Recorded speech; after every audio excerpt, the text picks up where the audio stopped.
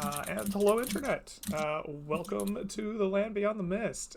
We are back with another one here this Friday. Happy to be here. Let us, as we always do, reintroduce ourselves to our characters, see who they brought to the table today, and we'll get to seeing what they did in their downtime and get going. I'm just going to go in camera order as I see it.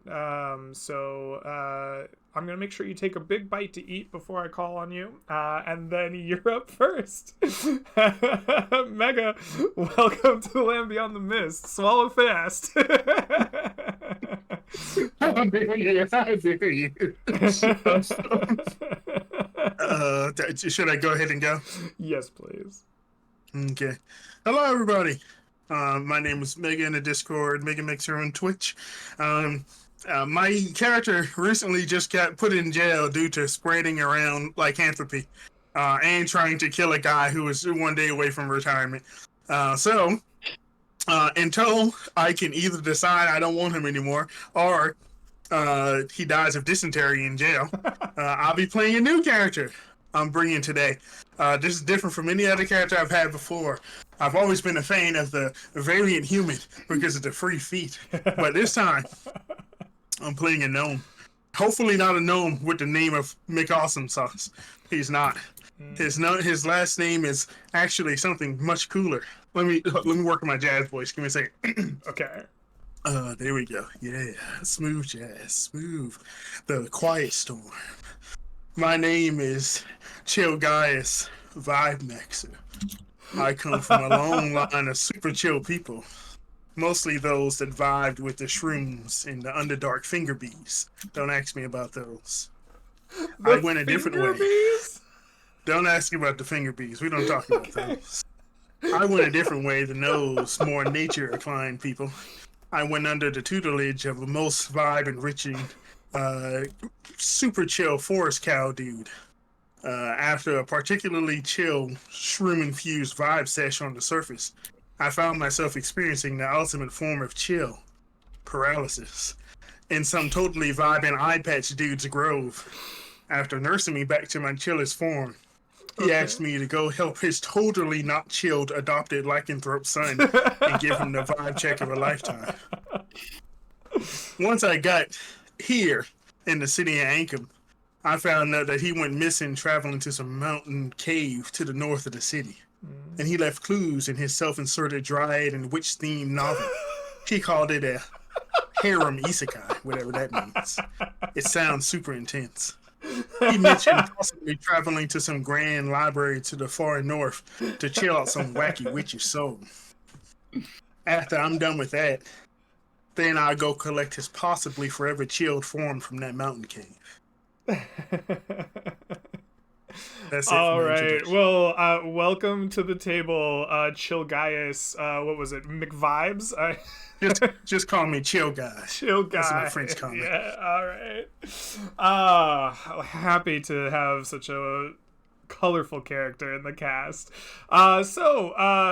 Chill Guy, you have come here to investigate in the city of Ansham, but before you get to go out on your first adventure, you've definitely spent some downtime in the city. Tell me, what is it that you did while you were spending your downtime here, perhaps other than collecting clues, of course, of various dryad inserts? I shouldn't have asked this question beforehand, Greg. I'm so sorry. So I rolled for gold. Could I have just used that gold to purchase whatever I wanted that was available within the market? Do I have to do the market downtime activity for that? No, the character creation is its own separate thing from our downtime. It would have been beneficial sometimes in the past to like spend time on downtime if you like created your character and then somebody had built something before you played. But if you have everything you want from the market, then you can spend your downtime elsewhere in the Ansham. Maybe how about to help out because of my super chill vibes? Oh. I'm really good at finding things other folks can't. Maybe I can. Goddamn, none of you guys are wisdom inclined, are you? Fuck. This ain't chill at all. You know what? Fuck it. I'll go do some carousing. You're gonna go carousing. Excellent. So when you choose carousing, you spend your downtime rubbing elbows with the good and bad people of town. Ale, of course, leads to loose lips and makes people liberal with their coin at the dicing table. I would like for you to declare an amount of gold you would like to spend on drink, food, libations, etc. Everything you need for a good time. If you carouse with less than 100 gold, you will roll with a -1 on your carousing roll for each 10 gold spent less than 100. If you carouse in excess of 100 gold, you will roll with a +1 for each 100 gold spent in excess of the first 100 gold. How much gold do you spend on a good time, chill guy? I've only got 22 gold to my name, so Excellent. I would like to spend. Does it make a difference if you spend anywhere from 1 to 100? Yeah, so for each so like let's say you spent 10 gold, you would roll with this eventual 2d6 with a -9. If you spent 20 gold, you would roll 2d6 at a -8. I'm spending 1 gold. Okay. Excellent. You attempt to have the best time of your life on a single gold. You go find the cheapest, scummiest, like, dice table you can find. You order the cheapest natty ice that you can possibly get your hands on. The game day brew is flowing for coppers, and you try to carouse like a legend. Excellent. You will gain a rumor about the city of Antrim or the dangerous wilds at the end of your wild night. But first, we must find the result. Would you please roll me 2d6 -10 for your carousing result? It's totally chill, man. Don't look at that, man. That is as low as you can possibly roll on the carousing table. That is quite the feat, good sir. On a 1 or less, you have inadvertently offended the gods in your debauchery. You have -1 to all attack rolls, skill checks, and saving throws until the end of our adventure tonight. Tell me, chill guy, what happened that caused such offense to a god or gods here during your good times? I probably got too high, I think. And I think I probably went to like a hookah den. And I was chill maxing, and there were some people who were like fighting each other. And as a peace cleric, my job is to sort of bring chill vibes, but I was so vibed out, man. I just stood there and I watched and I giggled, and that pissed off my god, Snoop Doggiest. He wasn't happy about that at all. And as I passed out, I heard da da da da da. You failed me, and that was it. You'll see it, man.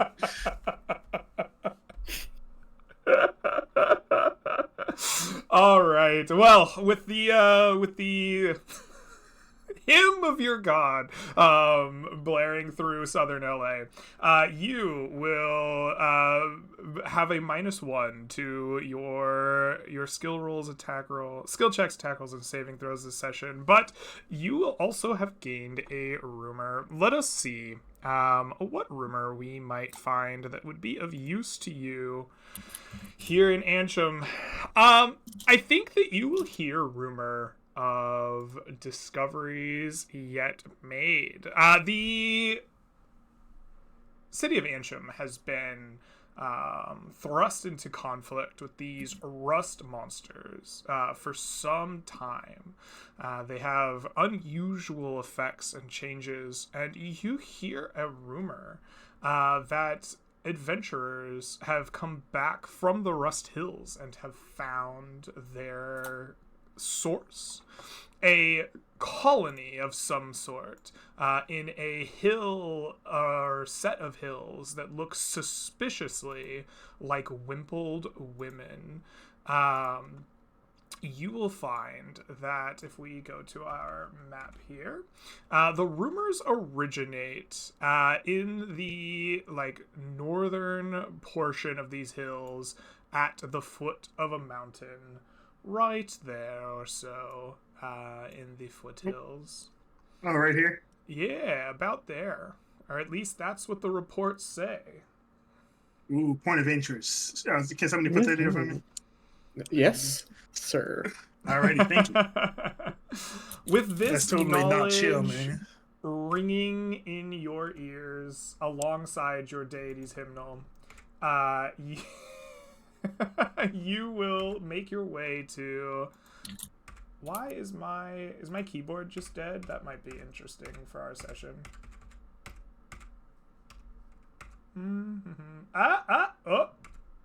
There we go. All right, keyboard working again. Just click the button a lot of times. Anyway, you will make your way to the gates of Ansham to meet up with your compadres. But until then, we must meet them and see what they've been up to. So next up in my camera order is Mr. Underground himself. Welcome back. Why don't you reintroduce us to the bad joke and we'll talk about your downtime. Hello everyone, in this Discord server community and West Marchers, I am Mr. Underground, and today I come back with the now level 4 half-elf eloquence bard, known as the Bad Joke, who always has some theming around shitty jokes. You can take that figuratively and literally. And he has come back from his mission, where he went all the way to the mountains up north that block the way to the swamps and the lands beyond. In these lands beyond the mist. And it is there where we found a prison. And a prisoner related to one of our party members. The offer to break them out was refused, and so we returned back from our mission. And it is only in our week or so of downtime where the Bad Joke learns.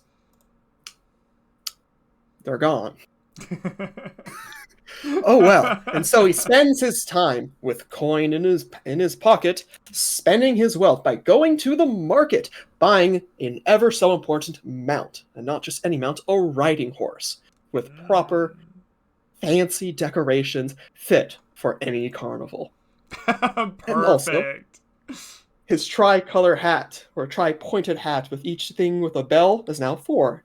Oh, we've leveled up our jester's cap. Very important. Yes.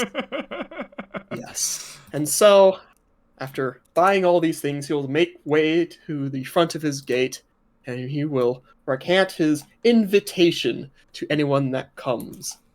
Many have fallen, but their memories have not been forgotten. So don't be crestfallen, for we shall soon choke on some pollen.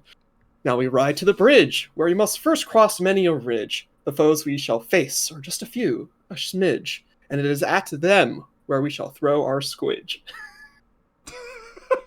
Okay. And so he says that to anyone interested. A few citizens and adventurers alike stop and scratch their heads. Squidge? Who the hell's a squidge? I ain't got a squidge. You know, that brown stuff. Uh-oh.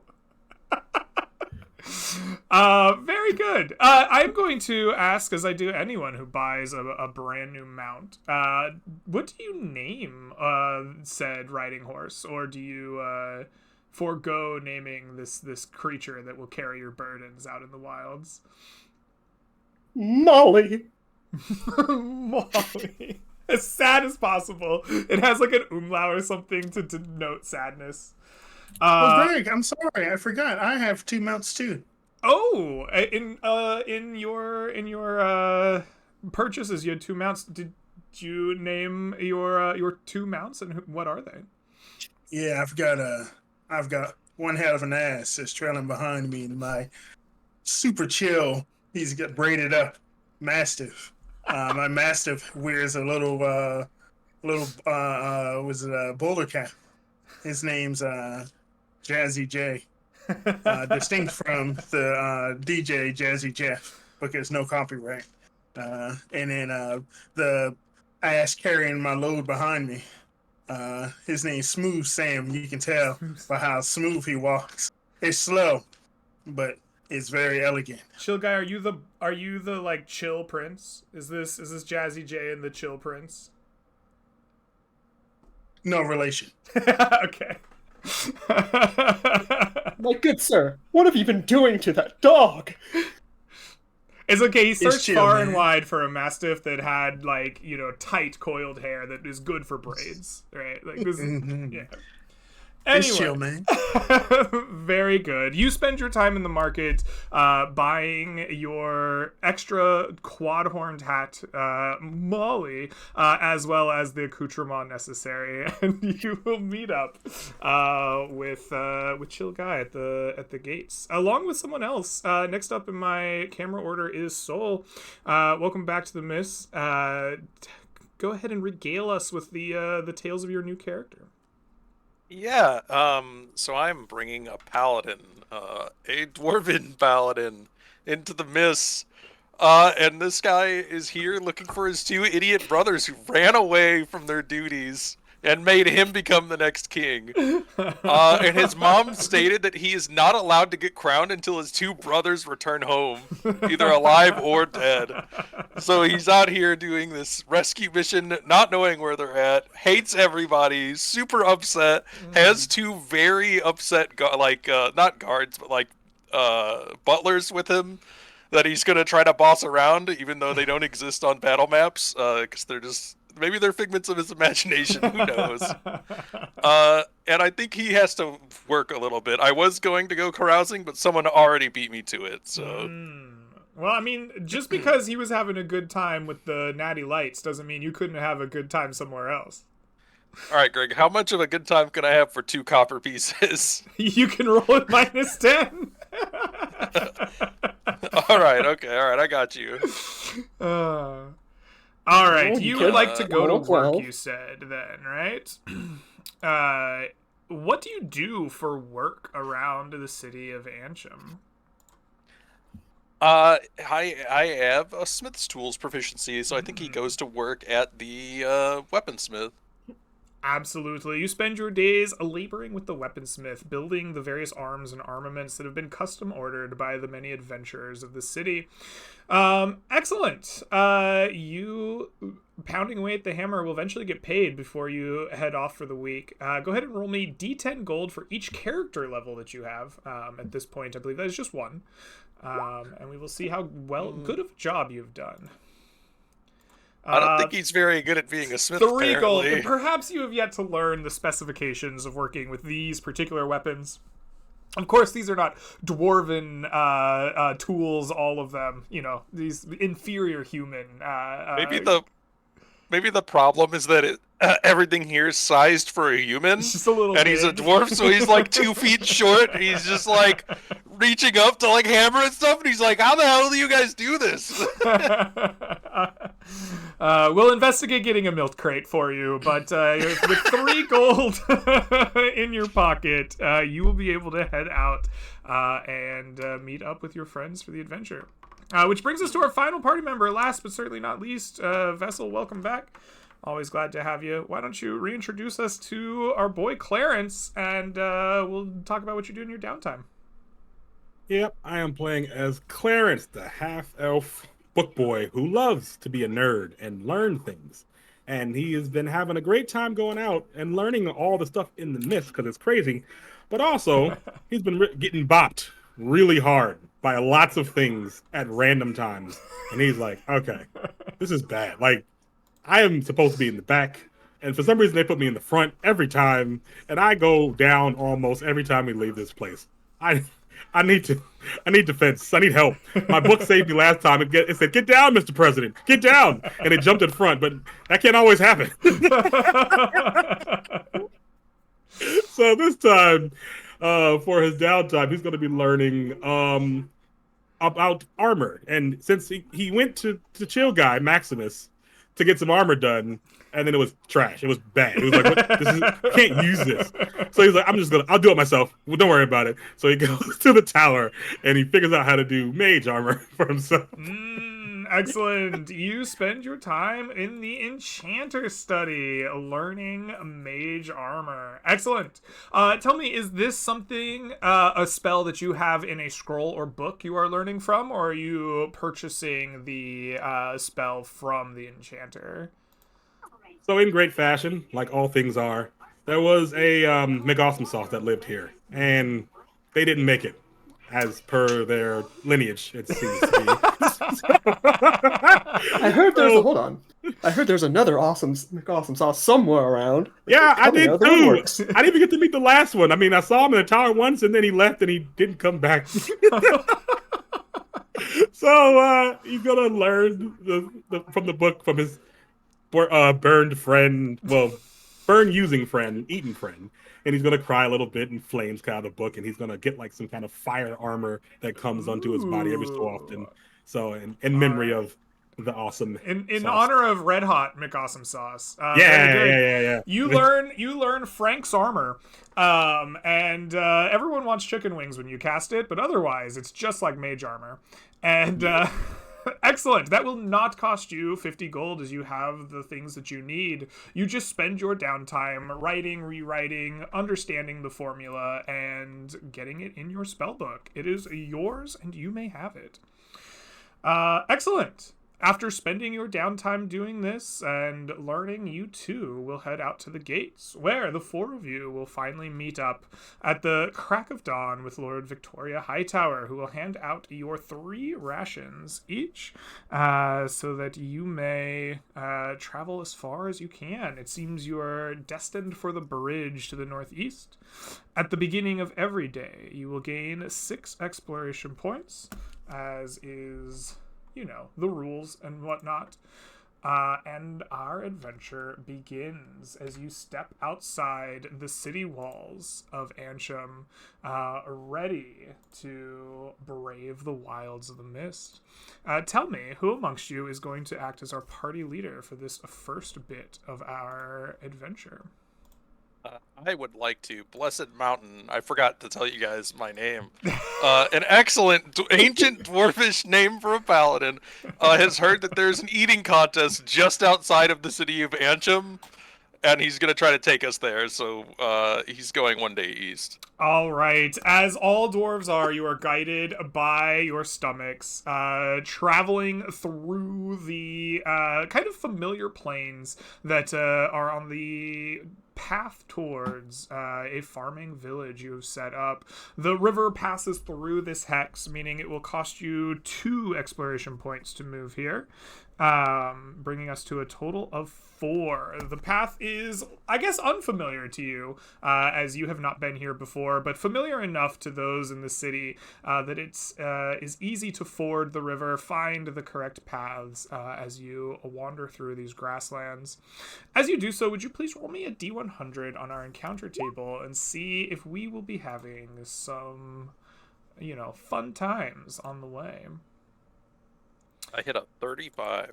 Excellent. On a 35, you would normally have an encounter, but this is a simple encounter, and you are 1 hex away from both a farming village and Ansham. The area here is kept cleaner than it is out in the dangerous parts of the wild. Adventurers often pass through here. So instead of a live fight, you instead find perhaps the picked over remains of a fight with a thorny vegged pygmy that no longer threatens you on the path. Unfortunately, it also lost whatever treasure it may have had to whoever cleaned it out. But the rest of your morning's trek goes uneventfully, and you arrive across the river in familiar grasslands.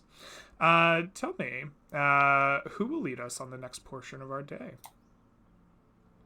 Having been immediately taken advantage of by his moment lapse in concentration, we ended up walking in a completely other direction, but upon being convinced of an eating contest, the bad joke will relent. Alright, where is it? He says, turning over to the dwarf, as he will start to search the area.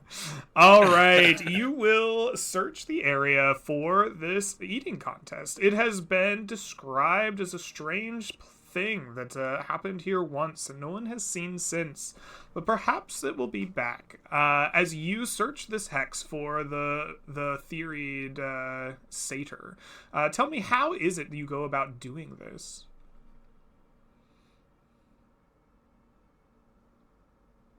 I don't know what I'm looking for. Mm-hmm. And so he only really has... Oh, wait, a satyr, you say? Turning towards the dwarf. Yes, that's what they said in town. Pulls out a flute. Starts playing to plays a challenging tone. You walk around playing a challenging tone on your flute. I love it. Would you please make for me a performance check on your beautiful flute playing? In this area, your discovery DC is going to be 12. Alrighty. It's in our favor. Alright. Oh, all right. You are so challenging in your flute music. It's borderline avant-garde. And you see the rest, you don't see this because you're so in tune to your flute playing, but the rest of the party sees creatures fleeing from the playing, birds taking off in like whole flocks the other direction, wild game rushing away. This truly is the most challenging music and nobody wants a piece of it. You will not find what you look for this day. In fact, your playing is so challenging, I don't even want you to roll a encounter check. Nothing comes to fight you during this time. A bad joke. When he finally finishes whatever song that he's been singing in his head, puts it down and looks around, it's probably the horror of his party. He's like, the last time I did this, it caused a stampede. Thank goodness there's no one around. Oh, very good. As always, exploring the hex will cost you 1 exploration point, bring us down to 3, which means we're about halfway through our day as we have traipsed around these plains here across the river. Tell me, who is going to begin leading the party for the next portion of the day? I guess Chill Guy will go next. All right. Still working over his what's going to be like 3-day long hangover. He just kind of groggily rolls off at the back of his Mastiff, hits the ground. You know, his armor and his shield gets a little muddy. He's just like, it's chill, man, it's chill. He has this like brim hat he like puts over his eyes to keep the sun out of his eyes because he's still working on that headache. And he's going to... Do we have a particular direction we want to go, or do we just want to explore until we find this guy? You know, we're currently exploring for a festival or something, an eating contest. There's a bridge far to the northeast that's the goal, but if you want to take your time. I guess I'll explore, man. All right. He I don't know, scampers around like a gnome usually does. Doing like doo-bops and whatever else little jazz rizzes he does to himself. And he is going to use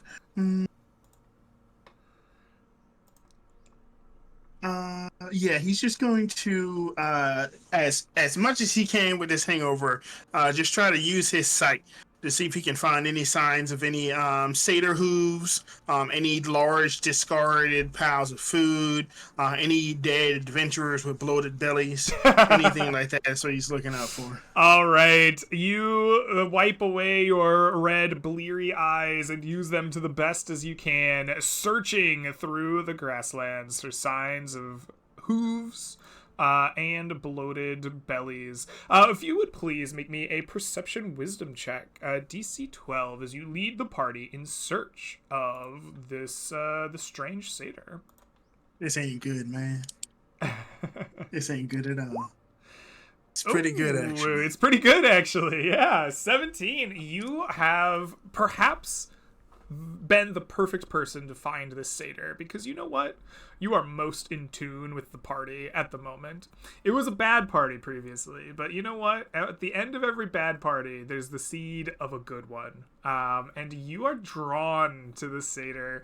But along the way, your bleary sight might have led you astray ever so slightly. Could you reel me a D100 on our encounter table to see if you find anything of note here? Ooh. This is the end, guy. Is this the end of the Jazzy Boys? Excellent. That is going to be a 94. Wonderful. Would you please roll me a d10 on our encounter table to see who might have initiative upon meeting this threat? Dragville. Oh no. It's Giga Dragsville. Ooh, 2. All right, let us take a look at our player handout on combat here. When we look at a 2 on the surprise table, the PCs are surprised. I would like you to make me a group perception check, DC 13, to avoid a surprise round from the creatures in question.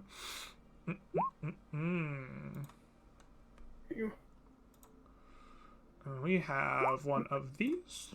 Ooh. And we have one of these. They are going to be trying to ambush you, so we're going to put them behind some rocks. Ready to jump out, so to speak. Alrighty, let's take a look at our results here. We have on perception, we have a 9, a 10, an 18, and a 17. That's going to be close. So we have 28, 38, 45, 17 50. was an accident. Oh, that's right. Never mind. That's his. Never mind. All right. So we have 54. 4 ways. That's going to be something I have to do math for, unfortunately. That is going to be 13 or 14, one of the two. You have to beat on our surprise table, DC 13. You pass. You avoid the monster's surprise round as the creatures rush out from behind some rocks, attempting to take you by surprise. The party whips around at the sound of da-da-da-da-da. And the thorniest Vegapygmy you've ever seen, a dog of sticks and needles and blights, and his master, one of these cucumber-like grass beings, rushes out of the rocks and attempts to ambush you, but you are too quick of foot. Everyone, roll me initiative as this combat begins to kick off. Where do I see Blondie? I see him too. You see Blondie?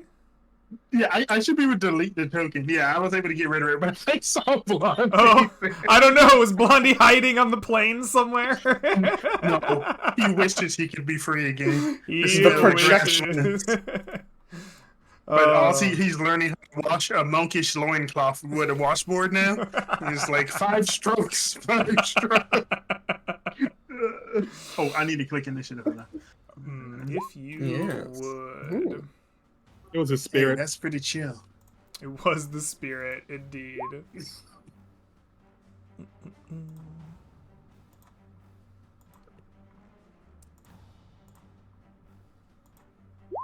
All right, I have gotten my initiatives in. It looks like we have a stranger on the order. Nebbit is not there. Who else needs to be deleted? Thunderbeard needs to be deleted. The Guardian needs to be deleted. I don't see anybody else on there. Feels like Roll20 is out of sync right now. Roll20's doing some weird stuff to me. All right, Clarence is here. Jail D is here. I don't know who that is. I think that's supposed to be Chill Guy. What was your initiative, Chill Guy? 19. Nope, you're up there at the top where you should be. Bad joke. Thorny. Blessed. Vegapygmy Clarence. I don't know who JLD is, but he gone. All right. With the Roll20 giving us some problems, we are in it and ready to rumble. Chill Guy, you are the first to react to the sound of your deity's hymn, alerting you to the danger. What do you do as these creatures try to attack you? Man, chill guy. He just takes a smooth drag off of a long pipe he has, and he goes, Go get him, boys. As he is going to action. He's going to use his action to notate 2 of us. Nobody hears. Why do we have no melee combatants? Why do we have 1 melee combatant? What is this all spellcaster party? This is garbage. Okay. The bad joke has a short sword that he's drawing from his scabbard. The chill guy looks around and he sees as a bunch of weenie spellcasters and he goes, shit. Get him anyway. And he's going to activate this new ability he has. Well, it's a new ability to me. It's normal to him. What is this? Hold on, wait. Give me a second. I feel like he called me a weenie, but he didn't say it out loud, so I don't understand how to react. There we go. He's going to activate Vibe Search. He is going to blow some smoke from his pipe and is going to drift over and hotbox a proficiency bonus amount of his companions. And as their eyes turn red, they will, as long as they're within 30 feet of each other, they will get an extra D4 on any attack roll, ability check, or saving throw they make once per turn. And he is going to choose the dwarf guy because he looks like he really needs to chill. And he looked between the 2 spellcasters, but he's been sort of annoyed at all the rhyming and the flute playing from this other guy, and he's like, take a chill pill, man. And then after he does that, he's going to move back 30 feet and end his turn. All right, you hotbox your companions so that they can be more chill like you. As you do so, bad joke. It comes back to you. Tell me, what do you do? Eyes dilate. It is our necks they shall slit, and I must admit I forgot to do this encouraging bit. Dun-dun. Cast aid. He will aid himself. Blessed Mountain. And they're in range. Let's get in Clarence. All right. Excellent. They gain 5 hit points, it looks like. 5 to current and max HP. Excellent. Beautiful. Anything else? I will then, let's say, move right here in a nice vulnerable position. And that's his turn. He casts his buff spell. All right, that is your turn. With that, the Thorny will get to act. As if commanded, it will rush towards... you know what? You are not in range. It will not rush towards you despite your attempts to put yourself in a vulnerable position. It checks its speed and it will rush up to Clarence instead. And it will attempt to take a savage bite out of you as it opens its needle-like jaws and attempts to clamp down. But with an 11, I don't believe that will strike true. Clarence is bad with the book. No, bad dog. Thing, plant. Maybe? I don't know. Who are you? Excellent. And with that, it will come to Blessed Mountain's initiative. What do you do? Blessed Mountain is like, I've been blessed. I've been blessed by peace to do damage to other creatures with unpeaceful actions. This feels wrong. As he brings up a warhammer in one hand. Yeah, it does feel wrong, doesn't it? It does. Yes, you're conflicted. You both feel really chill and also really angry at the same time. That'll be it for my turn. All right. And with that, the chief will go. And the chief is going to look at what he can do and just kind of walk his butt forward. He's surprisingly fast, actually. And he can indeed close with the now vulnerable bad joke. He, summons from his body a, long needle-like staff with a sharp point at the end, which he then proceeds to use like a spear, as he thrusts it at you twice. The first will be a 23. I think that's going to beat your armor class. Yes, it will. You would please take for me 5 points of piercing damage from his first strike. And then he will make a second attack as well. This one you were ready for.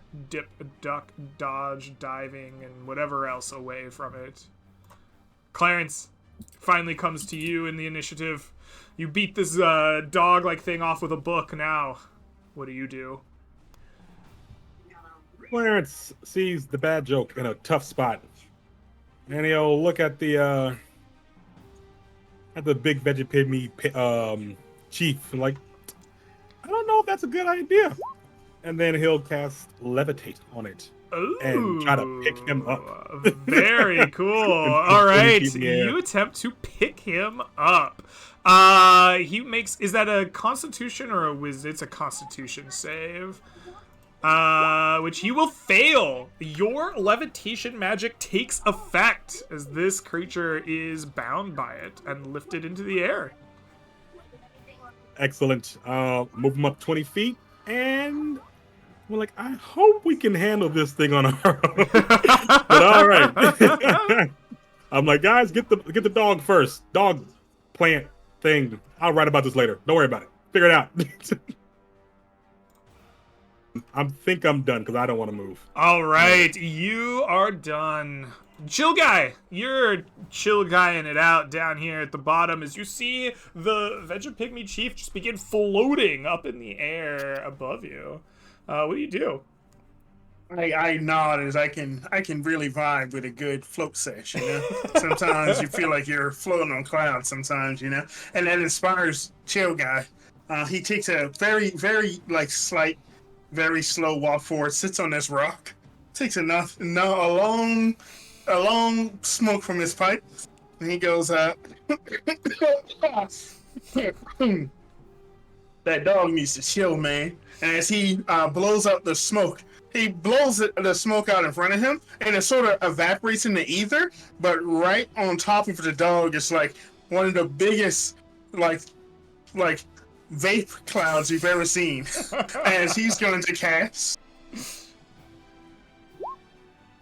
the hottest box. The hottest to make box. a DC 12 dexterity saving throw, or he's going to be caught by this vape I cloud. appreciate that getting Hotbox deals radiant damage. This is good knowledge. I'm learning a lot here.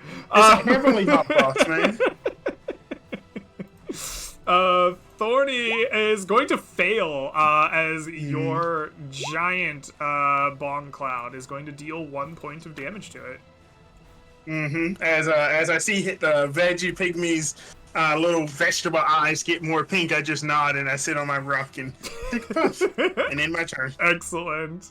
Bad joke. It comes to you. The creature that was trying to stab you is now floating above you some 20 feet. What are you going to do?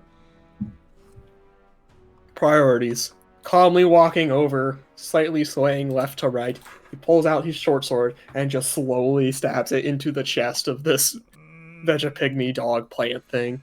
All right, excellent. Yes. That 22 I hit hits. for 8. Very nice. You hit it for 8 points of damage. It would bonus normally action bark dagger. at you, but it's currently feeling nothing. So I add a d4.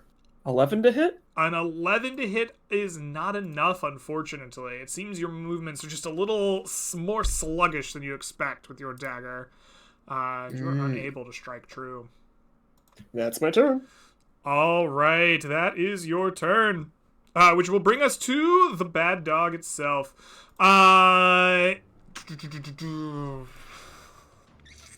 This guy is surrounded by people trying to hit it. It's been stabbed. It's been lightninged. It is going to... Oh, well, its chief is still alive, so the first thing it's going to do is regenerate. The grass around it seems to wither and die as, like, moisture is sucked from it. And this creature, in front of your eyes, seems to regrow needles and thorns where they had been chopped and burned off. And then... it's gonna just figure out who it wants to bite the most, because it doesn't have a lot of cool things while his dude's floating in the air above him. He wants to he wants to take a big old bite out of the bad joke. The bad joke definitely looks the tastiest to this plant creature, and it whips around to try to bite you, but with a 5, it is unable to sink its teeth in and get that tasty bad joke hamburger that it wanted. Blessed Mountain, initiative comes to you as you see this happen. What's going on? So I yell at this like dog plant thing that is now high as hell. And I take a swing at it. All right. Nope. Oh man, Greg, can you uncheck the like always critical miss button on my character sheet, please? Thank you. Oh man, you know, they don't. They say to not adventure under the influence, and this is why. You know. Alrighty. True. The chief is levitating in the air. He can't do a whole bunch, but you know what? 20 feet in the air isn't that high. And he's only 10 feet away from Blessed Mountain, so he's going to just chuck that spear-like thing that he grew out of himself at you. And he's going to try to hit you with it. With a 7, though. He just doesn't have any, like, firm ground to purchase on, and he's not used to throwing that way. It's, like, all arm. It just sticks in the grass behind you. Tell me, Clarence, do I get to save at the end of the creature's turn against your levitate, or is he just SOL? Read it now. It doesn't say to get a save. It doesn't. It's a good spell for that. Excellent. Man. This creature seems SOL. Clarence, what you gonna do with him? I'm gonna lift them up some more. Keep going. This train don't stop, buddy. Well, this elevator don't stop, buddy. You'll see some words just push them up from my book. The words physically manifest Yeah. in the air and push him up. All right, excellent. He goes up another 20 feet, right? Yeah. Yep. All There's gonna be a right. point where you just see a splatting plant man at some point, but we'll get to that when it gets there. I'm going to look at the little doggy thing, and yeah, screw it. I want to do it. New spell. We got It it. takes an action to lift. With Oh, it's an action. Never mind. That's not happening. I'm gonna just do that, and then I'm gonna call it. I'm not gonna do top. All right. You think about mind whipping him, and then you just realize you're a little too tired. Your mind's cloudy or something. I don't know. Had a rough day. You had a rough day. Chill Gaius, it's back to you.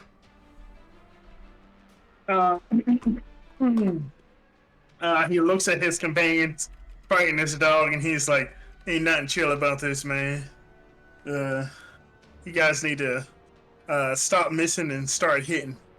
And he's going to, you know what? He's feeling chill right now. He's gonna lay on his back and just relax on this rock and look up at the sky, and think about how high those clouds are up, man. And as he does, he's gonna wiggle his finger and point it towards the dog again. As you see this little puff of smoke from his pipe disappear in the air again, and then go in a circle around the skies. He's gonna try to burn this creature out. Oh man, he just can't hang with your vibe. Clearly, man. Yeah. Excellent. It is gonna save this time though. Dancing away from your cloud, going like, nope. Damn Can't it! do He it. took the damn program. Yeah. Alrighty. Blondie's gonna, not Blondie, sorry. I'm having flashbacks. Oh god, for a split second, I see myself inside a cage, washing a monk's loincloth on the washboard. And then he's back here, and he's like, that wasn't chill at all, man. And he ends his turn. All right. Bad joke. It'll come back around to your initiative. What do you do? We stabbing and shanking. 19 to hit. 19 to hit for points of 3 piercing. Very good. You stab some more as this creature will lose a bit more of its brambles. Unfortunately, the dagger will not sink in. A 12 to hit this time, as I have a D4 from the Peace Aura. Oh, a 12, unfortunately, will also miss. Come on, guys, we can kill this one. All right. right. Plant. Once more, it digs into the grasses around it, drinking from their life force and regenerating some of its health.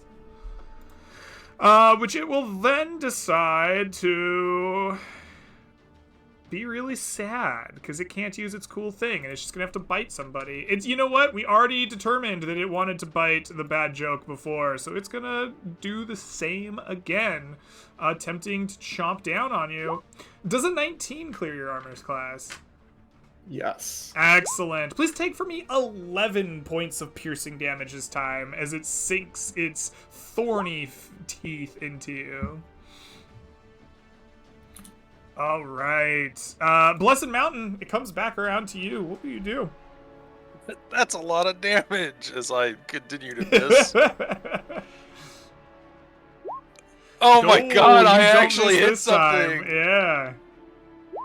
11 bludgeoning damage. Your warhammer comes crashing down, ripping through the creature's body, leaving parts of it splintered and broken as you bloody it. Excellent. And that should be my turn. All right, excellent. The Veggie Pygmy Chief is way up high. And you know what? The only thing it can do while it's up here is just command its buddy to attack. So it's gonna do just that. It yells out and commands his hound to take another bite. You can do it. An 18 against you this time, Mr. Underground. Yes. Please take 10 piercing damage as the creature rends into your flesh a second time. Clarence, you see this unfolding in front of you. What do you do? Noticing that his party is not doing that much damage, he's like, okay, I gotta whip him this time. So I'm gonna attempt to do the Tasha's whip upon him. All right, are you whipping the chieftain or the hound? The hound. Excellent. We gotta get the hound down. It will make an intelligence saving throw. Not its best stat.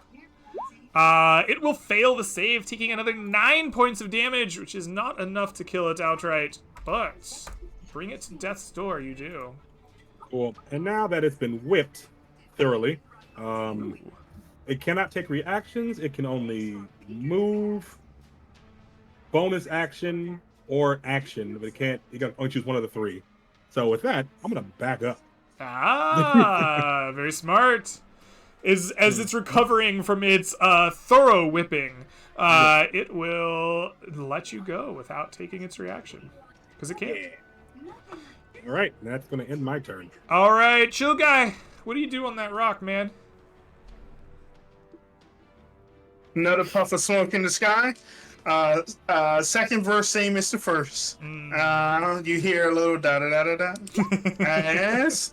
Another vape cloud envelops this creature. He has to make a DC 12 dexterity saving throw to take 6 points of radiant damage.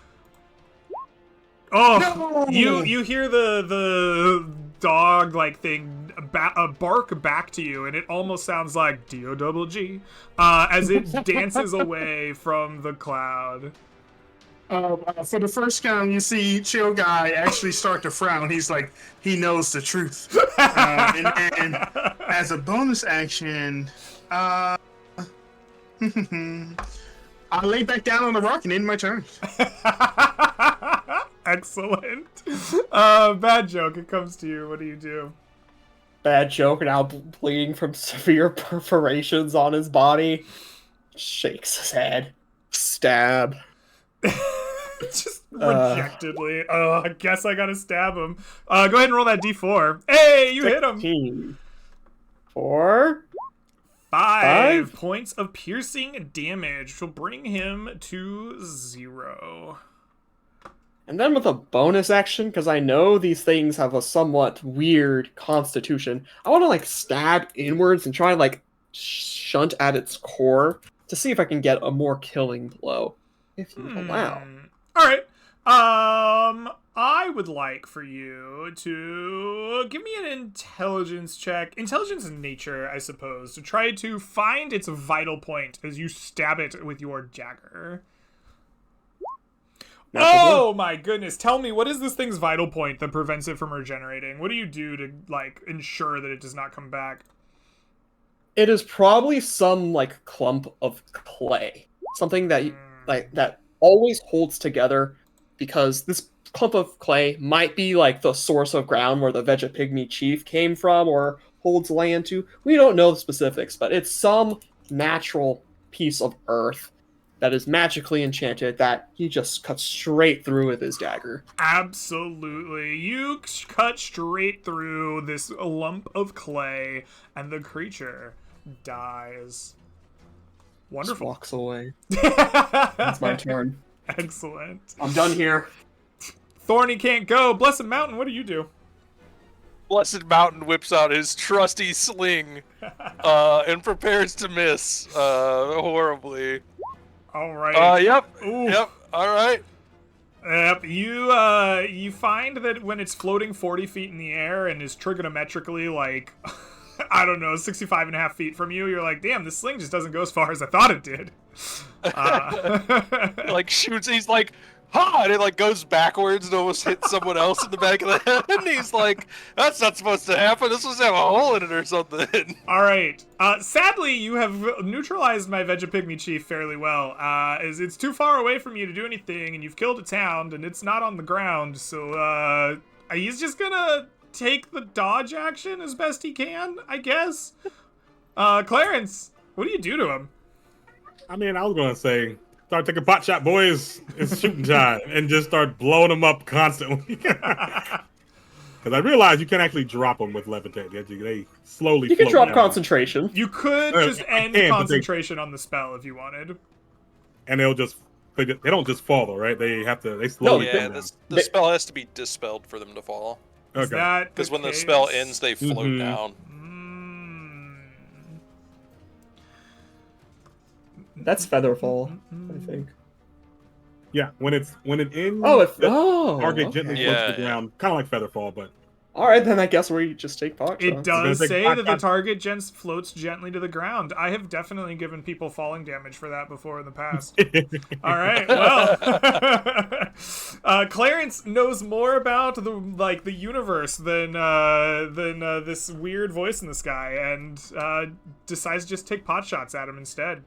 Guys, do you end this fight? Do you just pot shot this guy out of existence? Yeah. Mm-hmm. All right. Yeah. All right. We don't have roll to like play. 3 20s real quick to see if how many more ones. I just gotta get him out of the system. Yeah, real sure. quick. You can roll as many attacks as you'd like on this guy. Go for it. Thanks. Yep. Yeah. All right. Curse has good. been abated. Okay, we're good. All right. I'm just gonna remove like 10 ammo for this. All right, with that, you have ended the fight. You will lay into the Vegapygmy chief with bong riffs and daggers and sling stones and magic cantrips, and the creature will eventually die and not return, as it is not attached to the ground. Excellent. Clarence would like to investigate the chief because he looked pretty strong. Is there anything special about him? Anything I can find on him? Yeah, so I think, Clarence, you've seen this guy, or at least his type, before. This is a, plant-like creature that typically a Vegapygmy grow out of spores. They're kind of less plant-like and more fungaloid than anything. But this one is less like russet mold and more like actual grasses and vines and living cells of plant cells. This seems to be the effect of some kind of magic, almost like bringing a sort of awakened life to the nature around it. And while it is tougher than the hound, it is not all that different. It just has more of that magic running through it. Does it seem like someone created it, or is it some kind of natural, it just happens to be that way for this particular variant? Hard to know. without real true scientific study. You are familiar with the way that like russet mold and the like kind of fungoid creatures from beyond the sea develop. Those are fairly naturally occurring, even though they are magical in some way. But there is something to be said for shaping going on here, because it's not common for plant matter to do this. You would think a significantly strong druid, the connection to the land, might be able to call forth creatures like this. Oh, it was that druid from that thing those guys escaped from. He's creating these things. Interesting. I'll kill him later. All right, and Not another. no, it's cool. It's cool. I just want to study his body. That's all. And then I think he'll investigate and see if there's anything like pertinent on them. Like, is there anything special? But if it's not, he's good to go. What do you mean by anything special on them? Like, I guess they wouldn't really have money. Like anything Trinkets. useful to sell. Oh, you're trinkets. looking for Yes. valuables. Yeah. Valuables. Okay. You can absolutely search them for valuables on a 92 to 96. Yeah, so you're gonna find, I assume this is just like the remnants of something magical inside of them. Maybe this like clay that Bad Joke ripped apart. Like there's like a core to these creatures that, while on its own is not a magic item that you would adventure with, is definitely of interest to those who study magic back in town or across the sea. Clarence, why don't you roll me 78 for the value of the pieces you can recover? All right, 27 gold pieces worth of value is found. So many ones. What's happening today? Yep. Darn it! No, you better stop. Put that thing away. This is my curse to you. All right. Well, with the creatures investigated, we are not quite done with our adventuring for the day, because you, for this phase, because you have successfully made a discovery while you were out here. And so after leading the party bleary-eyed into this ambush, you will bleary-eyed lead the party once more, chill guy, until you come across a, I guess unfamiliar scene to you guys, but perhaps an expected one. As I have to pull up the eating contest here. I've seen it. I want a rematch. I know who this guy Clarence is. has seen it. Familiar scene. So Clarence, as you are led along by the bleary-eyed chill guy, you will begin to get visited by the sounds of song and the smell of cooking foods. And sure enough, the direction that he leads you, these grow stronger. Until you shortly come across a massive satyr with curling goat horns, a bulging belly, and furry goat legs, sitting behind a large table, overflowing with stews, roasted veggies, fruits of all kind, wines, and other various foods and spirits. The enormous satyr calls out to you in a booming voice. "Welcome, strangers, to the satyr's feast. Please sit and join me in worship of Glutos." Clarence is going to yell, "You rematch now!" There you are. You didn't step into my challenge. It seems we've met before. Worship with me. A seat will be yours, and like 4 chairs just like slide back as if expecting you to sit on them. Yeah, Blessed Mountain runs over and sits down. And he's like, "So, what kind of god is Glutos? Like, what if I was a paladin of Glutos? What kind of paladin would I be?" As he starts like asking this guy like shit tons of questions. We do not worship with the thought of gaining anything. We worship for worship's sake. And then as Okay. I assume all of you sit down. Joe guy's kind of hanging back a bit because he's torn. He's got the munchies, but he also doesn't really trust this guy. He doesn't know. He doesn't seem very chill. He's kind of high strung, like a diabetic experiencing diabetic ketoacidosis. And he's like, I don't know about this one. He looks over to the bad joke, and he says, "Can you vouch for this guy, man? He's giving me bad vibes." You see the bad joke pulling out a drum and start playing a tone of anticipation and like rising climax of an upcoming feast. He will bardically inspire Blessed Pally and Clarence. Okay. Yeah, Greg, would it be okay if the chill guy? He's pretty chill, but he's also pretty learned. He's a smart fella. He's got 16 intelligence. Okay. Would it be possible for me to do either a history or a religion check to see if I know anything about this sort of creature and what sort of things? I would love for you to make me an religion intelligence check to know something about the god Glutos and his servants. Yeah, my master was what do they call those guys? Those forest cows. I forget what they're called. They're like a PC race. But his master, he hung up with a bunch of Fae, and he knows that they can be very chill and then also not chill at the same time. So he's suspicious about this guy. This would be with the -1. Yes, it'll be 15. All right. So Glutos is a name that you have not heard. With a 15, this is not a god that you are specifically familiar with. Though it does ring a bell to you, the way that this creature is bloated and there's such food available. There are other names for similar, sometimes considered heretical, depending on your persuasion, deities that represent gluttony, and perhaps this may be one of them. That ain't chill at all, man. I have a seat at the table, but I get like a piece of bread. I'm not gonna. All right, you sit at the table to eat with them. So, bad joke. Do you eat with them?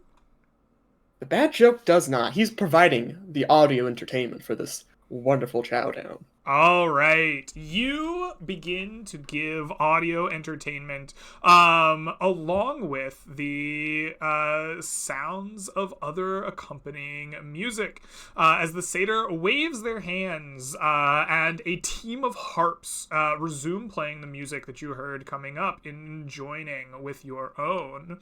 The satyr then picks up a goblet overflowing with wine, splashing down his wrists as he raises it to the seated party and proclaims, "May we satiate the unending hunger, if only for a while." And they then open their mouth and toss the entire goblet into it. The party can hear the splintering of wood as the satyr chews through it while grabbing more food from the table. And you have joined the Feast of Glutos. Party! Can I leave the table? Huh? Can I immediately leave the table once I see him I really sit down, he eats a goblet, and I just reverse sit down. It's glue. You're trapped. I want you to make a choice. Are you going to participate in the feast, or are you going to watch? I'm literally floating on like a little vape cloud right next to the bad joke, and I'm watching. You sit at the table. Magically, you are unable to leave it, but you do not partake in the feast. You merely watch as the satyr begins to consume everything in sight as fast as possible. If you join into the feast, I would like those sitting there to make a combined Constitution saving throw. This is DC 45. With two of you, this is going to be very hard to hit. But you have a chance to try to complete the feast. You both got bardics. Are you sure you're not gonna eat? Without the team? Like, we need the team. Yeah.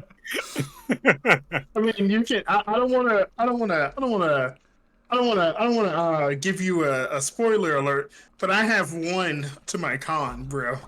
I mean, it's better than minus whatever. It's a combined check, so if all of us participate, we have a much higher chance. It's a much higher. It's not like you participating makes it. The bad joke begins like leaning onto you, playing and like upping his beats every time, faster and faster and faster. Eat, you damn joke. Eat. What's the point? All right. I guess we gotta do it. That plus 1d6. Okay, I rolled a 24. That's like most of the way there. And But 37 is going to come up. 43. 43 Come on, Greg. Come is on. going to come up just short. Can You make a valiant effort, Oh, my consuming as much food as you possibly can, eating and eating and eating until you fall asleep.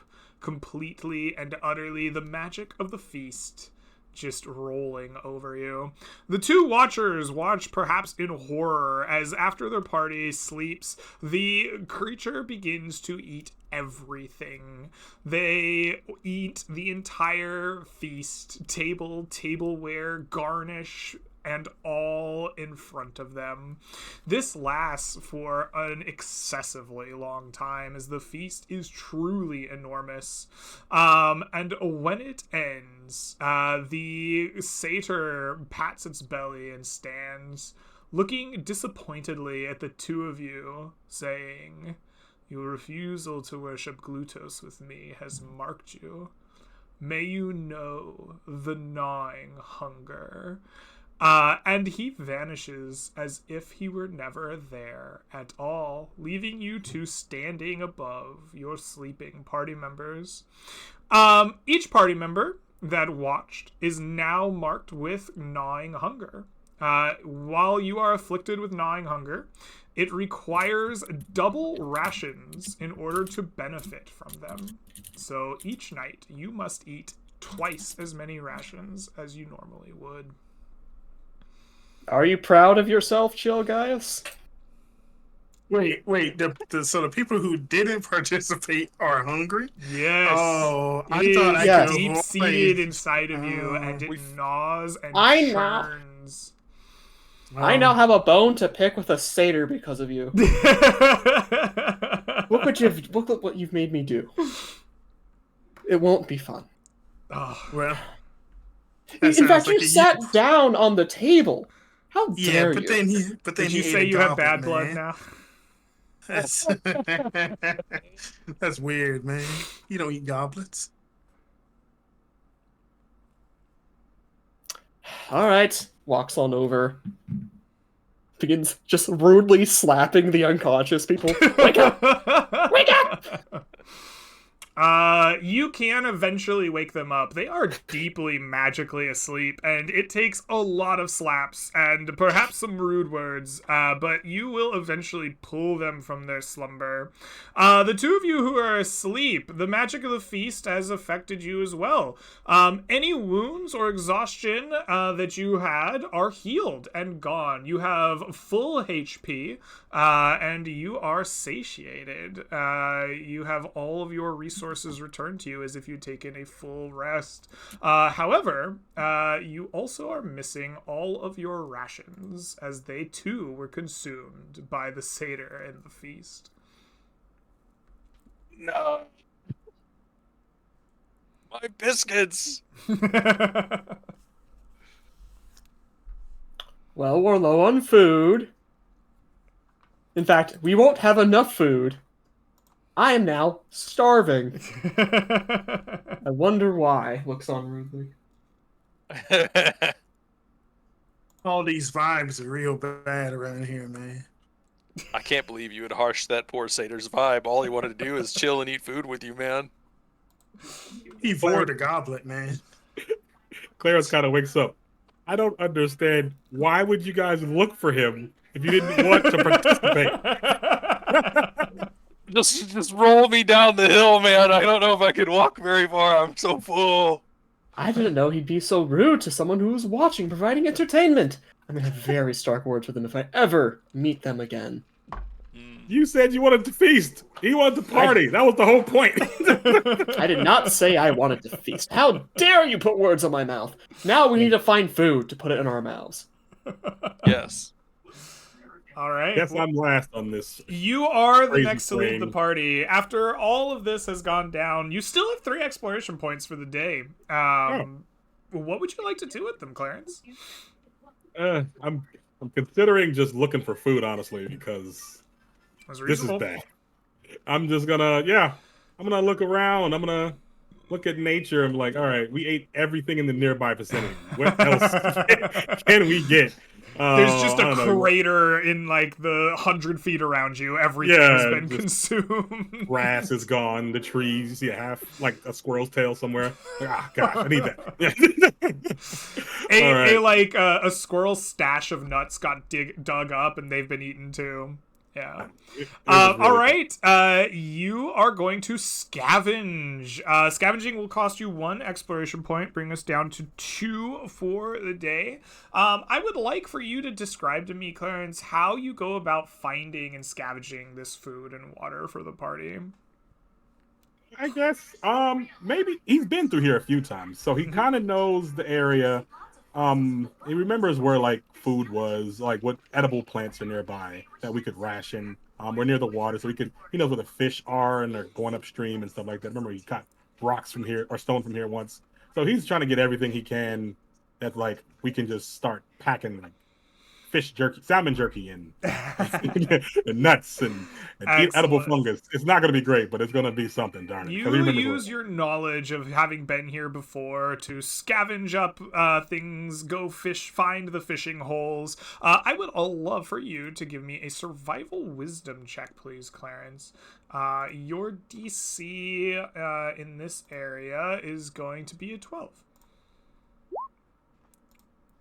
I That get is so much food. Yeah, you know exactly where to go, what to harvest, where the fish run the thickest, and you gather the maximum rations that you can carry. Everyone may refill all of their rations to 3.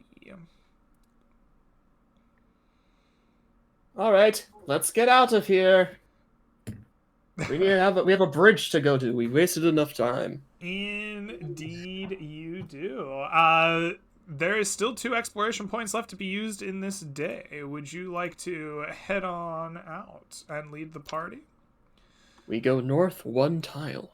We go north 1 tile. Excellent.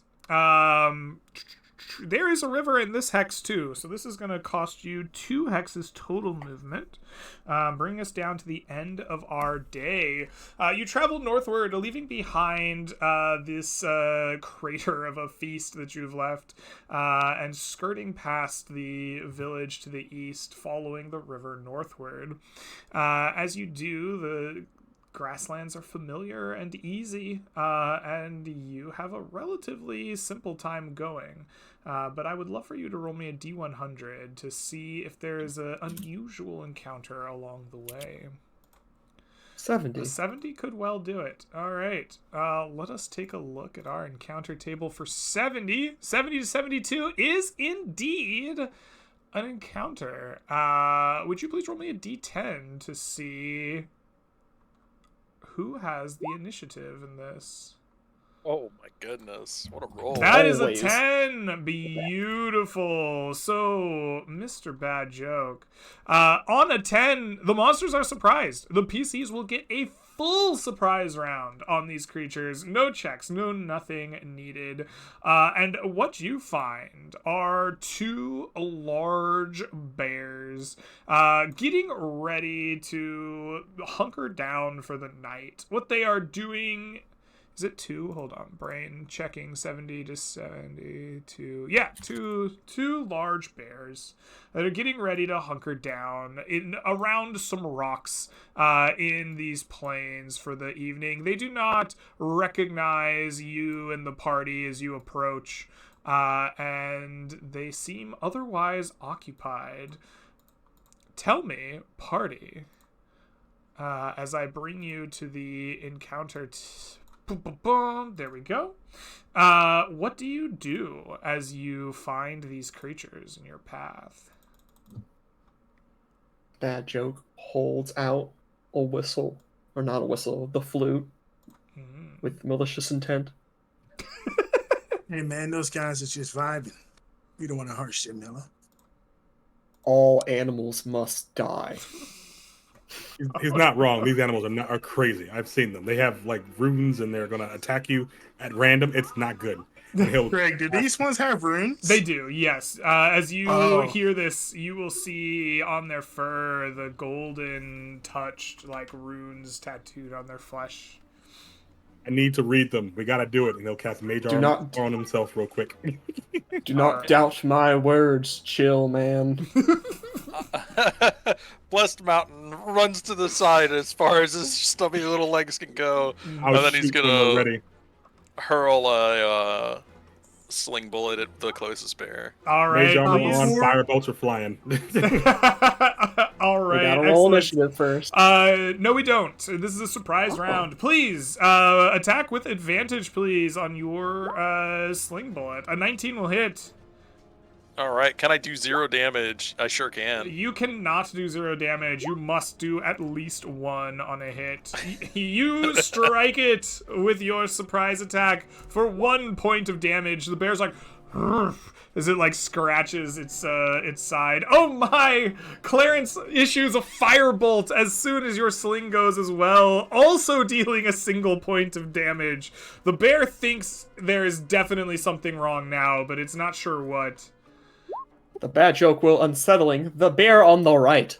Behold my shriek and become weak. I cast Bane on both bears. Wow. Make a charisma saving throw. Wow! The right pair must roll a d6 as a negative. I'm sorry. Yes. Wow. All right. They make a charisma save, correct? Mm-hmm. We'll just roll an advantage for both of them. The first one's a 12, the other one's a 14. So this one here is going to fail. This one here is going to succeed. All right. Bane is up. Bane is up. Very good. It has been baned. Chill guy, what are you doing with your surprise round? He was calling out for them to hold on. He's just lighting his pipe, and as they run forward, he goes, "Dragsville." He's gonna vibe sesh once more. He's going to puff out some smoke and hotbox 2 of his companions as they run away.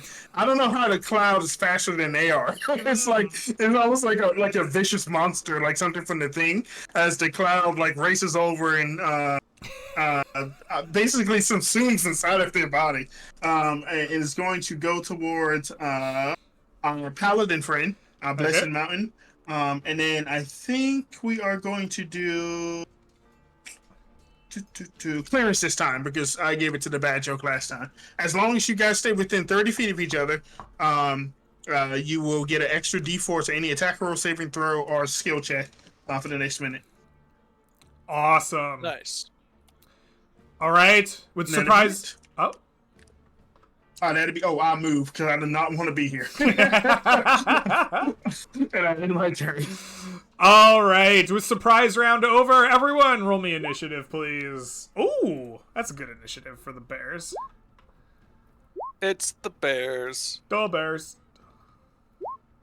My character sheet is The bears attack. broken. It's really broken. How dare you break?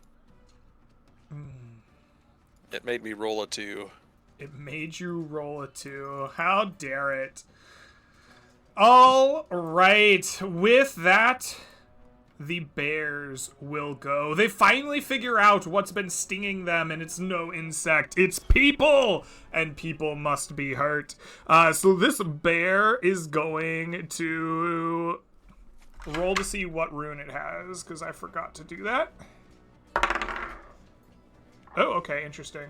This bear is going to rush forward towards you, Mr.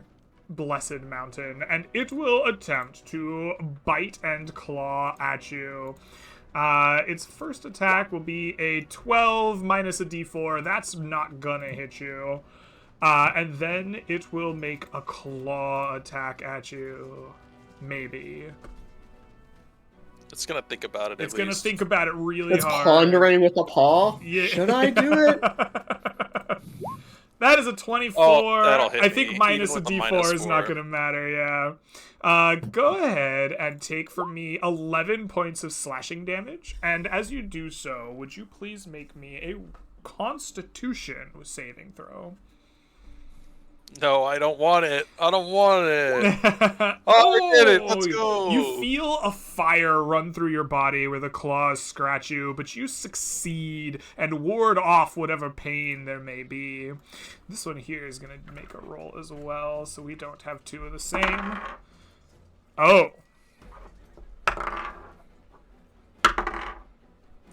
18. Okay. This bear is going to immediately shrink in size. Hell yeah. That's what I like to And see. then it races forward 5, 10, 15, 20, 25, 30, 35, 40, 45, 50, 55 feet. As its movement speed is unbelievably fast. And then it is going to attempt to bite and claw at the only one it could really have gotten in range of up here, the Bad Joke. It is going to bite at you with a 9, completely missing, and its claws with a 10, also missing. With that, Clarence, it comes to you. What will you do?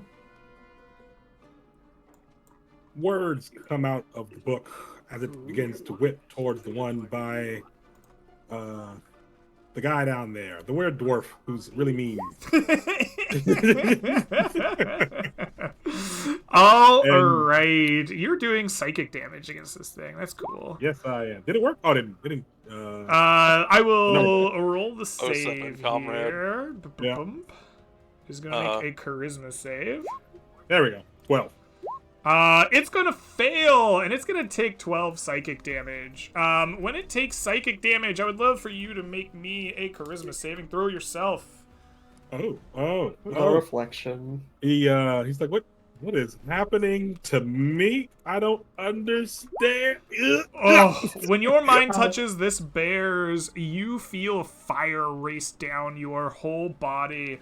You are afraid until the end of this creature's next turn, and while you are afraid in this way, you are considered paralyzed. And Would a 10 pass, Greg, or it has to be higher than a 10? DC bears. Hold on. What bear did you target? the one He targeted this one here. Noted. Not Winnie the Pooh. This bear is DC 11. Yeah, Yeah, I wouldn't make that it. wouldn't help. All right, excellent. Chill guy, you see this go down in front of you. What do you do? I don't like any of this. Chill guy is going to. Jeez. Kind of slowly walks away. I told you, should have let them vibe.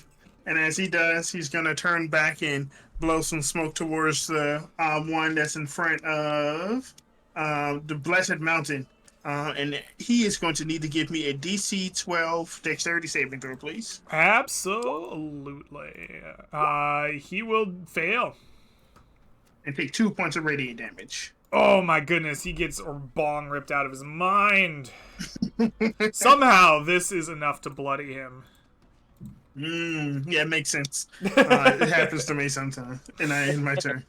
All right, Bad Joke. This diminutive bear racing up to you is like trying to rip your head off. What do you do? You are small. I will enjoy carving your claws. I will unsettling words the small bear, Okay. and then I will hit it with the second level dissonant whispers Ooh, I'll roll an extra very D6. fun. for 17 psychic, and it rolls at a minus 1d6. All right, well, let's make this wisdom saving throw. That is a 17, which would pass, but we'll roll a d6. Do you want to roll it, or would you like me to? I'll roll it. All right.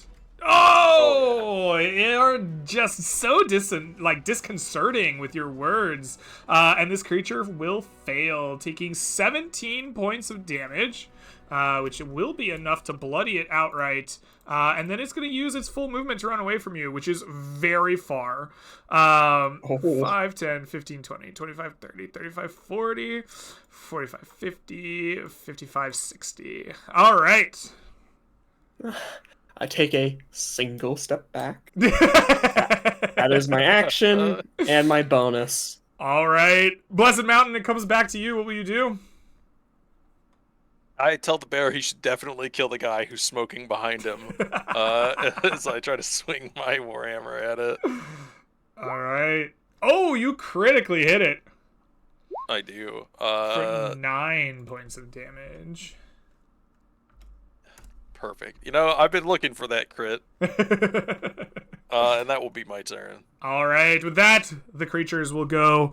Let us deal with this one first. It will... Yeah, it has a paralyzed guy. It likes eating paralyzed people. It can get to you. Let's see if it wants to. Nope. This guy is talking shit about bong rips or something behind him. He like, you've annoyed him. He will attempt to claw and bite the dwarf in front of him. Shit. First will be a 16, but he is baned, so that's gonna... misses anyways. I have 18 AC. Oh, perfect. Okay. Oh, nice. Then he will miss you with his bite, and then he will attempt to claw you with a 22. That'll hit me regardless. That will hit you regardless, yes. Even an 18 will get you. Go ahead and take from me 11 more points of slashing damage, please. Yes, I will go unconscious. And you go unconscious. Very good. Mm-hmm. All right. You are bleeding out. Which also means that the bear is free to move. Oh, and it wants to move up to the paralyzed person. It can't hit you, though. And as its turn ends, your fear will end. You are no longer paralyzed, Clarence. But before it is your turn, we have a bear with 60-foot movement speed down here. It's going to go 5, 10, 15, 20, 25, 30, 35, 40, 45, 50, 55, 60, and then dash. So it gets right in between the two of these two. And that uses its whole turn up. So Clarence, initiative comes back to you. What do you do? Oh no, they got my boy. And then he's going to take out the pew pew page. Wait, that's not what I wanted. Where did it go? Let's just roll it 4 times. 2, 3, 4. I'm going to blast this guy like nothing else. The second level. All right, you're blasting the guy in front of you. You can do 3, 6, 11 damage is enough to kill the creature. And I assume you would like to put your 4 over here. Beautiful. All right, like, anything get else, up, Clarence? blessed pally dwarf, you idiot. I need a protection person. All right. He like gets in front of the bear to like protect you from the bear, gets mauled, and you're like, you suck. You suck, nerd. Move a little bit closer, just in case the boys need me, because I don't want to be too far away. All right. I'm not getting involved yet. Chilgaze, it comes back to you. What do you do? I just want to make sure, Greg. If I move, I want to get an attack of opportunity, right? No, you are not in its threatened range unless it regrows in size. Yeah, I'm just gonna meander, you know, just chilling. And as I do, I turn back around, and I go, "Bro, get up! What are you doing?" And that's going to count as 6 points of healing for our paladin friend. Excellent. The most healing word. I just shrugged. What are you doing? And I take a puff, and a cloud appears around this bear, attempting to chill his vibes. Man, you need to give me a DC 12 dexterity. Oh, it's gonna fail for sure. 3 points of radiant damage. Excellent. And I have. Let me double check. How far did I move? Because I need to get away from this bear. This dude's fast as hell. It will be faster than you, I promise. I end my turn there. All right. A bad joke. The diminutive bear is back in your face. What do you do? The bad joke sees Chill Guy walk away. Does Chill Guy have a shield? Bro, get in melee. What are you doing? I'm support, bro. I'm not a tank. I will unsettling words the bear. I will have your pelt. and turn it into a belt. Mm. Second level Dissonant Whispers. All those spell slots. Right. It will try to make a wisdom save against 15 that. psychic. Which it will fail outright. We don't even need to roll the d6. And it will take how much damage? 10 points of damage. 15. 15 points of damage. The creature doesn't even turn and run. Its eyes roll back in its head as it hears your words, its mind freaking out. And it falls and dies. Oh, you do psychic damage. Could you please make me a charisma saving throw? This bear as well? Ooh. 8. Oh, you failed! Would you please shrink in size by half? Yes! Alright. This will only last until the end of the creature's next turn. So, like, after, 6 seconds or so, or, a minute passes, you're gonna, bounce back up and return to your full size. But you briefly become a, very small creature. The small joke becomes tiny. Yeah. I understand now. Unlimited power! For a brief moment, when you shrink down, you also feel like you got really slow for some reason, but I don't know. We'll talk about that later. As the battle ends hold on. and Chill Guy takes up a position on the rocks, he's going to call out towards the wizard and say, there was a guy, some totally not chill kung fu guy who I think he's in a jail somewhere or something. He turned one of those bears into a squirrel. You might want to do that. As I kick back and relax. Give me a moment. Bad joke judges the magical effects happening on his person right now. You say I'm slow? Yeah, as the bear's speed increased, your size shrinks and your speed is halved. So you would, instead of walking or moving 30 feet in a round, while you are small like this magically, you would have gone 15 feet in a round. If only. Oh well. You see, the bad joke had a plan of sorts, but he was disappointed. Alright. You want to harvest disappearing bears? Oh, Yeah, yeah, dude. you don't have to worry about it. They will, as you say, don't disappear so much as they desiccate in front of you, as if the moisture is drawn out of their bodies. The fur on their backs turns gray and wilts, turning into the, dust that blows away. And on these dry sacks of bones, you can see the golden tattoos, subdermally placed on them. You harvest the material that you know to be valuable from their skin. For a 2 rune bear, would you please roll me 5d8 for a gold value on these? And Greg, before they were fully harvested, I wanted to read the runes because last time I learned they were a cipher.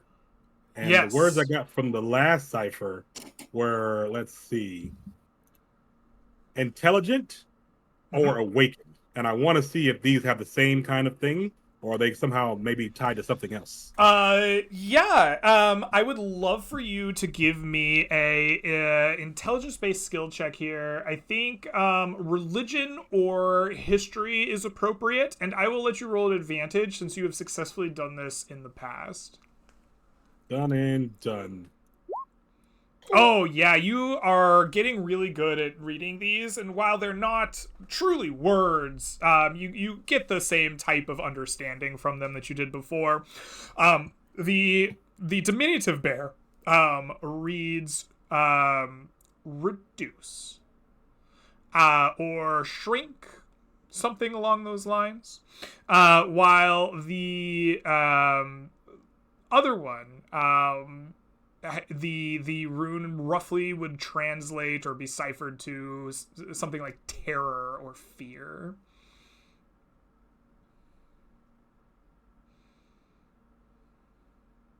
Okay, he's logging this in. He's starting to understand how these bears technically work. And there is, Yeah. there's a thing going on here, and he's trying to figure out the source of their power. So maybe he'll come across what creates these bears and wolves, because it seemed like the wolves and the bears have a similar thing. And he's like, it must be a druid or an intelligent creature somewhere like It's an something else. otherworldly horror. Yeah, it could be any, 'cause Someone there's- fed it Titan's blood, and it spawned, and it exploded the Great Mother Bear.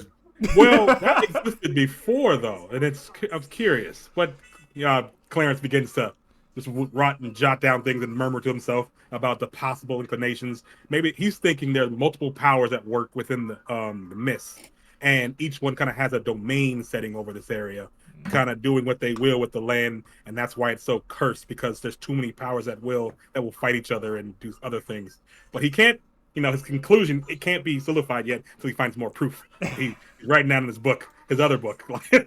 Excellent. As you write furiously in your book, would the bad joke please roll for me 5d8 for the value of these 15. subdermal tattoos? 15 gold worth of this kind of, it's essentially gold. Like it is gold that you pull from these creatures' bodies. Excellent. With investigations done, you have run out of exploration points for the day. The sun has set. You are exhausted. Well, you're not exhausted mechanically, but you are worn out from your adventures, and you must rest. You begin to set up camp here or some bit away from the fighting, so that you may recover.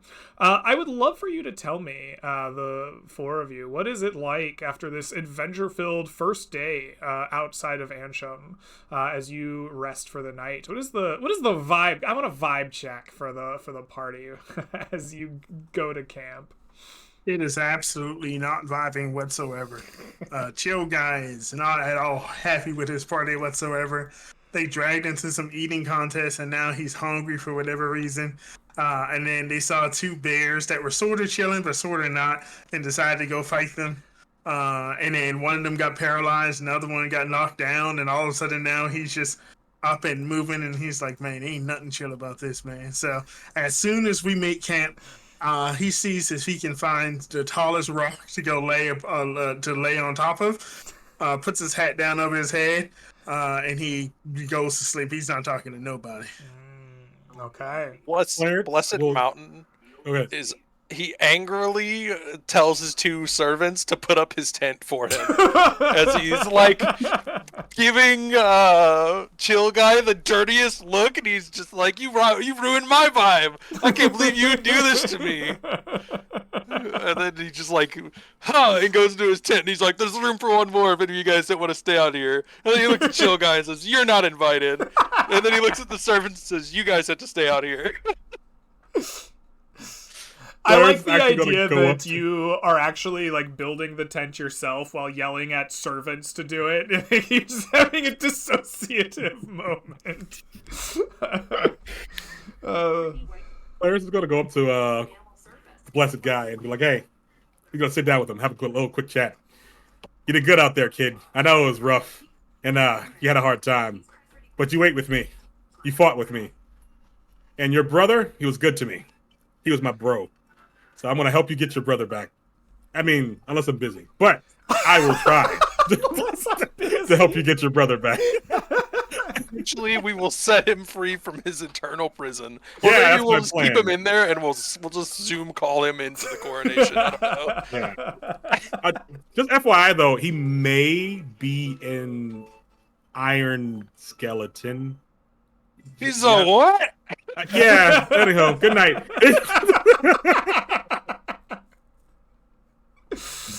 Only the bongos emanate from the And bad all show. of this punctuated by sad bongos. All right, as the party rests for the night, I would love for you all to roll me unmodified d20s to see whomst amongst you may be the least lucky today. Oh, Clarence. When night comes, it comes to you when the darkest part of the night must be braved as you keep your watch. You spend your time perhaps jotting notes in your book or thinking about your grand theories, but would you roll me a D100 to see what nighttime encounters may come?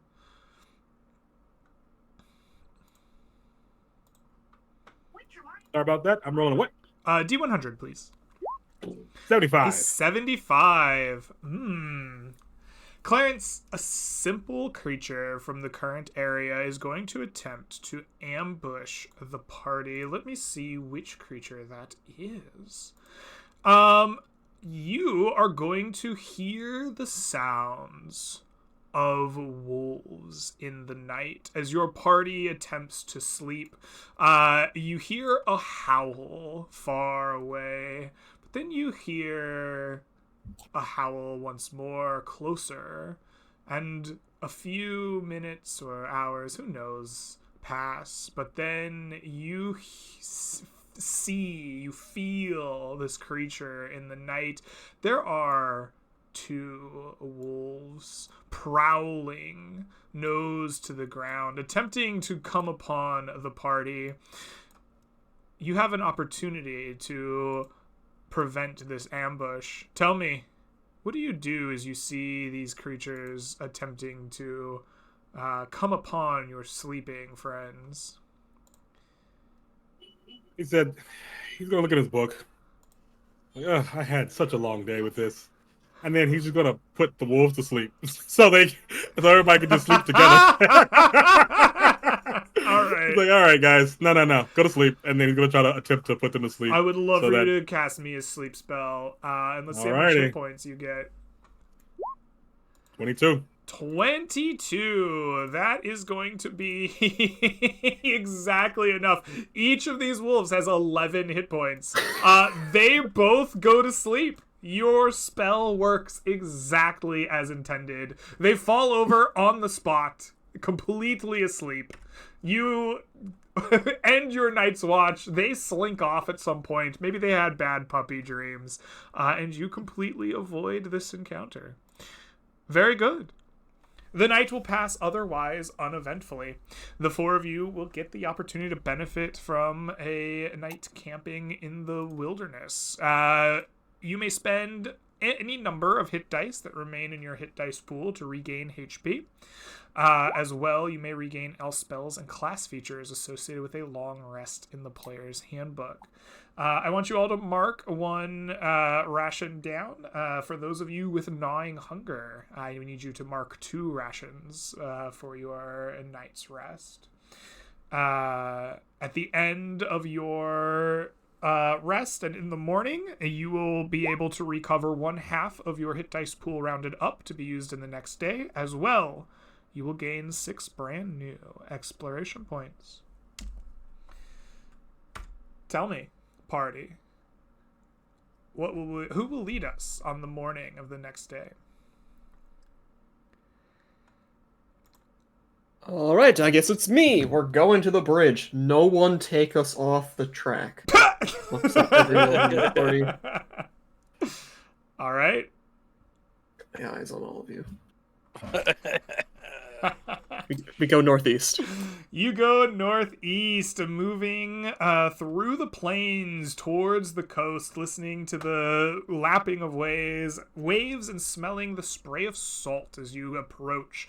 The grasslands here are fresh and green and lush, and as you move through them, would you please roll me a D100 on our encounter table, so I mark us down 1 exploration point. 82. An 82 is very likely an encounter here.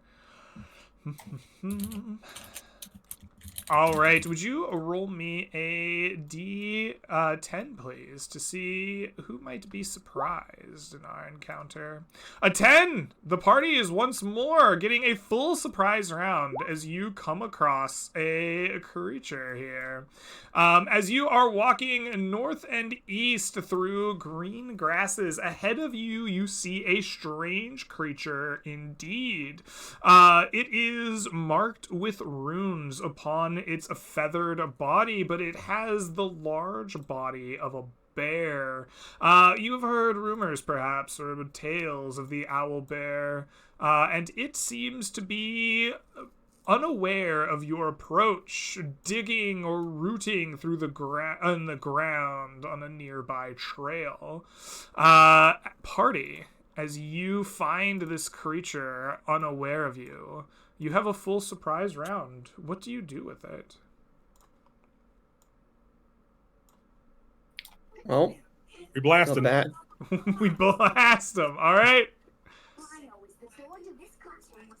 The bad joke is gonna open up with a spell. Let's go with one of these. 36. You would like me to make an intelligence saving throw. Excellent. I will do just that.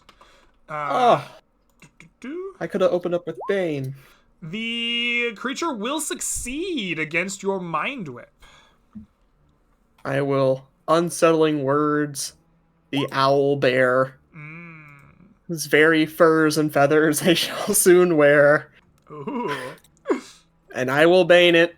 Let's see if it fails and could have made a difference. All right. It will attempt to save against Bane. This one is Charisma, which is not great at. But it's pretty good. That's a 15. Go ahead and roll me that D6. Yes. Oh, you're rolling hot on those unsettling words. It will fail and become baned. Gotta let Sorry, me buddy. the one that opened the show start the performance. Sure, my bad. How it No, goes. I'm unaware of your powers. It's a little different. Blessed Mountain, you are going to sling it successfully with a 19. For 2 bludgeoning damage. Excellent. So, And then I am going to. Everybody seems to be doing good on the attack roll, so I'm not going to worry about creating a vibe sesh. I'm just going to take a dart, and I need to get closer before I can dart it. So let me do that. Right there is good. And then I'm going to toss a dart at it. All right. Oop, that's going to be 12. That is a 12, unfortunately. That will miss. Nothing has a bonus action, so I move a little bit further back, and I end my turn. All right. Everyone, you have opened your round off with an opening salvo. Please roll me into initiative as the owlbear becomes aware of your threat. oh no. Yeah. Is it you guys too? Yeah. Oh, 20, you fun gun. All right. Bad joke. You are the first to move here as the... Oh, no. Did Clarence roll in? Yes. All right. You're still ahead of him. Bad joke. Initiative is yours. What will you do?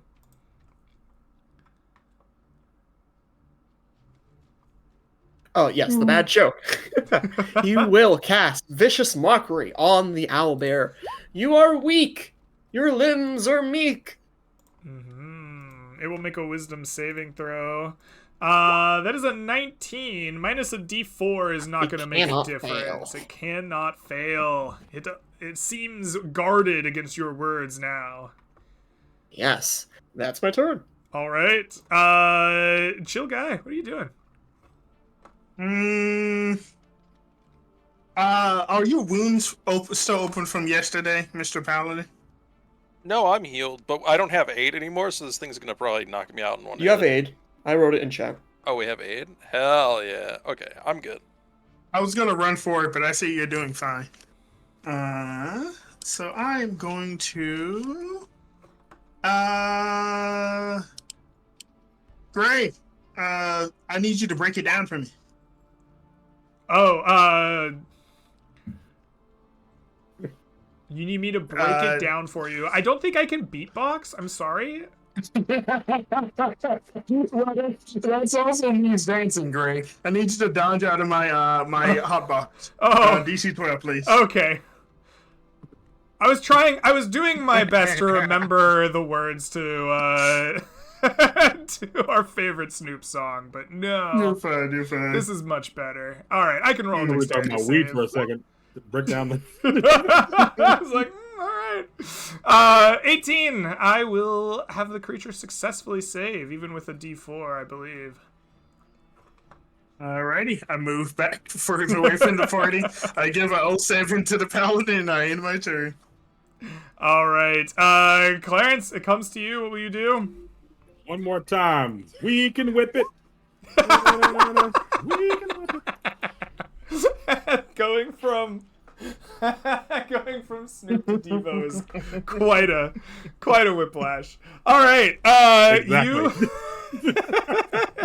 you attempt to psychically injure this with Devo, which makes sense, by the way. I totally get it. You are successful. This creature is weak to whatever it is that was, and will take 12 points of psychic damage. My goodness.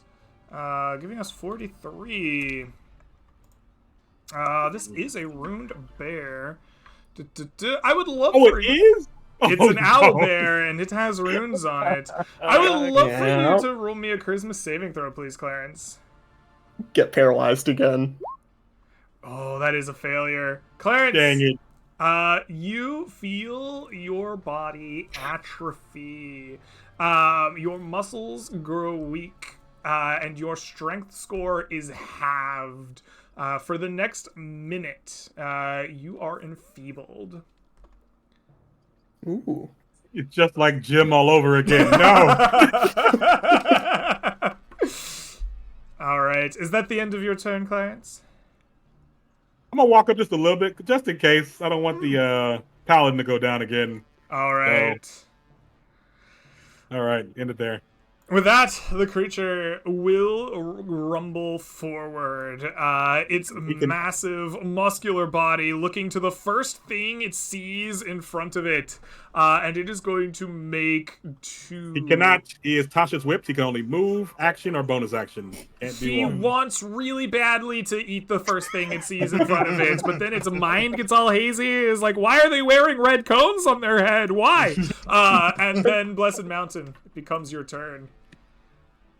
Blessed Mountain is he's like starting to sweat really bad. Like, holy shit, this thing's huge. As he takes a swing at it. Oh, fuck. Your Warhammer just kind of bounces off its rippling muscles. Yep, I'm gonna die. I'm gonna die. Bad joke. It comes to you. What will you do? Of this life, you've reached your peak because you can't hurt anything with that beak. Ooh. You will attempt to mock the creature. It is going to fail and take 2 points of psychic damage. Also, It is mocked. I would like for you to make a charisma saving throw, please. Yes. We love failing Christmas Ooh, saves. you are going to fail. I would like for you to have your strength as well. Your muscles feel like they atrophy, and for the next minute, you are enfeebled. You see the confident 10 strength, bad joke, immediately, All right. Chill Guy, comes to you. What will you do? Chill guy is kind of pleased. He sees these 2 guys that are so high strung all the time finally chilling out. You know, they're moving sluggishly. He feels like he's like back at his old, vibe sesh spot, Perfect. so he's going to say, "Oh man, you guys are finally found your groove." He's gonna take a little puff, and then he wants you guys You guys can do a lot of weapon attacks. I'm not going to waste that. I'm just going to ask for a DC 12 dexterity saving throw, okay? All I'll take right, 4 a points of radiant DC damage. 12 dex save. It will do. As soon as roll 20 lets it roll. Let it rip. Let it rip! It's gonna fail, taking 4 points of just sheer burning radiant bong smoke.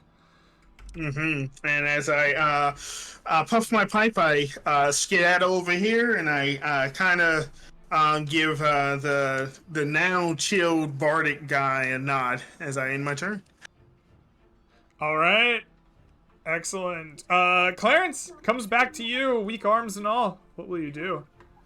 Clarence is considering going his old style of battle wizard into the fray, and then he's like, I'm getting You got the flashbacks. HP, man. I got stuffed in lockers and everything. I'm gonna just shoot a magic missile, the old tried and true. All right. Go ahead and roll me some missiles. Another It 9. will deal 9 points of damage as your missiles strike into this creature. Pop, pop, pop. This will bring us down to this much HP and a bloodied owlbear. Moving up. Moving up. I love it. All right. As you move forward, it will come to the owlbear's turn. The creature is going to, I guess, see that you've moved up and decide, this looks good. Let's get between both of these two. And it's going to take 1 attack at each of you. It only gets disadvantage on its first attack, so we'll see which one of you gets the disadvantage. It looks like Clarence is going to be the disadvantaged attack. So the creature is going to raise up with its beak and attempt to snap at you. Ooh, with a 25. That's pretty good. I assume that will hit you. Oh, Bane also affects this, right? So it's a 21. It can't roll below. Does a 21 hit you? Yeah, it's just a 21 hit you. That'll hit. Yeah. That'll hit. Please take 12 points of piercing damage, please. Oh, actually, no. You take 12 plus 2 because of the strength of this creature. Please take 14 piercing damage for me. Yeah, that'll work. That'll work. So he's the bear's not enfeebled. He's feebled. He's so strong. The bear's stealing everyone's strength. Excellent. And then it is going to reach around and claw at good old Blessed Mountain. With an 11, it's not going to get it done. Blessed Mountain. It comes to be your turn. What do you do? Yeah, I bump fists with the bear and I'm like, thanks, bro. I appreciate you looking out for me. You're not killing me right there. You're a G. Let's try to hit it with my Warhammer. Oh, fuck, I actually hit it. Oh, no. Oh, you do shit. hit it for 9 bludgeoning damage. Excellent. The creature is getting worn down slowly. Yep. That's my turn. All right. Bad joke. It comes to you. What will you do? Another vicious mockery. In talking about feathers, realize this truth. You are the lesser. You are the lesser, huh? Aye. All right. It will make a wisdom save. It will fail. It will take 2 points of psychic damage. Hey, buddy. You're already weak. It's cool. You don't have to roll. Not gonna quadruple weak me now. Oh, that does sound fun, but no, it's not in my rules. Shucks. That's my turn. Chill guy, man. What's up? What are you gonna do? Hotboxing him just over and over again. All right. Go ahead and give me that DC 12 dexterity saving throw. All right. Let's make that save. That's a 13 minus 4, or at least 1. Well, I guess if it is 1, it will still pass. Nope, it fails. It will take 5 points of radiant damage. Bane coming Alrighty. through. I move up and I end my turn. All right. Clarence, it comes back to you. What will you do? Yeah, I'm gonna put it to sleep. Gotta put it to sleep. Because I don't want to get hit again. All right, sleep, I'm pretty you sure. will 24. put it to sleep. Yes, it will successfully be slept by your... Actually, how many hit points do you have? You have 19. You're chilling. All right, you will put it to sleep. The creature immediately falls asleep.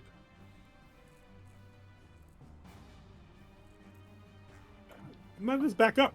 You know, I did my job. I didn't want I wanted to make sure he didn't get hit twice and die. Good stuff. Good stuff. Owlbear's asleep. Blessed Mountain, what do you do? He's gonna drop his shield and take the Warhammer in 2 hands and just crack it right in the head. All right. Go ahead and roll to hit with advantage, please. That is a 22. For Critical 6 damage. points of bludgeoning damage. You crack it over the head and it goes rock and wakes up, but it is definitely on death's door. Does attacking an unconscious creature, does that count for an auto crit? I don't remember. I don't It's supposed remember. to. I think it's when they're on death's, like when they're bleeding out, right? They auto crit, but let me pull up the conditions page, and we will read Yeah. on sleep, because conditions are just weird in 5e. When a creature is asleep, they fall under the unconscious condition, meaning they are incapacitated, can't move or speak, and are unaware of their surroundings. Unconscious.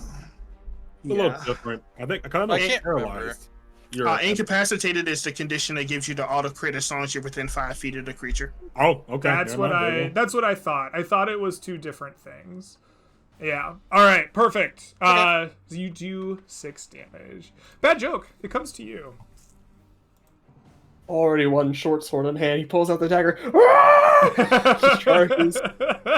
This thing is prone because it fell asleep, so I attack it at advantage. Yes, with half strength. 8 piercing. Oh, I suppose that is a dex weapon.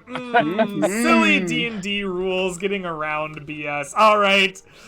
Your savagery comes through. Short sword and dagger in hand, like weak muscles and all. You find a way to stab this creature to death, and the battle will come to an end. Much like the bears before it, you will see this feathers on this creature turn to ash and dust, the body desiccating in front of you, shrinking down till it's no more than a sack of skin stretched taut over bones. Where on the feathers you could see the gold patterns of the runes, you can see on its skin that telltale subdermal placement of the runes. Wizard man.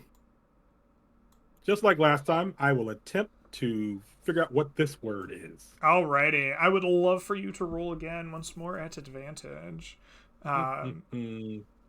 History or religion intelligence, if you would. 21. That is a success, no problem. The rune on this one reads something along the words of like might or strength in your cipher. Okay. Now that I'm getting the hang of all these bears and whatnot, I would like to attempt what he heard the maybe dead, maybe not Blondie tried to do, and see if I can make a scroll using the information based off of this bear. I don't know. Does that Like work? this scroll holds up a scroll over in there.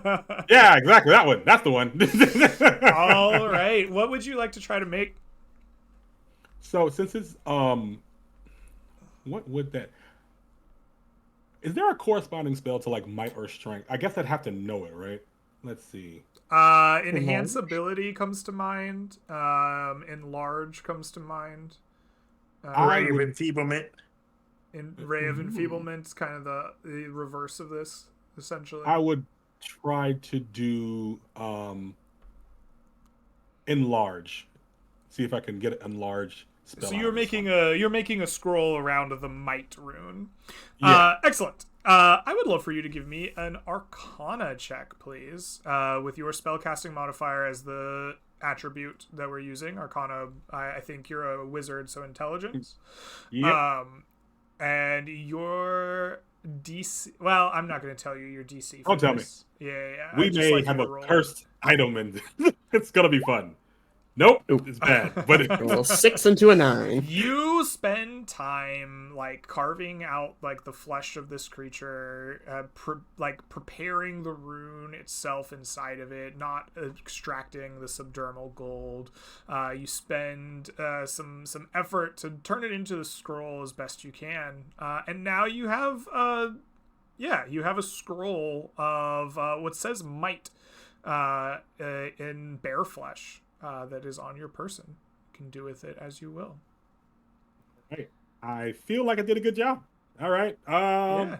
Everyone always Look at- feels like they did a good job, right? Like, even if you roll a natural 1, like, you did the best you could. Maybe a natural 1, you don't feel that way. But, like, even Yeah. if you roll, like, a 3, like, you did, the thing. Just, who knows? we compare notes, and we know it's like, yeah, yours has a lot more feathers in your scroll than mine. Just like Burr's scroll. So That must mean you did a good job. I think so. I think I did pretty good. Blessed, the moment things get hairy, I got your back. This is going to help us immensely. And then he starts to sweat a little You bit. should like, cast it on Chill Guy, though, because then that way he could feel strong enough to be in the fight, right? I mean, it's possible. If he's going to go down, I got him. Okay, good, perfect. It'll make Sounds you guys great. strong and mighty. I know this for a fact. I do not know Perfect. this for a fact. Good to All go. right, very good. That is going to be our investigation there. You did not pull the gold out of the creature, and it has no other trinkets of value. Instead, you have made this kind of scroll of it. With your investigation done, however, you still have plenty of time left in the day. If I can move the stream to this screen, that would be sick, maybe? Possibly? No? My keyboard just ain't gonna work? That's cool. Hey, there we go. All right. I don't know what's going on with my computer, guys. Excellent. You still have 5 exploration points left in the day after moving here. Who amongst the party will lead us for the next portion of the day? I will kidnap the party and force us to move galactic north. Galactic North. The best North, as we've established previously. Indeed. Only slightly challenged by Imperial North. Excellent. You move northward, abandoning the coastline a little bit to kind of move through these grasslands, through a bit of trees. You march north enough that the kind of tarnish from the hills begins to reach out in this area. It was a lush green plain next to the kind of misty, salty spray of ocean not far away. Becomes a drier, more brownish grassland that you walk through. And as you crunch through this kind of dusty region, would you please make me a D100 roll on our encounter table? 28. A 28. Brilliant. On a 26 to 30, you are going to be met by a cool, rejuvenating breeze that blows across the landscape. Travel seems light and easy. Gain +1 exploration point. So essentially refunding your travel here. I am the best traveler. There are no better travelers than I. All right. You arrive refreshed and cooled, having walked through like crunching grasslands, but with a nice breeze. And the party feels largely refreshed for their day of travel, or for their, I guess, few hours of travel that got us here. Tell me, who is going to lead the party for our next phase of the day? Clarence, I'm gonna just. All right, guys, we got to make some headway. We have been in this forest for like almost 2 days. We gotta go. And he's gonna move up a bit and northeast and just see what's over here. All right. You abandon the straight path to head northeast once more, closing in with the coastline, leaving that kind of crunchy brownish grass behind in favor of cliffs looking down to the salty spray below. As you move, would you roll me that D100? Yeah, that's a 10. Beautiful. Clarence, that is a calm day with no encounter. It is easy going as you make your way through this area, and you arrive without incident. Excellent. I will Doing cast great. Healing Word on Clarence, seeing how well the day is going. Heal 7. All right. You expend a healing word upon your party leader. Now that you've arrived here and slightly refreshed, who's leading us next?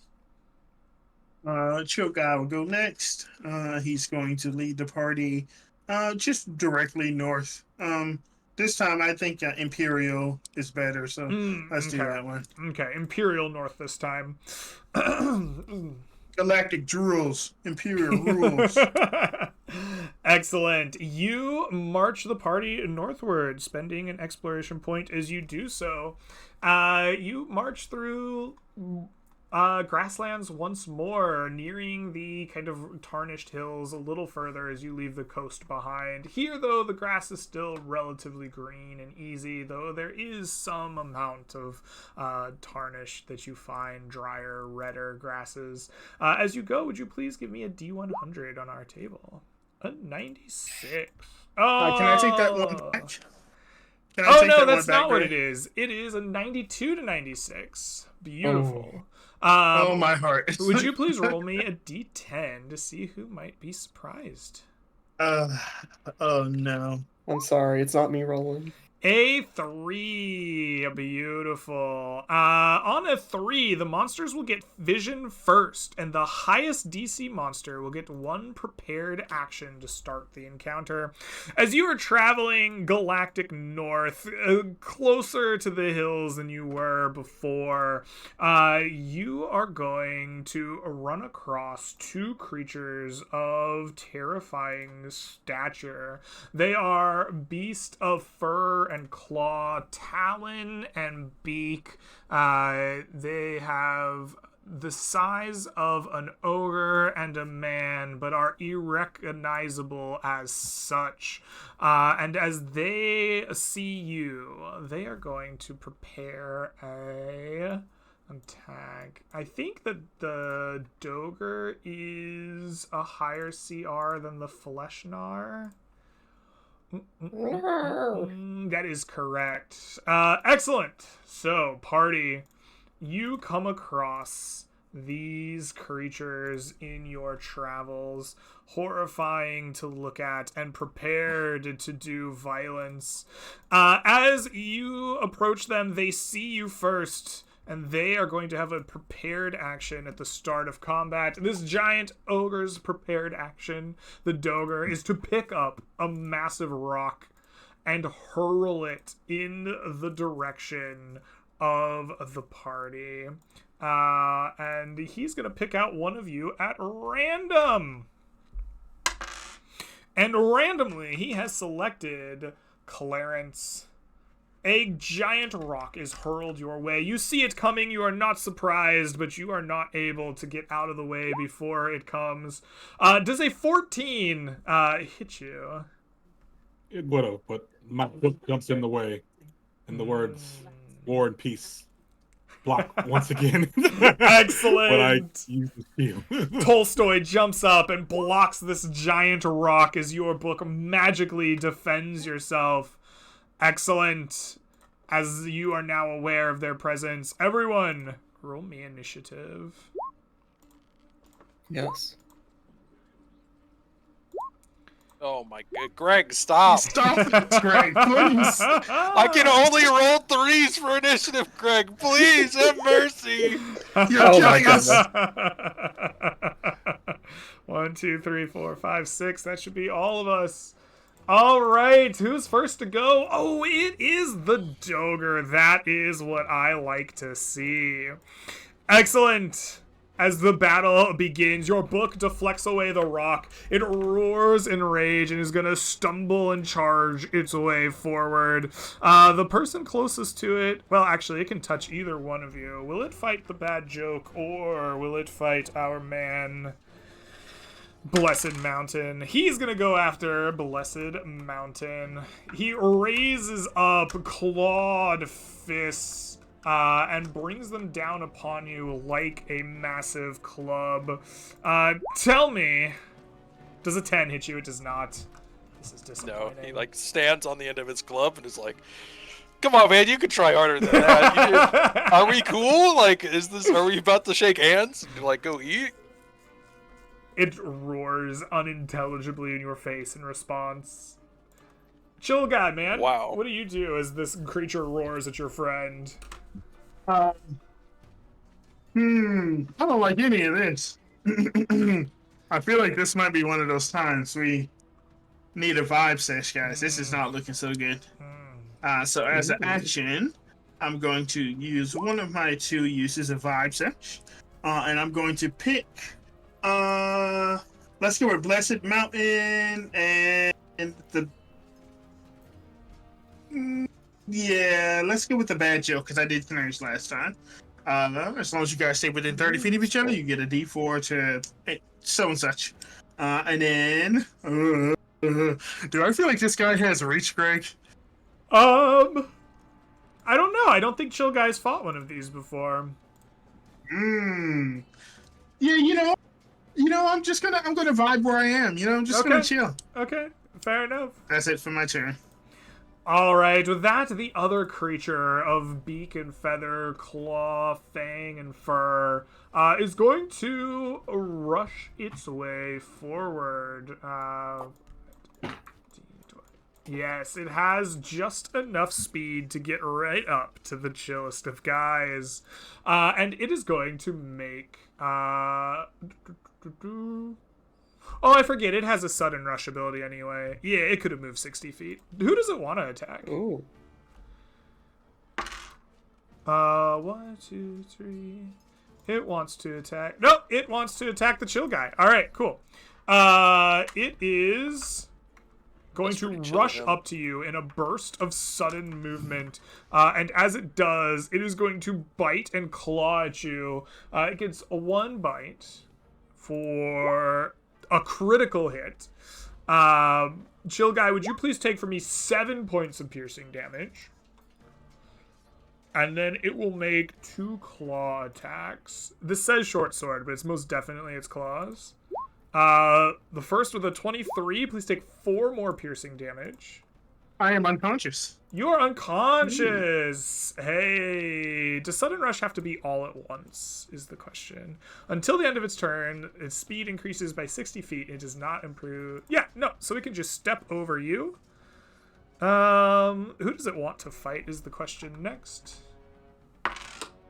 It wants Clarence, so it's just going to step over here since Clarence is easy to get to. And it's going to finish its last claw attack against you. Claire's 17 hit you. No, because shield is still up, and it gives me 18. Have you taken a turn? Nope, since... I'm 11. No turn yet. So you used your reaction to shield the javelin, and then initiative started. Do you have to have your turn back to regain your reaction? I thought so. Let's look at it. Well, it's a reaction spell. I know that. Mm-hmm. Till the start of his next turn. Yeah, so I think since you haven't taken your turn yet, you have used your reaction. Does this makes? But the AC stays at 5 until. Is that right? Yeah. Yeah, it remains until his next turn. To like the start of his turn. Oh, with it remains. You're still shielded. Yeah, Tolstoy's still out there blocking shit. Perfect. Got it. War and Peace is thick. All right, you just can't get through it in one hack. All right, I got it. I understand what you're saying now. Perfect. You are shielded. Bad joke comes to you. What do you do? The bad joke will start by using unsettling words on the Doger. Mm-hmm. You are incredibly stupid. That voice, that yell, become muted. Minus 1d6 on his next saving throw, and we're opening up with another Bane on both of these enemies. All right.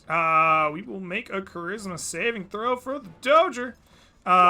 He is going to maybe succeed. You want to roll me that d6? It fails. You've rolled only rolls 6 max. on that 3 straight times. That's really funny. All right, he is baned.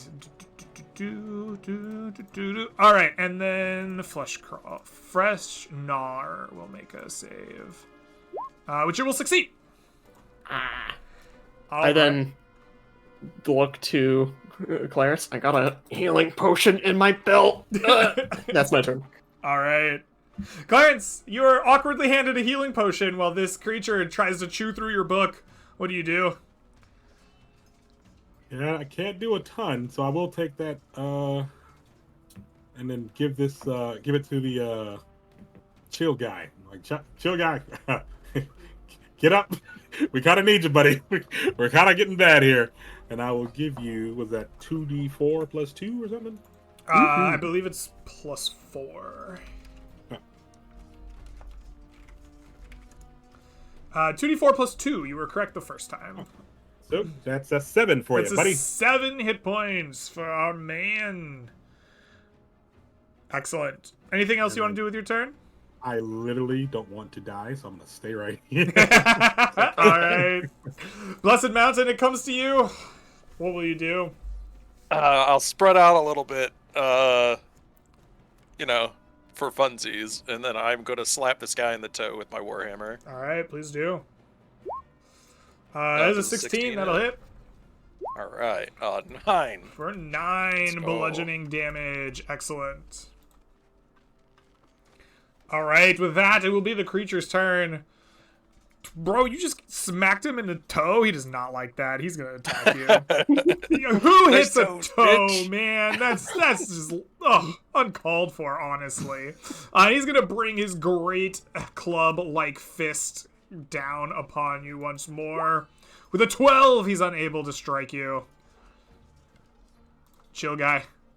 You're like lying on your back. Like, oh, I'm back. What do you do? He wishes he was back in the Underdark as he gets off his feet, looks at the creature in front of him, just, damn it. I don't really have a lot of combat option, guys. Doge. Do the Doge thing. All of my stuff is support, guys. I don't have a lot of combat options. Yeah, you tell him. I guess I'll just. I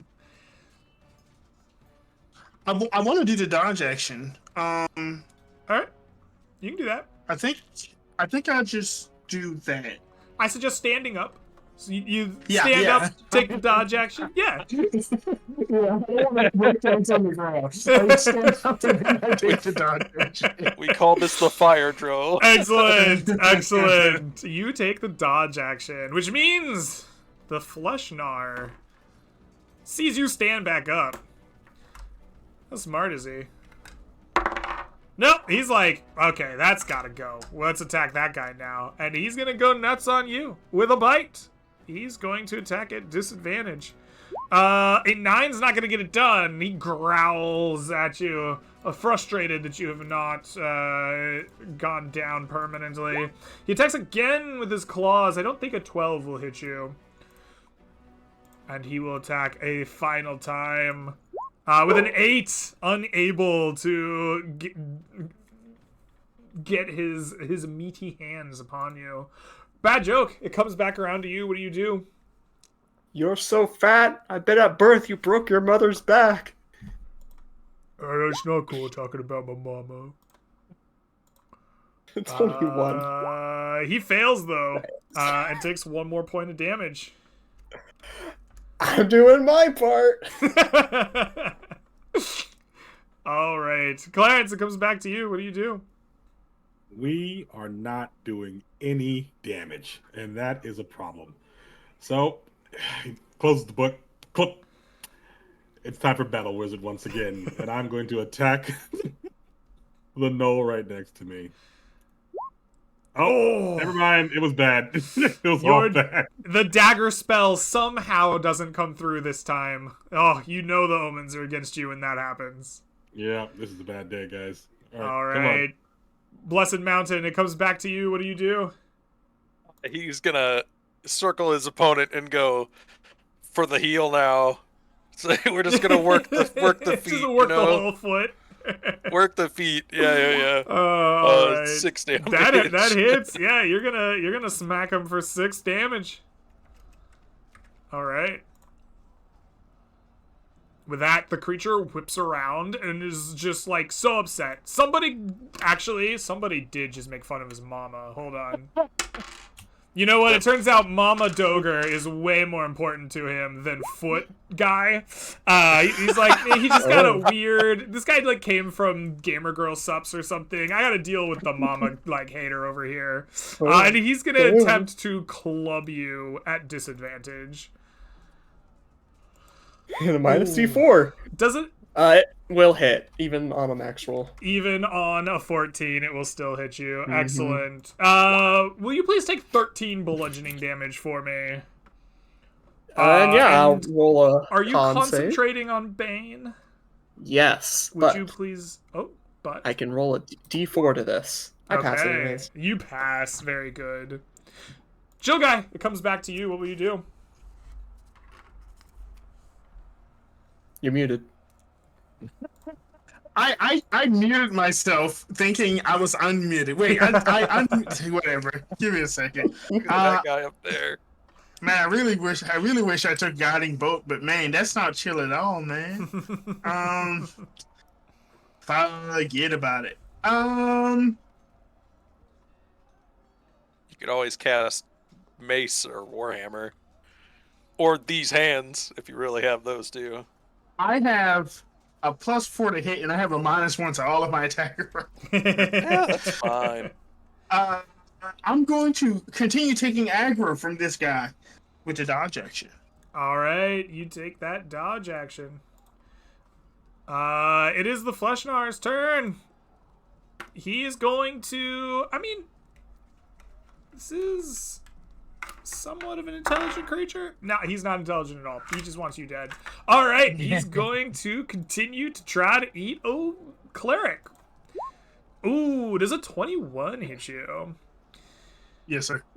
Would you please take for me 6 points of piercing damage? I'm on 1 HP. Oh, I'm he's still at 1! tanking. He's still tanking! He's gonna then try to claw you with a 6, unable to get it. He roars in rage, fires off one more attack with a 14. I don't think that'll do it. He can't do it. He's too weak. He's too weak. Bad joke. It comes back to you. Is that a B? Quick flee! I unsettling words into a second level dissonant whispers on the Stoker. All right. You are going to likely win this one. Yeah. He's going to take 10 points of psychic damage. 12. Not 12 points of psychic damage. He is not ruined. Don't worry about it. And then he's gonna move his full movement away from you. He can't run over this guy, so he can only move straight, like west, galactic west, so to speak. He does have more movement than I thought he did, though. He's gonna go 5, 10, 15, 20, 25, 30, 35, 40. Stand over here for a while. I use my reaction to kick him in the shin while he runs away. That is forced movement. I guess you could kick him in the shin, but you No can't make an damage, attack. Yeah. Yeah, bad- no damage. The bad joke just starts limping because he got hit with a great hammer. Ugh. Starts limping away. All right. That's my turn. Beautiful. Clarence, it comes back to you. What do you do? Quick, You use can the attack scroll! Oh man, I should. Really? Over my Yes. dragoons? No. Just get out of here. Let me tank. All right, you said it. You can take. I'll back up. Take an opportunity attack. All right, you will take an opportunity attack. He will try to claw at you with a 21. That will hit. Would you please take for me 6 piercing damage on the way by? All right, 23 minus 6. All right. Then I'm gonna firebolt it because I only got 2 slots left, and I want to make sure I'm doing what's right. All right. That 11, unfortunately, will not hit armor class. Darn it. All right, I'm gonna back up some more. 1, 2, 3. Are you chill vibed? Or 4. chill seshed? No. No. Okay. And then yeah, that's it. Okay. Blessed Mountain, it comes back to you. I will move like so and assault this creature from behind. All right, please do. I also go for his shin. You aim down at his feet. Okay. Nice legs, bitch. Does a 17 hit? 17 will hit. For 6 points of damage. 6. You like smash his toes. He yelps. Go away. All right. With that, our ogre friend will go, and he's just gonna use his dash action. You know what? You moved out of the way. He is smart enough to know there's a caster back here that talked about his mama. He uses the dash action to jolly on up over here as fast as he can go. But he can't do anything once he gets there, so he just, like, looks at you out of breath, heaving. Chill guy comes to you. Oh, fuck. I didn't know it would be fucking melee combating, guys. Fuck, man. Can I use an action to turn into Blondie so I can actually touch it? No, okay. No? You turn into Blondie, you're just stuck in a jail cell looking forlornly. I'm like, T-posed in jail, trying to man. talk to this guard who has not spoken to you, like, in a whole month. And your ex just in the corner, her absolutely exploded corpse just unmoving. Okay, fuck. This is so cringe, man. I'm just gonna dodge. This is cringe. Hey, man. Dodge tank. It's real. With that, the Fleshnar will go. It still wants this cleric. Oh my god, it wants it so bad. And he doesn't understand why you can't get him. Oh, he critically misses. He, like, bites his tongue and takes 1 point of damage for biting so badly. And then he's going to make 2 claw attacks at you. The first one is going to be a 10, unable to hit you. And the second is going to be an 8, also unable to hit you. Bad joke. Best dodge tank. I see you are breathing, but do you feel that? Your lungs suddenly seizing, unsettling words into another dissonant whispers. All right. He will make a wisdom save. He will fail, and he will take 9 more points of psychic damage. And he's gonna move away. 5, 10, 15, 20, 25, 30, 35, 40. I start moving counterclockwise, limping away. That's my turn. All right, Clarence, comes back to you. What will you do? All right, now at the time. He's realized the actual plan was supposed to be. They're not got supposed to attack spells. the fat boy. They've got to attack the knoll, and it's been pretty dumb of us to split the damage. But he's not. He doesn't know that yet. All right, and he's gonna shoot the knoll for 11. Oh, your magic missiles come flying forth, bloodying the knoll, leaving it at death's door, but not slaying the creature. Oh gosh, please get it, man, and we can deal with this fat guy later. Blessed Mountain, what do you do? Blessed Mountain goes, watch out for your toes, and then he gives it like an uppercut to the chin. Do I need a D4 on that? D4 will definitely make sure it hits, yeah. Ah, there we go. Yeah. Oh, I probably should hit the button for damage. Is 5 damage enough? bludgeoning damage is enough. You uppercut this creature as it looks down and tries to dodge its toes, and it looks right into the blunt end of your hammer, and you cave its head in. And then I will move 25 feet, going like, oh fuck, he's gonna kill me, isn't he? Oh, I'm gonna die! You race forward as the Dogre goes, and it runs forward and then realizes it can't move through your square to get to Home and decides it's gonna bash you in on its way. And he's gonna try to slam his big club-like arms down on you. With a 15, it will not hit. And Chill Guy, it comes to you. Oh god, Chill Guy's holding his wounds. He's like, oh man, I need another hit. And he sits there and he lights up his pipe. And as he does, I need you to give me a DC 12 dexterity saving throw, Greg, or take Absolutely. 2 points of radiant damage. Jesus Christ. You know, at least they fail for you, man. I He'll have a take 2 cleric points that of damage. I've used this spell like 50 times and I've hit like 2 times with it. Yeah. Oh, I don't know if I've said it. He's been bloodied for a while. Sorry. Yeah. No, you're good. Excellent. End of my turn. End of your turn. Fleshnar is dead. Bad joke. Comes to you. Admit you have lost and that your limbs are soft.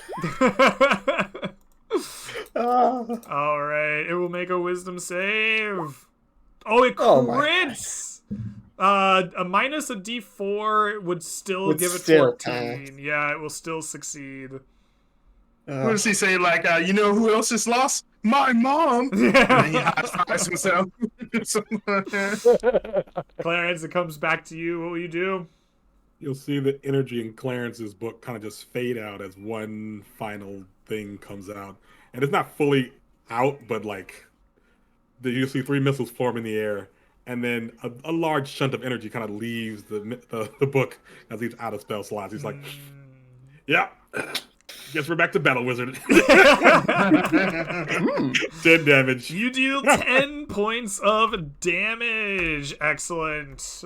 The Dogre is wearing down. Blessed Mountain. What do you do? I will attempt to bring down my foe. Oh, you Uh, critically hit. it's the most effective toe shot you've ever seen in your life. Oh, 17 damage. You do enough. Please describe it. You finally chop down this Dogre.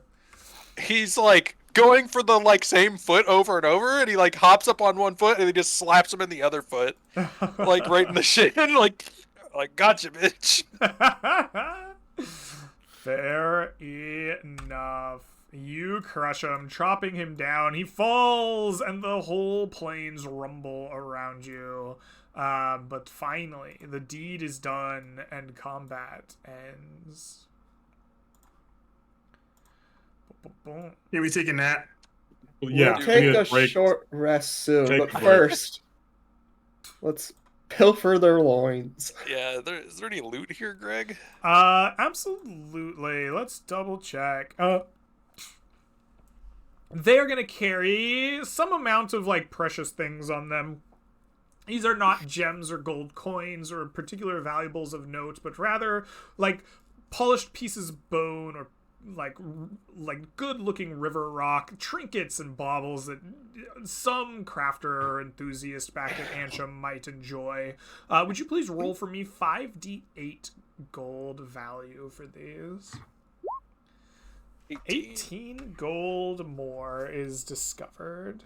Excellent. The party loots the bodies, and then decides it wants to take a short rest. I'm going to go ahead and mark down our exploration point, and the party will rest. And while the party is taking the short rest, the stream is going to take a short rest, as we are a bit past a couple of hours played, and it is time for us to take a break. So, while the party rests, we are going to go to that break, and we will come back and see what happens in 5 or 10 minutes. Hopefully, I will see you all then.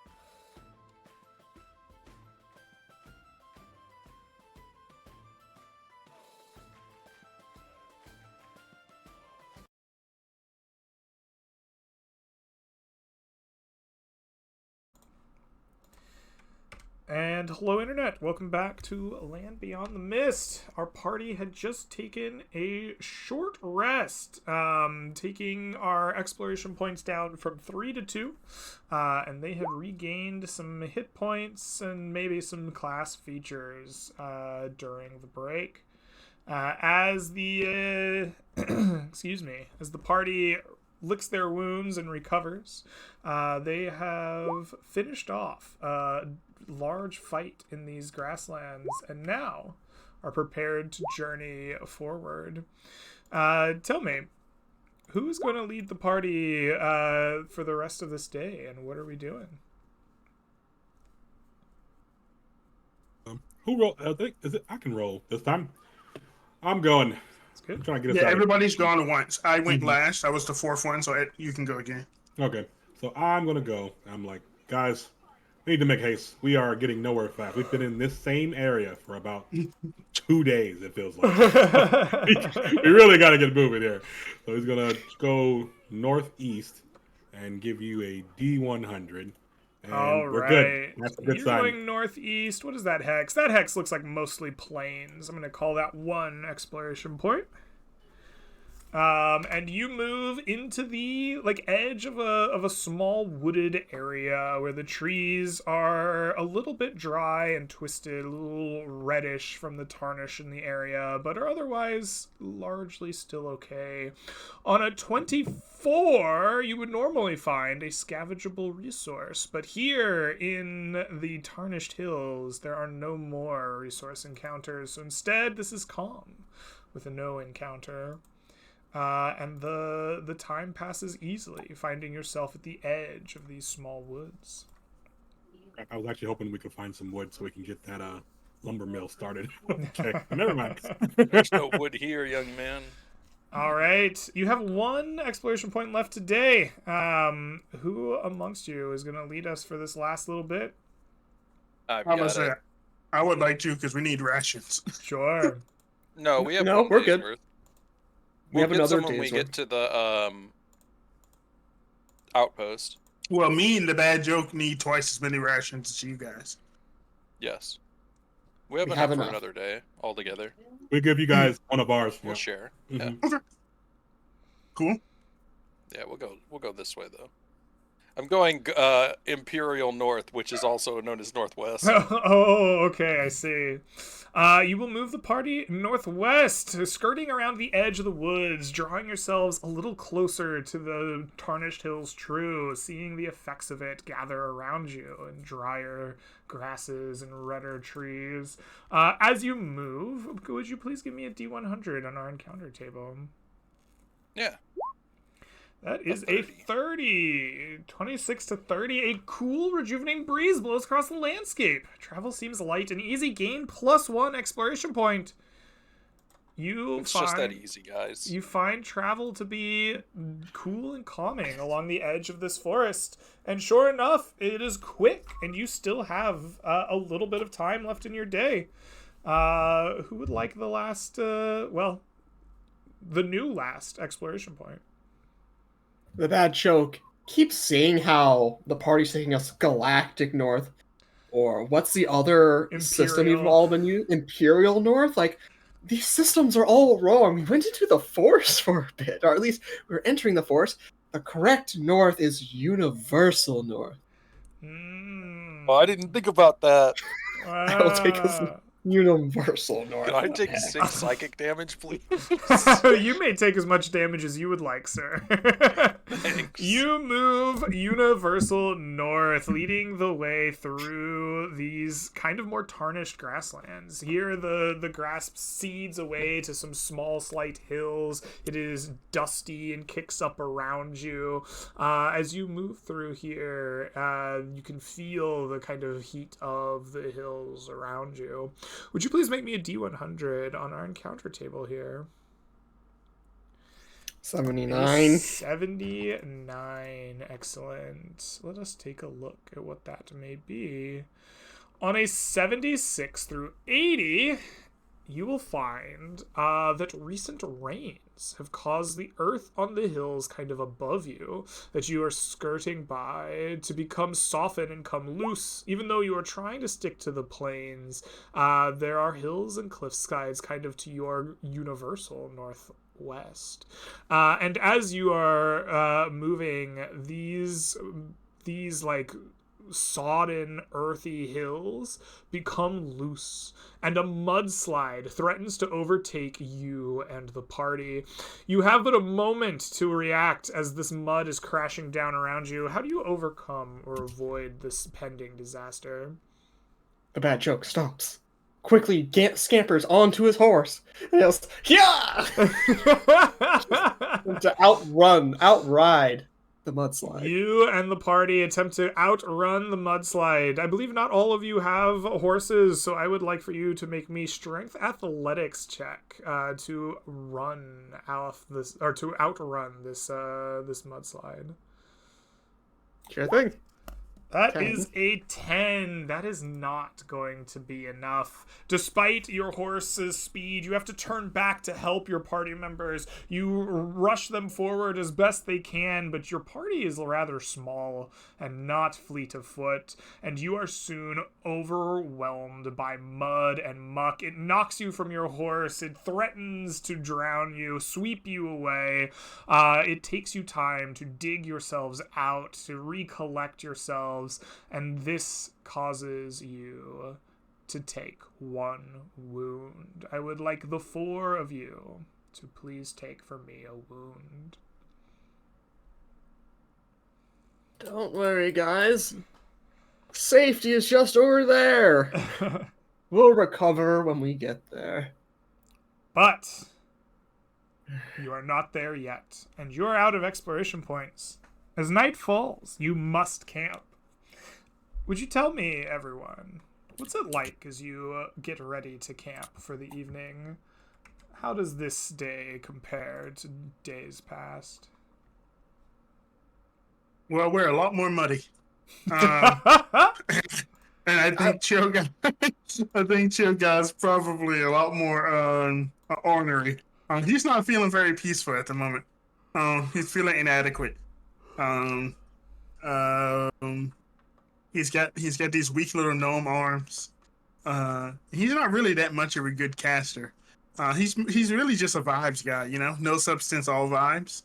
And he's feeling it right now. You know, in the city, being a vibe guy, that's all you need, man. You don't have to go slash anything or hit anything with a hammer. And now he's realizing, God damn, man, I thought I could just come out here and get some free gold and, you know, do some hookah sessions across the lands and everything will be chill. But man, there's nothing chill out here. Nothing chill out here. True. As we all huddle around the campfire and help ourselves to our meals, the bad joke goes through his muddy pack and pulls out an extra pair of clothing. None of it's colored, none of it's painted, none of it's fancy. It's just terrible drab, now dirtied. And he changes his clothes, he removes his makeup, he cuts some holes in it. Was prepared to avoid the mob that you stirred up looking for you last time. Here's the story. We found belongings of the bad joke. We found this horse that we took. We didn't find where he went. We don't know if he died, but it was somewhere in these hills. He must have went in and he didn't come back. That's the story. It's a good story. Got it? I look to the party.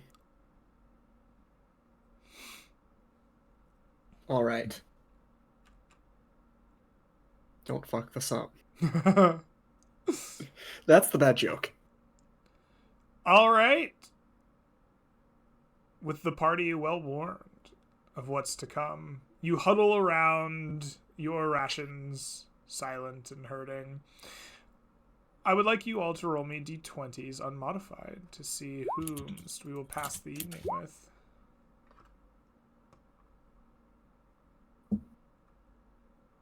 Feel like I'm missing one. Oh no, Chill Guy rolled up there. It's an 11. Chill Guy, you are the least lucky. as you huddle around the campfire, feeling very unchill about things, you are going to watch over your sleeping companions in the darkest part of the night. And as you do so, would you please roll me a D100 on our camp encounter table? A 91! The party is visited by prophetic dreams. I need each player to make a wisdom, intelligence, or charisma saving throw, your choice. I need one party member to beat DC 16. Is this a charm or magical sleep effect, Greg? Half elves don't give bonuses for this. Alrighty.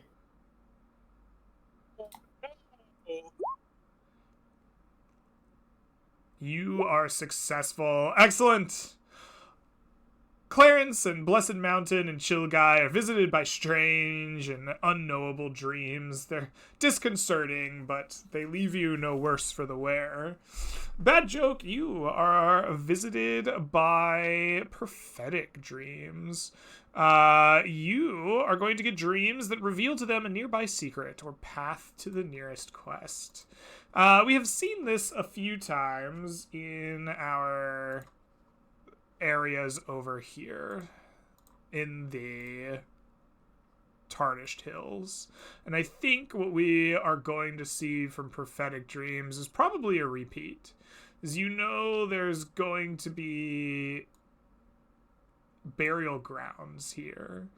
You are visited by like visions of these burial grounds, haunted and looming in a mist with figures stalking through them. You are going to, I guess, see a path that will lead you through the hex that could avoid the burial grounds should you desire, essentially allowing for free travel with no encounter through this particular hex.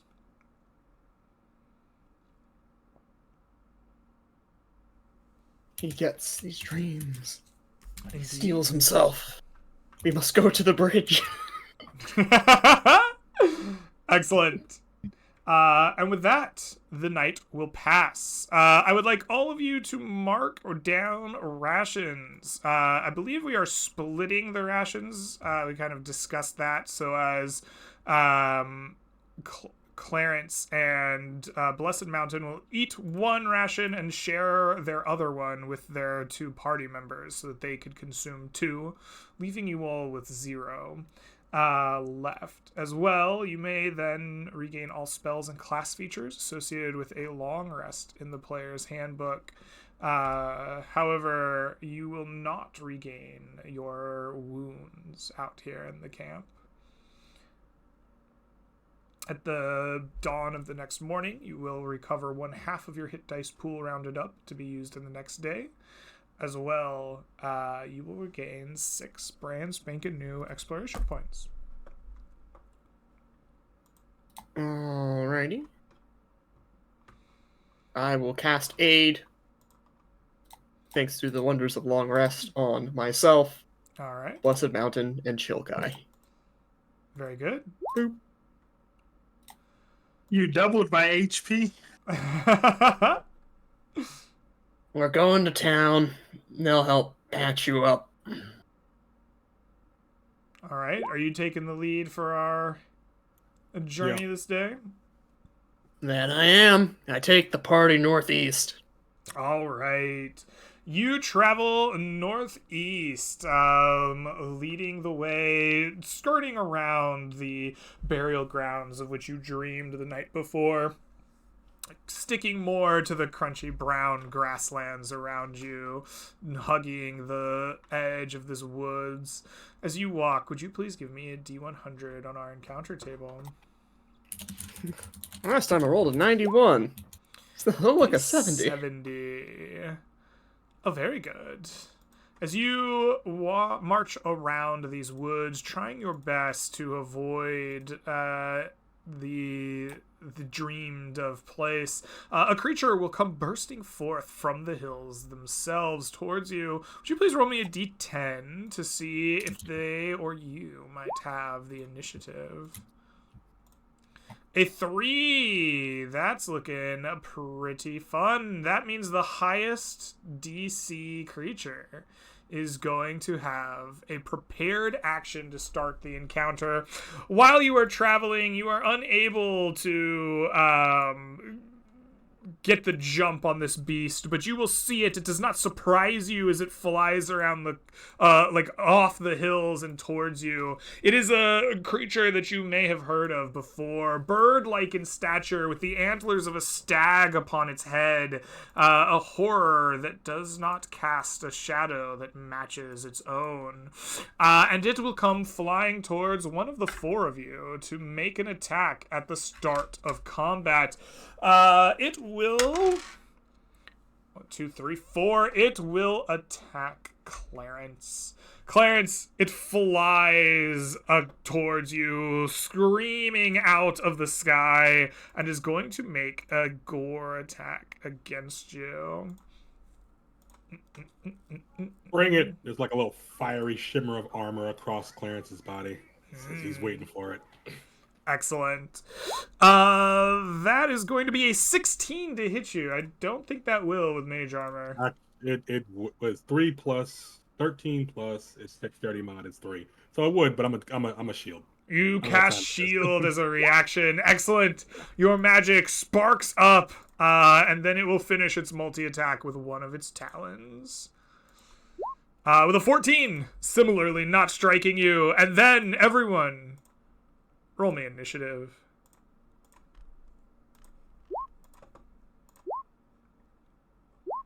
Oh, I thought I rolled a 19. I was like, yes!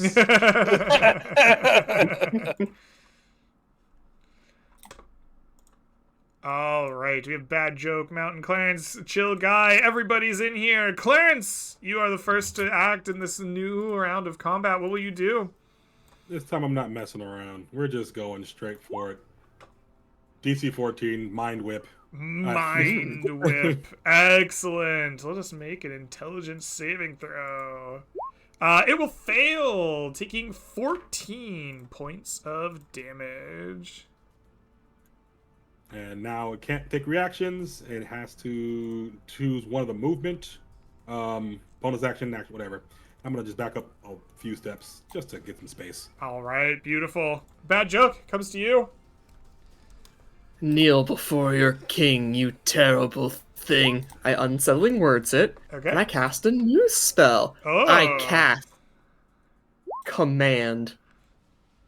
Okay. I command it to grovel.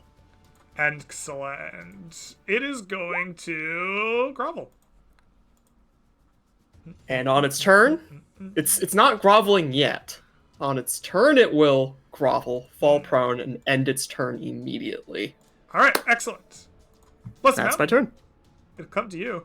We'll move to the side and slap it with the old hammer. All right. I will miss. Unfortunately, you do not have advantage yet. It's the Peryton's turn. It grovels. Excellent. Ha! Got it. Chill Guy. What do you do? Beat its ass. Oh man, this is my time. Chill Guy puts away the pipe and pulls out the short sword. He's going in for the kill. Finally, we get to see Battle Cleric. Well, give me a second. I have advantage on this. You sure do. You're finished, kid. Oh, 11. but your 11 does not strike armor class. You are unable to strike a mortal blow upon the creature. It's still Mind Whip, right? Yep. Well, no, I mean, its turn has come and gone, right? So, Exactly. Oh, so it's not Mind Whipped anymore? correct. No. Okay, if I move away, it's gonna gore me. Okay, well, I stay in my ground. All right. Clarence, comes back to you. It's still prone, yeah. Uh-huh. It is. There we go. They're gonna attack it. Excellent. That 22 will hit. For 7 damage. 7 damage. Brilliant. That will bloody it. Bad joke. It's going to come back to you. What do you do? Bad joke circles around as we all just start stabbing it.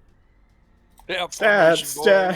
The 19 will hit for 3 damage. All right.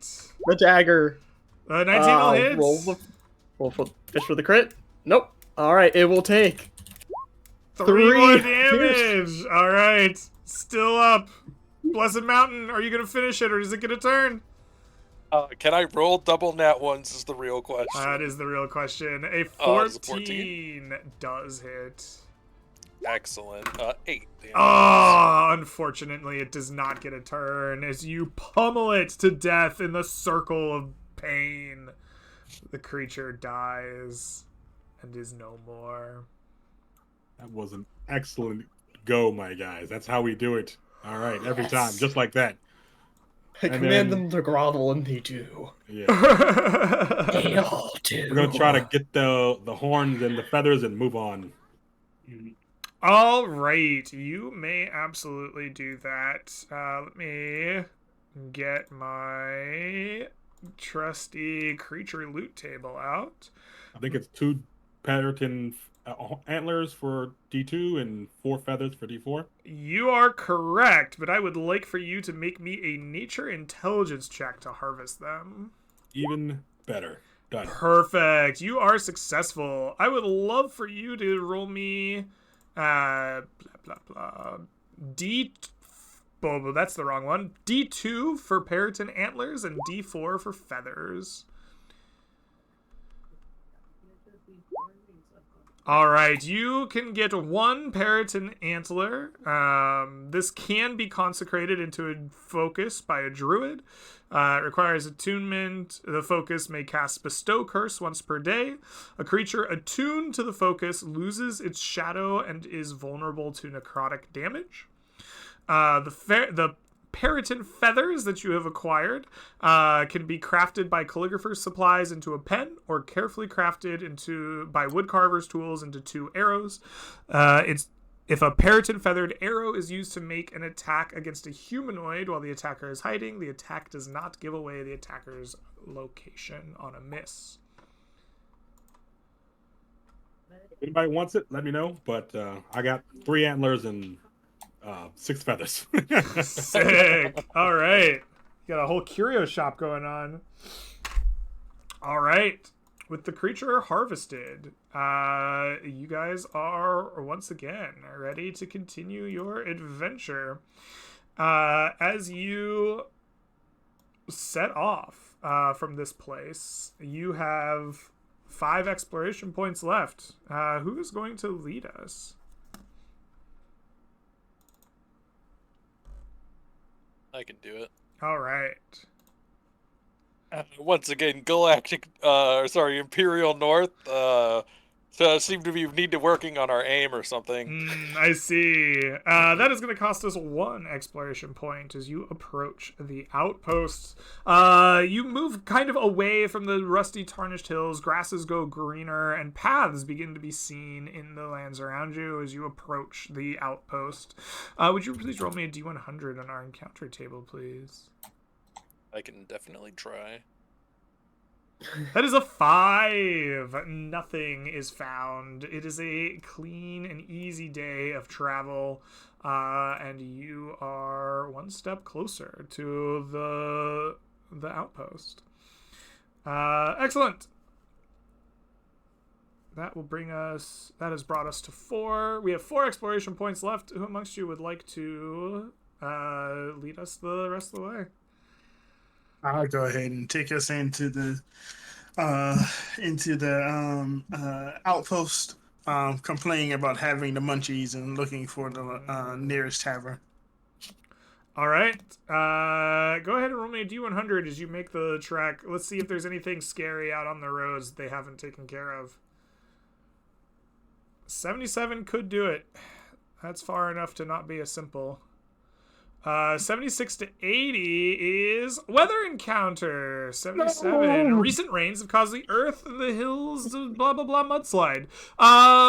Is there a mudslide in this region? I feel like we just had one next to the hills. You're in the trees. I think This we're is gonna. where the mudslide's been going. I think you just find like the result of the mudslide. This is like where like maybe one of your like pieces of equipment you lost is here, and you're like, oh damn, look at that. And I don't think we are gonna have another mudslide right here after we just had one. So you will be able to march your way into the outpost proper. You still have 3 exploration points left in the day. Would you like to continue adventuring past the outpost, or are you going to forego them to rest here? I think we forego to rest. But I'm going to ask, do they have a boat that we could use to go from here to here? They've been trying to make boats to just get over here. It seems like a far distance, maybe. Who knows? But maybe there's something around here. All right. As you enter into the outpost, you need to ask around about boats. I would like for you to make me a, I don't know, what is a good social check as you're investigating? I think insight is kind of socially.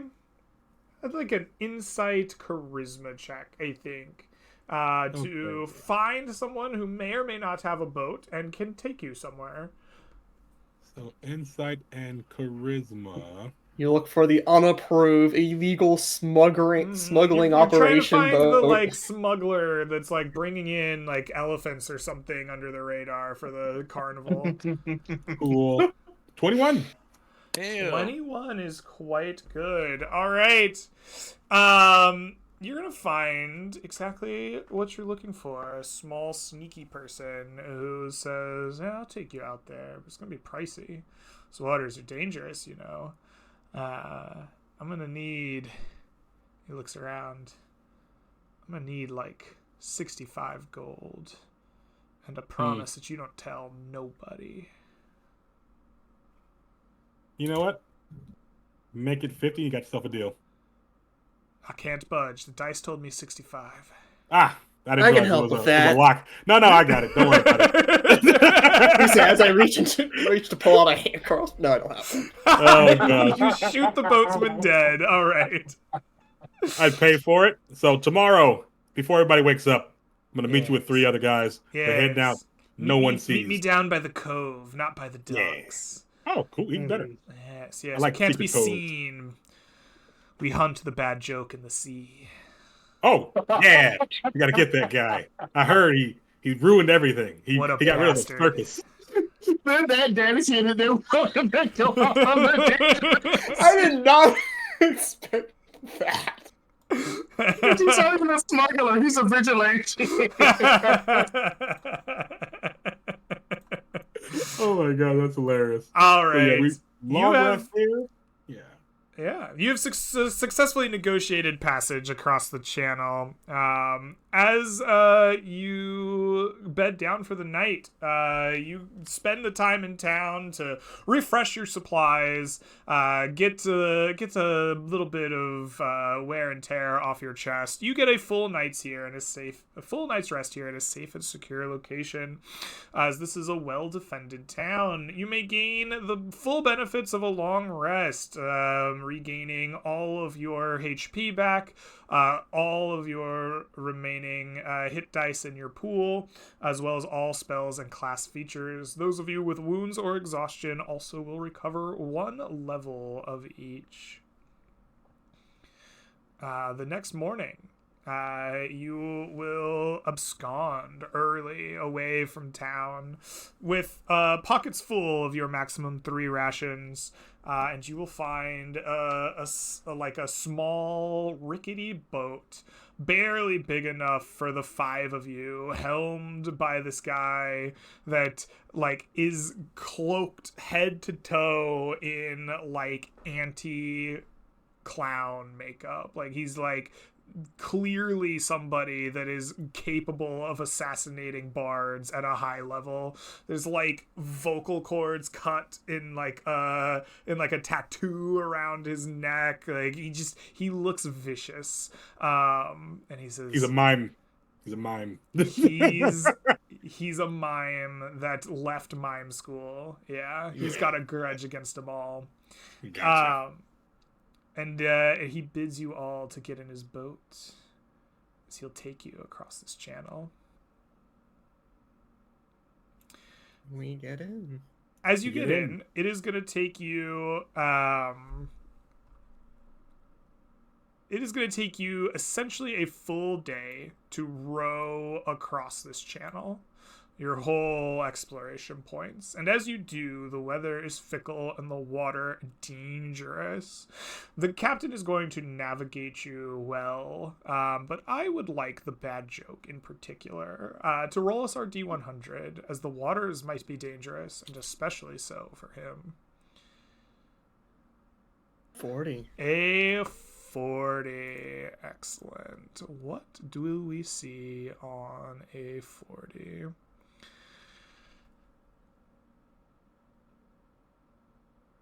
The waters are actually fairly calm, as this simple encounter is just hammerhead sharks. And though they circle your boat for a long time, it is enough to distract the like bard killer that he doesn't notice who you are at all.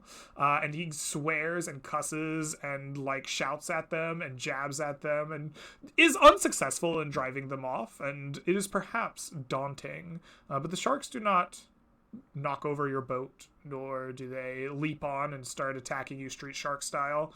And you will eventually pass a long and tiring day in the sun on the ocean, being rocked back and forth in a small boat you're not entirely sure should be making its way across here, though it does not capsize. And it will get you where you are going.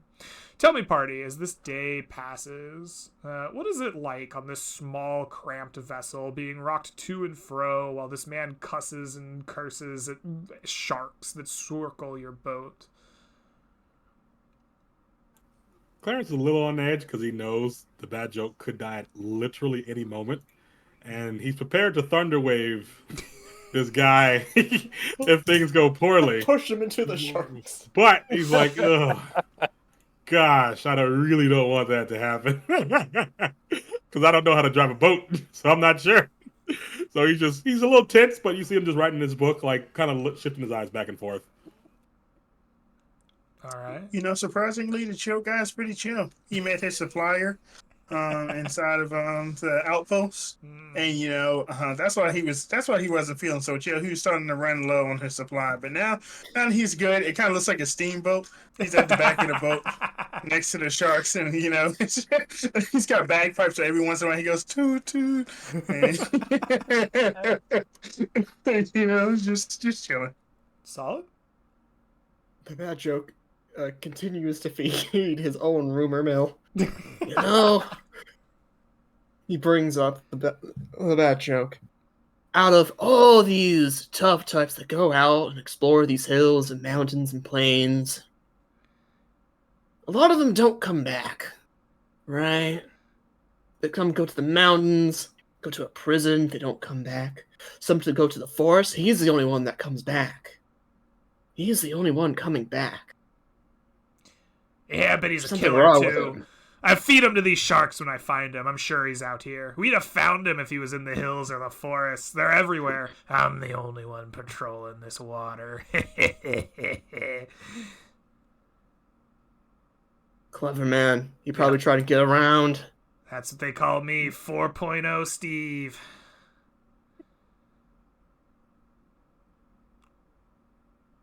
You don't I'll keep an eye out for Steve. And we just rumor mill it up. I passed every class in mime class, that's why. That was the best. Okay, I was wondering if it was like his bullet caliber of size of choice or something. 4.0. I knew 4.0 caliber bullets, yes. Alright. Yes. All right. That's The day journey. passes. You arrive on the far shore as night settles in a strange grassland far from where you started. He just sets off in the middle of the night, leaving you there. Like, good luck getting back, boys. And he starts Really? Yeah. driving away.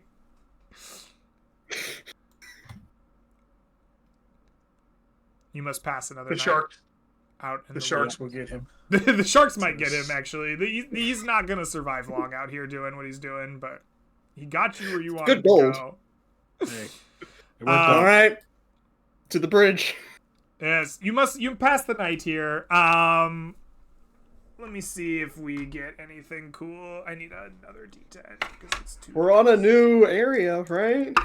No. We might get stuff Well, I mean, technically, yeah. later. That is a 45. 45 is a peaceful night's rest. You rest the night here. Please mark your rations. All of you are healthy. And a morning will come with 6 new exploration points for you. We go southeast 1 hex. All right. Double-bladed Billy is my name. Let's make our way down here. Double-bladed Billy. New friend of 4.0 Steve. +1 relations. You make your way to the southeast, walking through familiar grasslands, but in an unfamiliar place. They're green and lush, and as you hug the coast, you hear the lapping of water, and you feel the spray of salt occasionally making your way through. Would you please roll me a D100 on our encounter table? I got terrible luck with these guys. 15. A 15. That is a calm day with no encounter. You make your way through the grasses here, and you find a little of the way of note other than waving grass and the spray of the ocean. You are down to 5 exploration points, but who will lead us on this next leg of the journey? You're muted. I wasn't muted. I'll go. And I'll move us southeast. All right. There. You too make your way southeast. Now the coast juts away from you in a small kind of like almost peninsula location. You find yourself in the middle of it, weaving green grasses as far as you can see. No trails or paths that you can find have been walked here recently, and it is slower going, but not as awful as you imagine it could be in, like, say, a swamp or something that's nearby. Would you please roll me a D100 on our encounter table as you go? A 38. Oh, good. As you walk through the grasslands, a creature is going to flap its way up to you. A creature that is not but a head with bat-like wings for ears. Would you please roll me a D100 on our encounter table, please? Wait, D100? I can't see it. I don't know why. Not a D100. What am I saying? D10? A D10 on our surprise. I just say the same thing over and over. 7 and 5. You see them the way they see you. They are flying down from the north, making their way from somewhere else. And as you see them, they screech out as they see you. And combat will soon commence. Would you please all roll for me initiative against this beastie? Yes. Okay. It's progressively getting worse every that's time I bad. roll. Wow. Alrighty, it appears the party is largely going first. Bad joke, as you see this creature, what will you do? You are a head that shall soon be filled with lead and other metals. Unsettling words, and 2, command! Okay. I will command it to grovel. Okay. It is going to succeed. Go ahead and roll me a d6. It's a 50-50. It fails. It fails. All right, chill guy. It'll be your turn next. What do you do? Oh God, hold on. 1 second. There we go. Hmm. You know what? I'm feeling emboldened to be a combat priest. I'm gonna race up 30 feet. I'm gonna hold my action. So when it falls prone, to make a short sword attack against it. Sounds good. Clarence, what will you do? You I'm magic blasted. missile Magic the missile creature. level 2. My goodness. All right. You all but annihilate it, leaving it a bloodied, flapping head, really. But it does not die. All right, I'm gonna move up. 1, 2, 3, 4, 5, 6. And if it's not dead by the time it gets back to me, that's gonna be crazy. But all right, let's go. On its turn, it lands and it will grovel. Alrighty. That 11, unfortunately, is going to miss AC 12. Oh, nice. Blessed Mountain, it comes to you. There's nothing I can do here, boys. I'm too slow. That'll be my turn. Alright. Bad joke, it comes back around to you. What do you do? I get at it once again with the bit. I aid. I only now cast aid. That's my on chill guy, Blessed Mountain, and Bad Joke himself. Alright. Joe Guy, comes back to you. What do you do?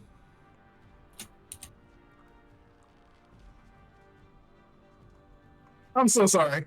You said chill guy, and I was expecting Blondie. So I was editing my HP, and I was like, "Who the hell is that guy?"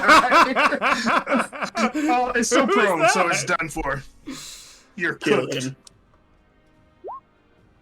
16. 16 will hit. You're finished. You do exactly the number of hit points that it has, slaying this groveling creature at your feet before it even Way has too a easy. chance to move. By the power of command, we win. Indeed. Yeah, that was good. Can we get the ear piercings from this guy? Absolutely, you may. Would you please roll for me 5d8? No. Yes, 5d8 gold. 24. 24 gold. You peel its face off of all the piercings and studs and things and it has attached to it, pocket them, and move on. Oh, hold on. Experience. I forget. I almost Did don't we know get if you should get experience? experience for that. I don't know if it threatened you. No. Did we get experience for? I'm expecting spell slots here.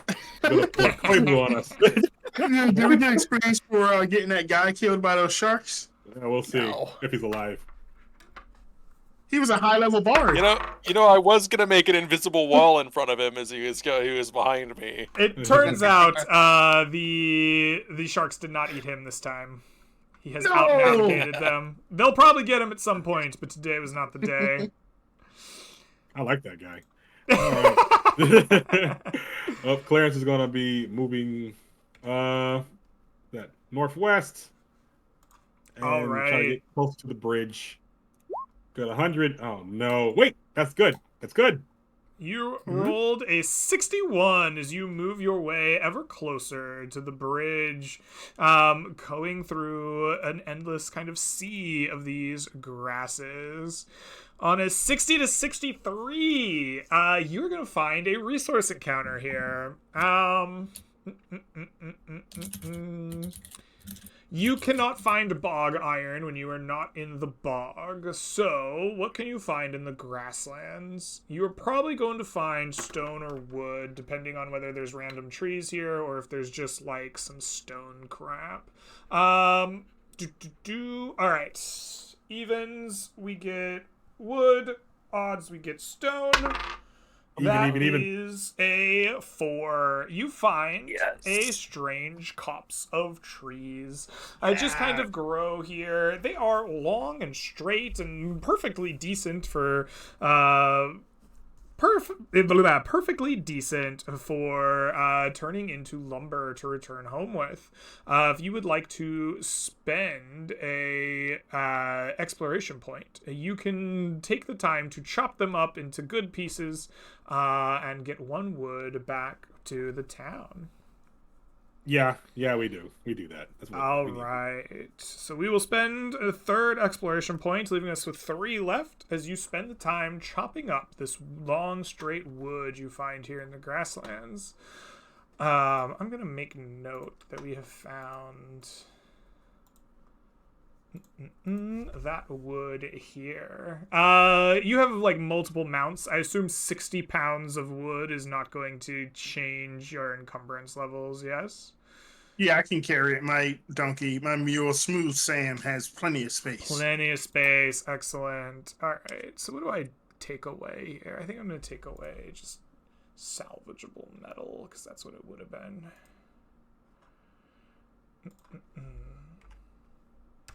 Excellent. All right.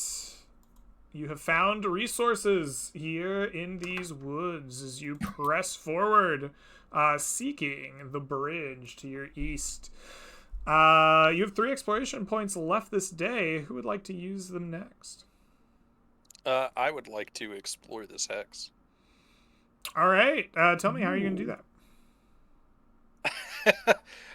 Blessed Mountain from on top of his mule orders his 2 retainers. Go find out whatever's in this place, whether it's a monster, loot, or, I don't know, a bird or something. I don't know.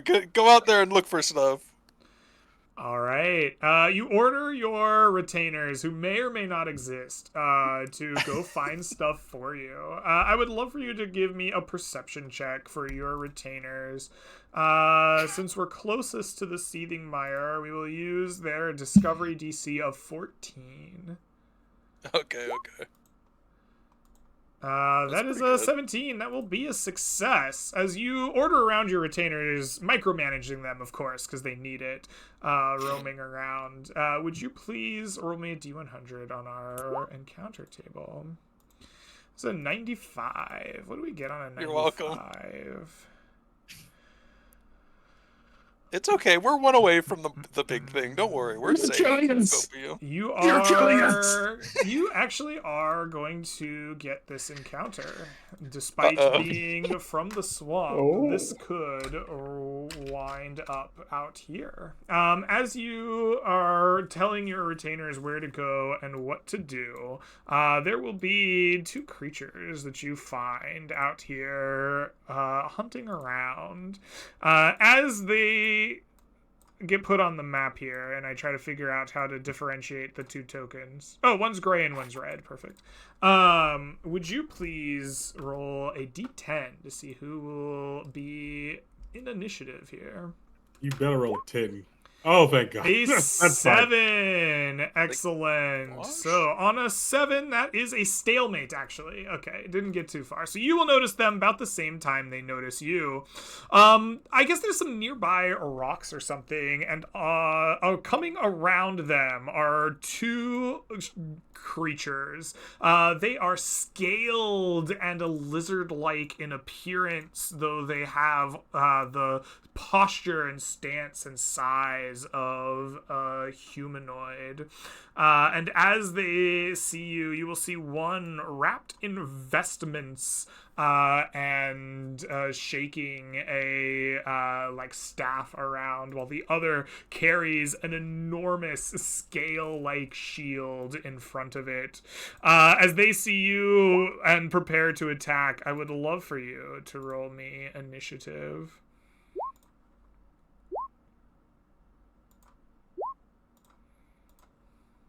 One day. What is wrong with your initiative, man? What's going I'm on? really. I have small legs. What do you mean? Then player 1 win first. We're cooked, boys. We're done.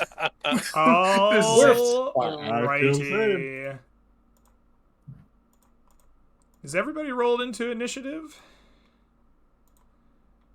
It Looks like it. appears that they have, yes. Okay. In that case, The shaman waving around, investments and waving around, the staff in front of it will go first. And as it does, it incants magic. And it will create around all of you a large growth of spikes and thorns as it casts the spell Spike Growth. We're trapped. Boom! This could be worse. And then we're gonna have to look and see what Spike Growth says inside. You're sick, Greg. You're sick. It's fine. This is We can't get to them, but they can't get to us. It is a 20-foot radius. 5, 10, I'm like 99% sure that guy has Thornwhip. 15, 20, and he is going to center it right on you. Boom. Chill guy. It is your turn. What do you do? Muted. I wasn't muted. Wait a second. Oh, jeez. I have Spirit of Dying. I don't know if that's gonna help, guys. Oh, it's a little small. My bad. Hold on. Let me change this real quick. Attack the shaman. It should be No, one Greg. box. That's a bigger. good size, Greg. No, it's fine. No.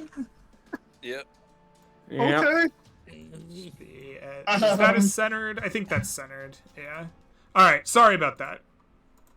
Thanks. Yeah. I'm going to, knowing this is my last chance, get a big, really big out of my pipe as the spikes go around me, and I go, get them, boys. And then on Clarence and the other guy doesn't have range, so the bad joke. You guys are gonna get your eyes are gonna turn red, and you're gonna wave from side to side as you get hotbox, and you're gonna be like, "Bro, I love you so much, bro." As you guys are five-seshed. As long as you stay within 30 feet, blah blah blah. And then I end my turn.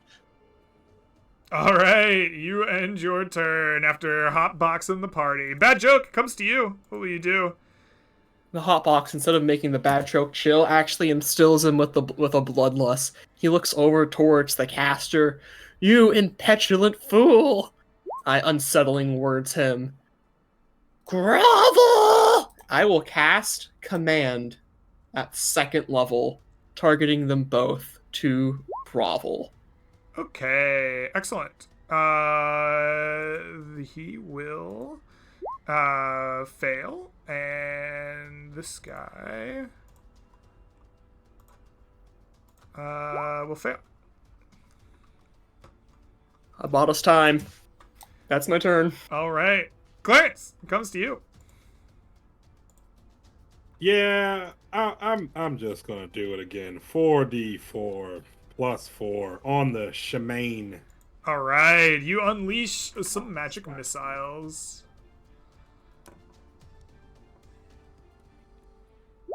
You Hey, deal Jesus. 18 points of damage worth of missiles, firing them out. You see that this scale shield guy, reaches out his shield, and he's going to reduce the damage done by half, as his large shield blocks most of your incoming missiles. Boom.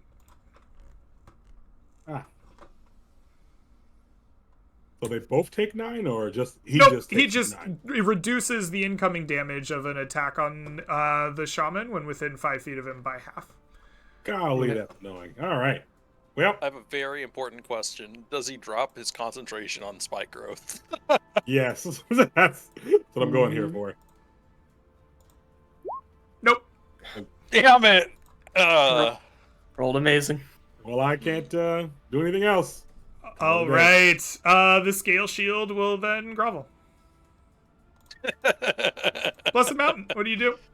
I hate you, Scaled Shield. Why do you do this to me? Blessed it's- Mountain, I have a dart. You It's- go shoot her. I have something better. Oh, your sling. Like a- He's like groveling behind his shield, and your sling just hits the scale shield. Yeah. Just like whips it off into space. Damn. I feel like if I take a step forward, I will instantly die. I'll do it anyways, though. I'll take, what is this, 44? Yep. All right, you move from here to here. You are moving 15 feet, right? Well, I guess you're moving That's 5, 10 10 feet. feet. Yeah. Yeah. So you're going to take...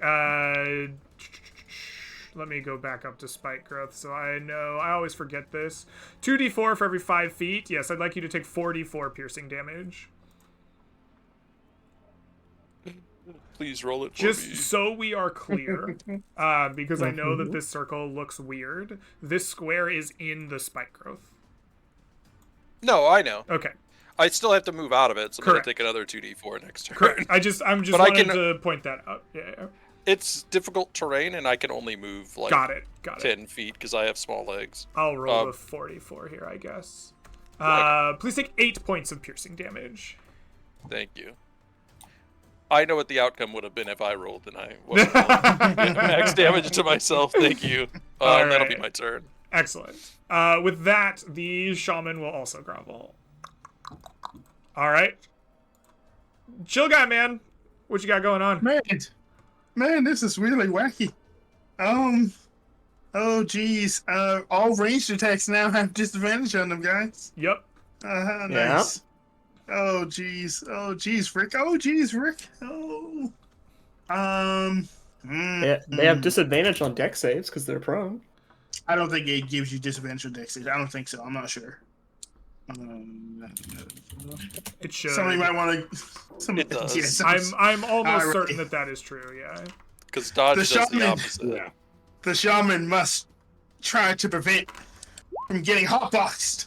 Ooh, 7. You trying to drug up a shaman? Oh my goodness. Yeah, man. Oh my. That should be Goodness. real. They should have it. He's gonna fail. He doesn't even have to roll again. You do radiant damage for 7. He still has access to his reaction, right? Even though he's on the ground. So we're gonna reduce that damage by half. For Can you give us a con save? 3. He's getting to that. Oops, Give it time. That's sorry. too much. That's not where he's at. More than 3, I think. Yeah, that was more than 3. And then we will make a Constitution saving throw, which he will pass. God damn it. Claim it. All I right, end my turn. bad joke comes to you. All right, so he's currently prone, which means, and like movement while prone is half speed. Mhm. So at that case, what's a good player doesn't have Ryan on hand? I will unsettling words the shaman, Okay. and I will cast a command level 1 just on the shaman. This is going to be the 1. Boo. Not approach, because that would probably... He can't because there's a spike growth in the way. I will tell it to halt. Okay. It will make a Wisdom saving throw, which it will fail. And it will not- halt. Doesn't move and takes no actions. All right, That's my turn. Clarence, comes to you. He's prone. I can't do the shot I wanted to do. So 3d3 plus 3. He 9 will to the take 9 points of damage. Like I use D3s instead of D4s. And he will be bloodied. Oh, I didn't do. Oh, Would you like to roll again? it's fine. Screw it. That's I messed fine. up. All right. Yeah. The scale shield is going to stand up. And then he's going to just move in front of his buddy here. And then he is going to take a produce flame in his hand and hurl it at the bad joke, who's being a dick. and like making his like friend Mhm. grovel on the ground and stuff. Yeah. So he's going to do. Based lizard man. He's going to critically hit you with produce flame. So please take for me 15 Holy points shit. of fire damage. What the fuck? All right. Oh, did spike ropes drop after I shot the dude? That's important. He hasn't rolled the con check yet. I I was have going to ask him in a not. second. Yeah. Minus 15. It Yes, does. Yes! Bum, bum, bum, bum, bum, bum. Boom. So in that regard, I will actually have moved up 2, 3, 4, 5, 6. Okay. I'm gonna stare at this wizard. You're coming with me. Dead or Alrighty. Blessed Dead or Mountain. dead. It comes back to you. What do you do? I walk by, I high-five the shield man and say, I'm sorry about your buddy. And then I slap his buddy in the head with a warhammer. All right. Go ahead and roll to hit.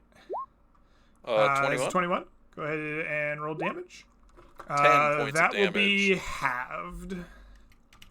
Mhm. Oh, he's 1 health, isn't he? He is. Why does Yep. it always end like this, Greg? That'll be my turn. All right.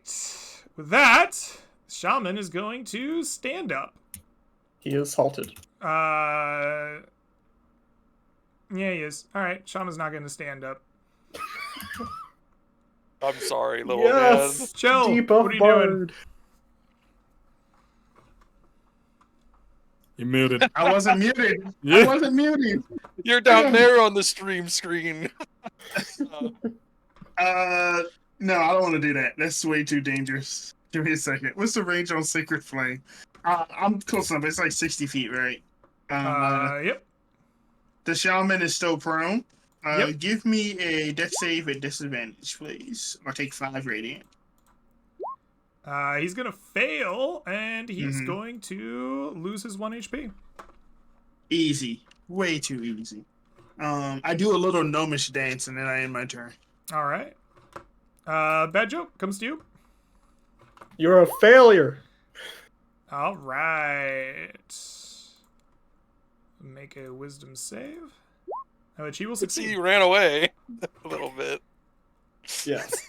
All right. Clarence, what will you do? Finally, after all this time, that guy is down, and I can finally move my legs. It feels good to move. And I saw he did a produce flames. I'm like, you know what? I could do. It's not that, but it's close. It's a little close.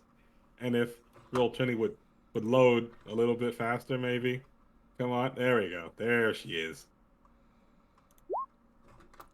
Ooh, your firebolt unfortunately gets deflected by his large-scaled shield. It's happening. All right.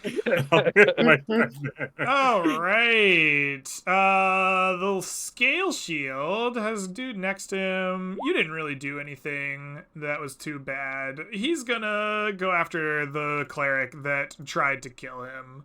Or that not did tried to kill him, but successfully killed his leader here. He's going to hurl Produce Flame at you. He is also going to critically hit Chill Guy. I think because I'm in melee with him, it's a disadvantage. You'd have It's disadvantage a at ranged you. attack. You can't make an attack into melee, but we've talked about this like 3 times, right? Like if we rule it that way, then the PCs are like super fucking neutered, right? Because Okay, then I didn't know. anytime I've they're never. next to somebody, like they're just dunzo, right? They can't Okay. use their ranged attacks. So the way we've done it is if you are in melee and you are trying to, actually, I think I've got this backwards. It's okay. I couldn't I don't remember. It's remember. been a while since Now we've I'm done If he this. has a confused. bow and someone has a sword, like stabbing at them. Yeah, that's fine. We'll just roll it again. I don't remember now, and I've confused myself. Instead of critically hitting you, he'll hit you with a 17. 17 is no dice, 18 AC. Okay, cool. Blessed Mountain, your turn. Miss him once again with my warhammer. Nope, Oh, that'll never hit. mind. I lied. He will take 12? 12 bludgeoning. And he will be bloodied. Alright. Shaman's dead. Chill Guy, what you doing? This guy looks tense. It's time to get hotboxed. Go ahead and give me a DC 12 dexterity saving throw. No shot, he passes. He does not. 8 radiant damage. Cool. All right, bad joke. It is time. It is getting late. To hell, you shall soon be at its gate. I mock it for 2. All If it fits. right. Oh, that's the wrong guy.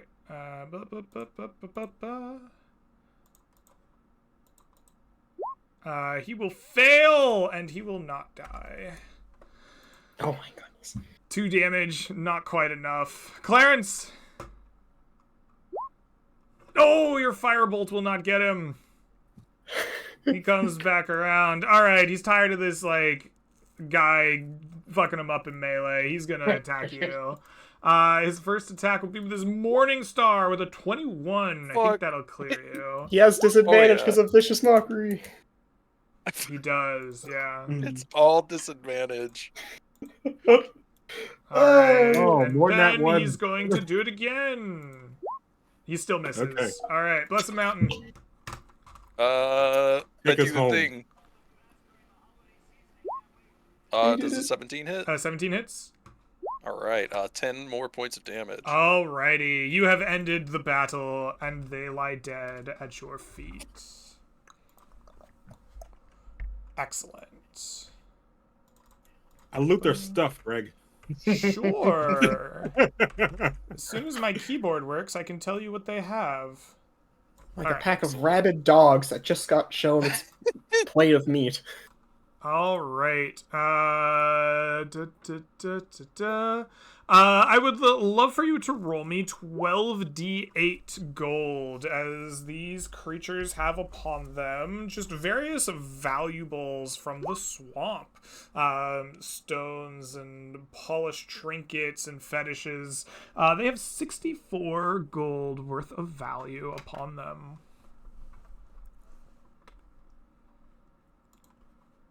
All right. Holy cow, the God Good Roar work. is logged on. Huh? That's a lot of money. Yeah. Good fight, Right. everyone. Would it be possible to swap my shield out for the spike shield, or is that not available for this encounter? This guy does not have a spiked shield. His is a polished shield of shell. You could swap your shield, but it will just be a shield for you. Like it will, sure. it will look cool, right? You've got this like shiny like shell, right? But it's not different mechanically than a shield. Nice. May I take his cool looking Morning Star? Yeah, absolutely. I mean, it's functionally a Yeah. Morning Star, but yeah, you have it. It is yours. Thank you. Mm-hmm. All right, let's move on. I'd say Universal Weast at this time. Weast. Oh no. All right. You move Universal Weast, getting yourself ever closer to your destination. This will bring us down to 1 exploration point left in the day. But you move through the grasslands once more, ever closer to where you wish to go. Would you roll me a D1? So, Yes. before we do that, can we resolve the thing that we found in the last place? I rolled a Oh, 17. that was a discovery roll. You're Oh. right. Yeah. Yeah. All right. Yes. Don't move. Let us look. Sorry. I move us Yeah, back. no worries. No, just chill there. I didn't. All right, I'll move We'll us back again. just put a marker on it and keep going. Yes. Point of Uh, interest. That's in the swamp. You can't find that. That's in the swamp. You can't find that. That's in the swamp. This needs to be by a river. This is far away. Okay. Then.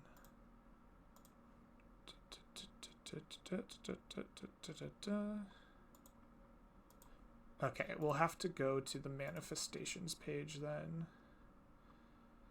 And then woods, Ooh. woods, woods, woods, hills, hills, hills, hills, hills, hills, hills, hills, hills, hills, swamp. Here we are.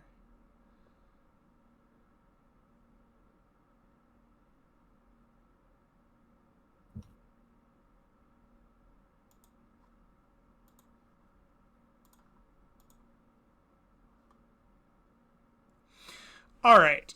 You are going to, as you search this hex, discover a creature entirely made of plant matter in the shape of a humanoid. It is clearly dying, the magic draining from its body, the plant matter simply withering before the party's eyes. Upon seeing the party approaching, it collapses to the ground and asks in a faint and failing voice to complete the quest that it could not. Restore the holy spring from its corruption. The creature reaches out, and you can see what it was holding and like half burying in the ground. It gifts you a seed of unknown origin about the size of an apple. And it just simply rests itself upon the ground, slowly dying. Okay, that sounds cool. I'll take that. Would I take this seed? Do I know where this spring is? Nope. Okay.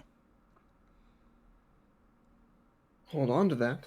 I'll say, I- we got you, plant person. I don't know where it is, but we're going to do our best. It nods slowly, clearly in pain, conserving what energy it has. Then I'll ask it, do you want me to send you away? Wait, no, I have Spirit of Dying. Give me a second. I have Spirit of Dying on it to give it a peaceful death. Jesus Christ. He was gonna blast it away with magic. The fire coming out of his book. We got the finger gun, just the tip ignited. It's all right, buddy. Go be at peace. But no. Bro, it's chill. It's chill, man. Okay. All right. You cast Spare the Dying. I guess it's not really dead or at 0 hit points, but like I don't know. You just like put it in suspended animation for a little while, like chills. Mm-hmm. Like it's not gonna die, I guess, but it's not gonna like get better. Yeah, It's the ultimate chill chest, bro. It's just chilling out, man. I don't have any way to heal it. Does anybody want to heal it? I may have selfishly healed myself. I think we gotta. I can- It's dangerous. We gotta do what we gotta do. Speaking of that, you guys want to walk away a little bit and go take a short rest before we get a move on? I know. you got hit a bit there, Soul and Underground, like Bad Joke and Blessed. You guys need heal? We can short rest before I move us in the space to the east. No. We'll watch this dying creature's slow, extended decay. Yeah, let's go. Let's get out of here. I don't want to watch this.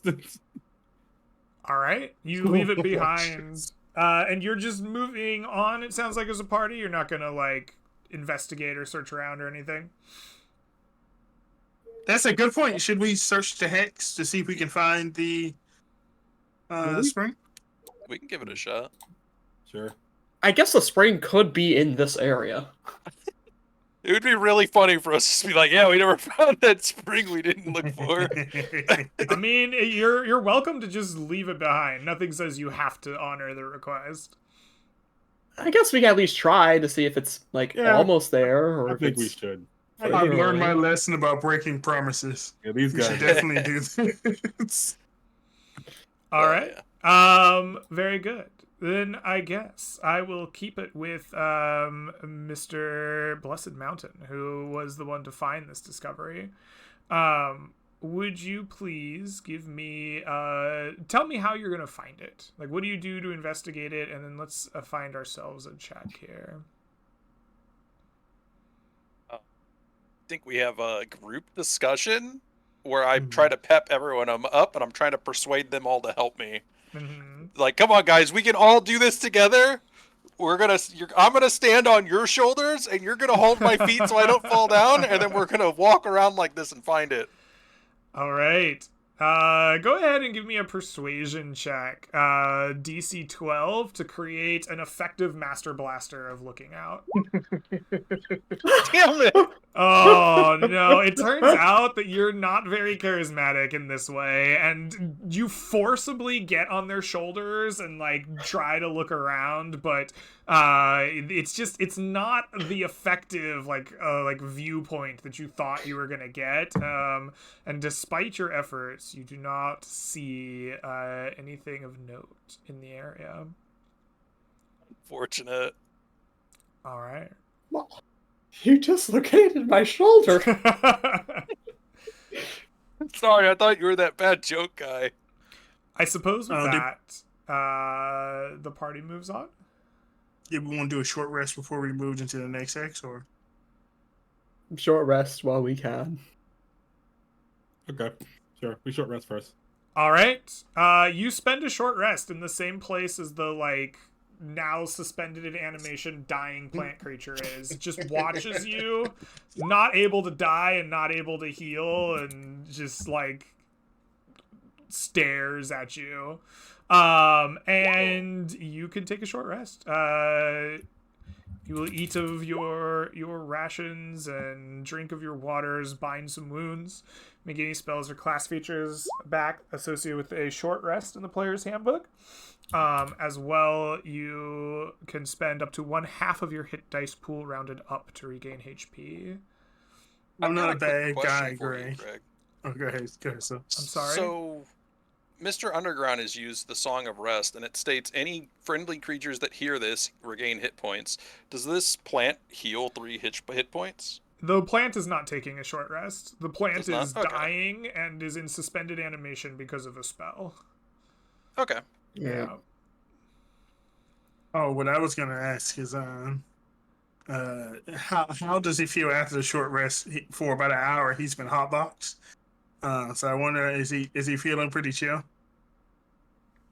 Like the plant creature? Oh yeah. No, he's dying. He's like Pretty sure he's magically still- dying, and you've like Yeah. suspended it. Like I think you have to do it. Actually, I think it lasts for like a few days, right? So he's just stuck. He's like he can't die, but he can't be healed. He's just sitting there like on death's door for a while. Come on, man, heal him. Why'd you do this? You're He gets to You're a think about, cleric. he gets to think about all the things in life that he really enjoy. He doesn't have to go yet. He's just chilling, man. You really do enjoy long, drawn-out deaths. Wow. No, I only have 2 spell slots, brother. But I thought I No, was cruel. He's right. Those spell slots are gonna come in handy because we are getting whopped out here. Let's get a move on. Matter of fact, as soon as this rest is over, I'm catching mage armor. Fair.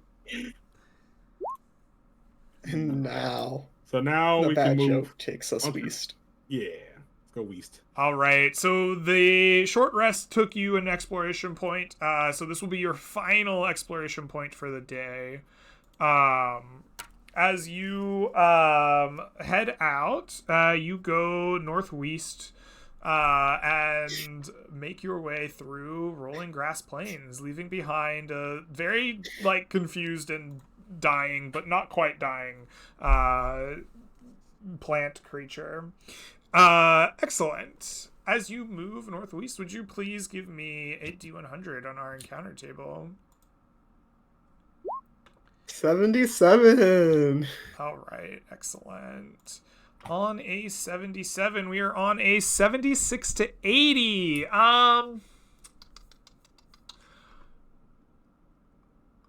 I can't make flammable gases suddenly expulse from the mud and muck of the swamp around you. So I can either make up a weather encounter or we can skip it. I think I'm going to skip it because I don't know what... Like, a tornado attacks, right? Like, I don't know. We're good.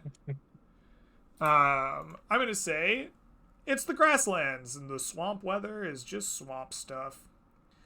All right. It dig is it. a easy passageway to this hex, but you are out of exploration points, and it is now night. You must make camp.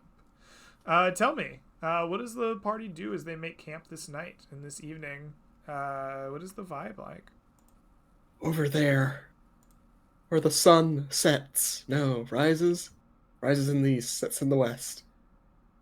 Come morning, the sun will rise over the bridge. Now, give us our direction. Have hope yet.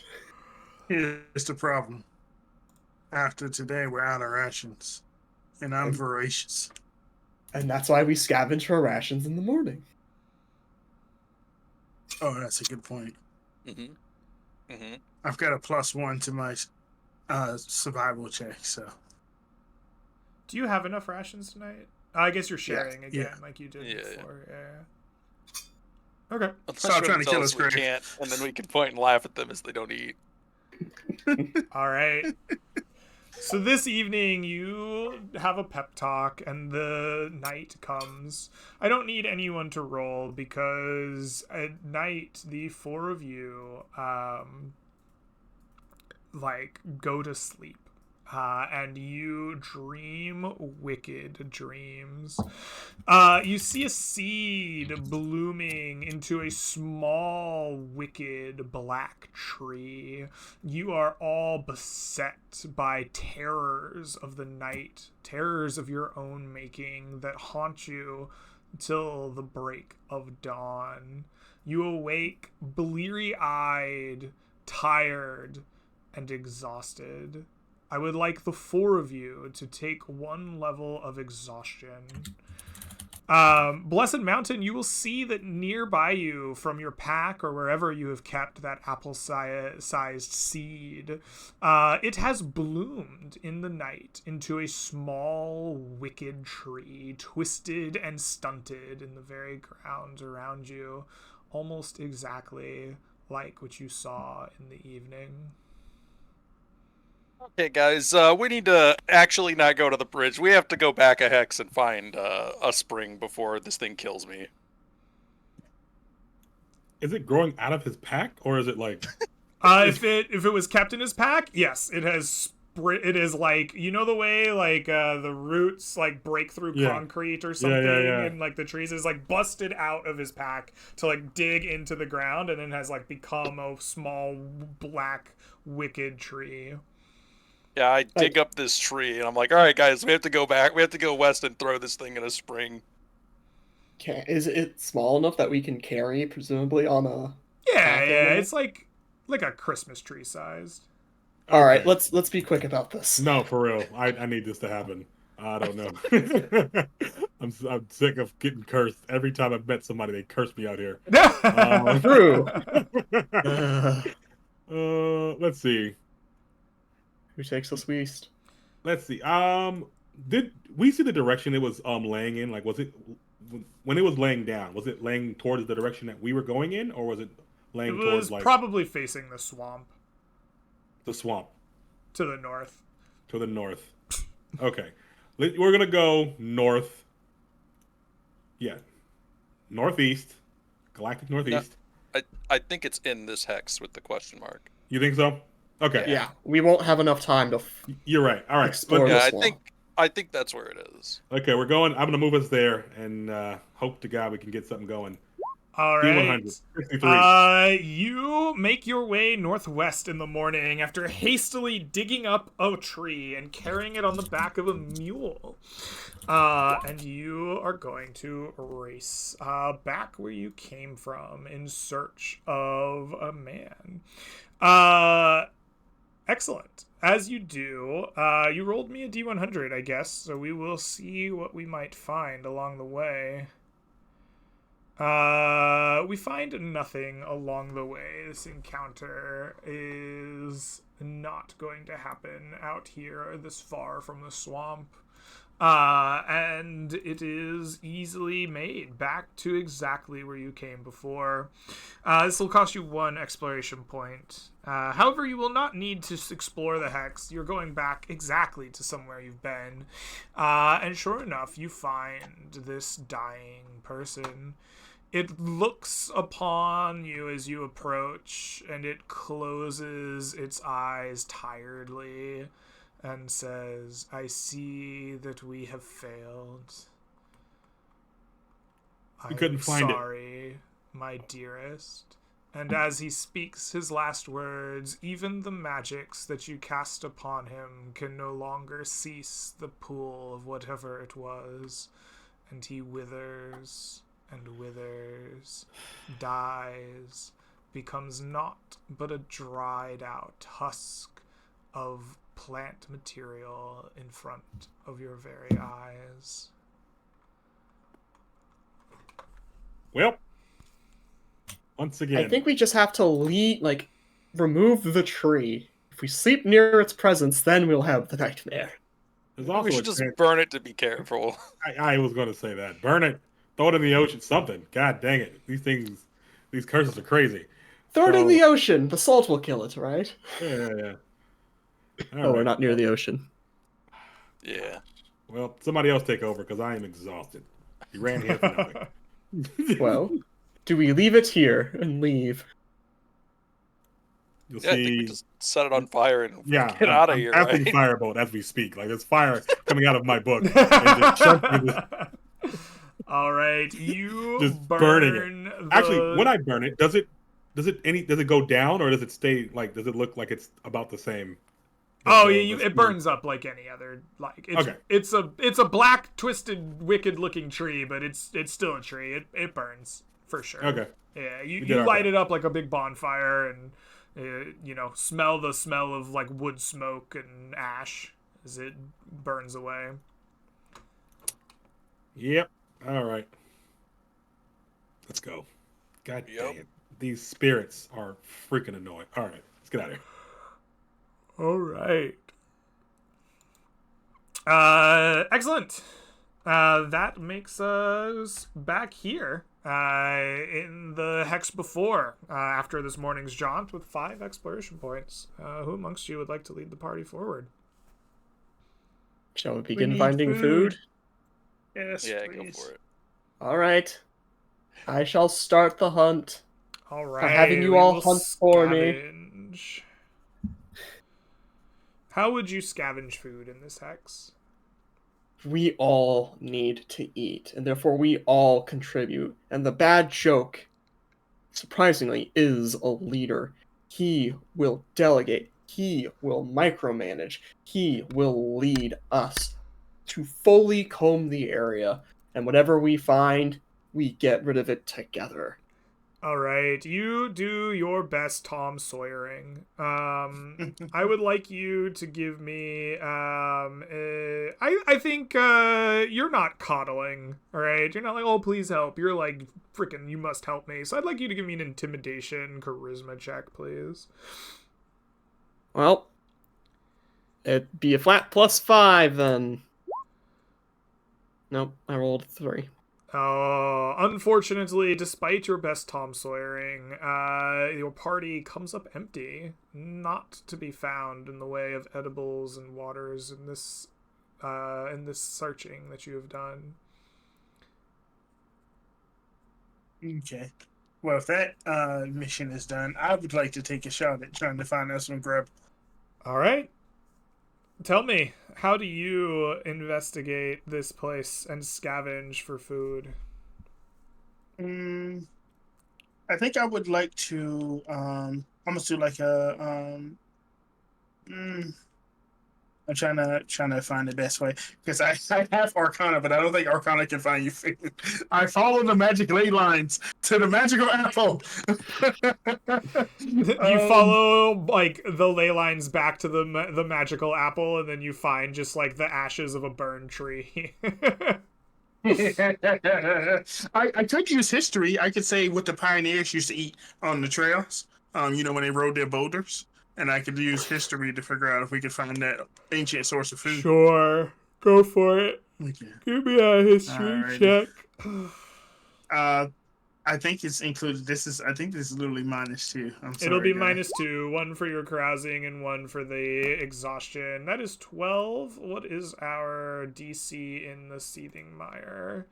think it's 14 here. Danger tracker and miscellaneous. Discovery DC is 14. Unfortunately, your tired mind comes up with an answer that does not produce food or fruit, and you find a little that you can use to satiate your hunger and thirst. I think we just got to go back, guys. I think we're going. Look, guys, it's fine. okay. It's okay. There's definitely gonna be food over here. It'll move us northeast instead. All right, you move through this hex, bringing us down to 2 exploration points for the day. As you move through, you find yourself moving through this kind of large peninsula of grasslands. The area kind of similar in all ways to what you've seen before. Go ahead and give me a D100 on our encounter check table here to see if you find anything of note.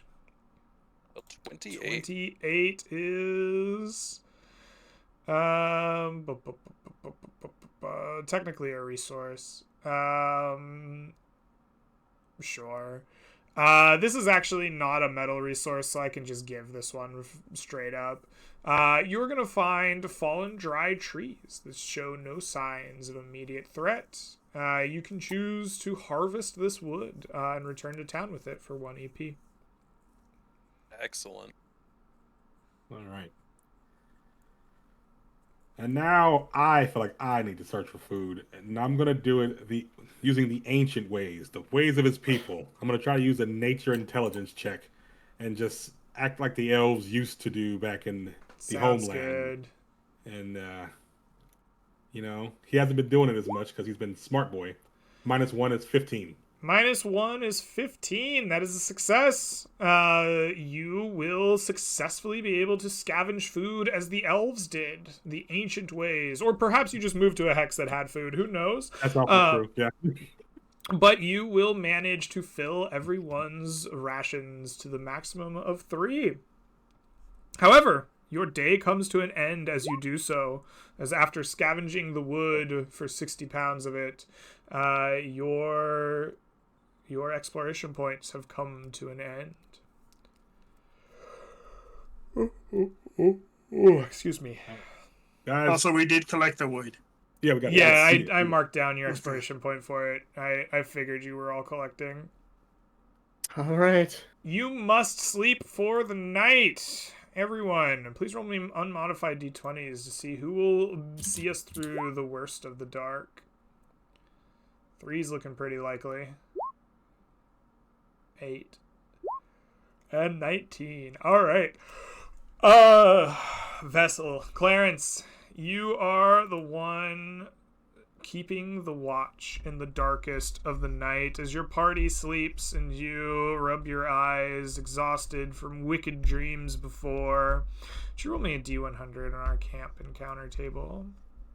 Rolled my D100 too fast. It was supposed to be a 10. A 10. Okay. No, it's 8. It's 8. And now it's an 8. Well, both of those are no camp encounter. It is a peaceful rest. I want each of you to mark the appropriate rations for your night. You may regain all spells and class features associated with a long rest in the player's handbook. As well, you may spend any number of hit dice that remain in your pool to regain HP. And the next morning, we will gain 6 new exploration points. As well, you will regain 1/2 of your hit dice rounded up to be used in the next day. Mm-hmm. All right. It is a new day that dawns. You are close to your destination. What would you like to do with it? Instead of west, we go east I towards our see. objective. Excellent. You wade through seas of grass, closer and closer to your objective. Would you give me a D100 on our encounter table, please? Ah! All right. I'm not going to give you the swamp's top-end encounter. We've seen Thank it goodness. before, but it does not live out here in the grassland, and it does not wander outside of the swamp. So even though you have rolled perhaps a vision of your death, it does not come to you this day. And instead, your traversal is peaceful. I step on a crack. I don't hear the breaking of a back. That poor ogre's mother, man. What did you have to do that for? I can't believe you've done this. All right. Who's gonna lead us the next step of our journey? I've got it in the right direction, finally. All right, in the correct direction. You wade through more seas of grass. Now, getting closer to the ocean, you begin to hear some miles off the lappings of waves, but still all around you, mostly what you see is grass. Would you please roll me a d100 on our encounter table as we approach the bridge? A 94. What are you doing to me, Soul? What are you doing? I really needed combat today. I'm sorry, guys. I've just been It's fiending for happening combat again. all week. So a 92 to 96 is the Lizard Folk Shaman and the Scale Shield. We just fought them, I guess it's been 2 days ago now.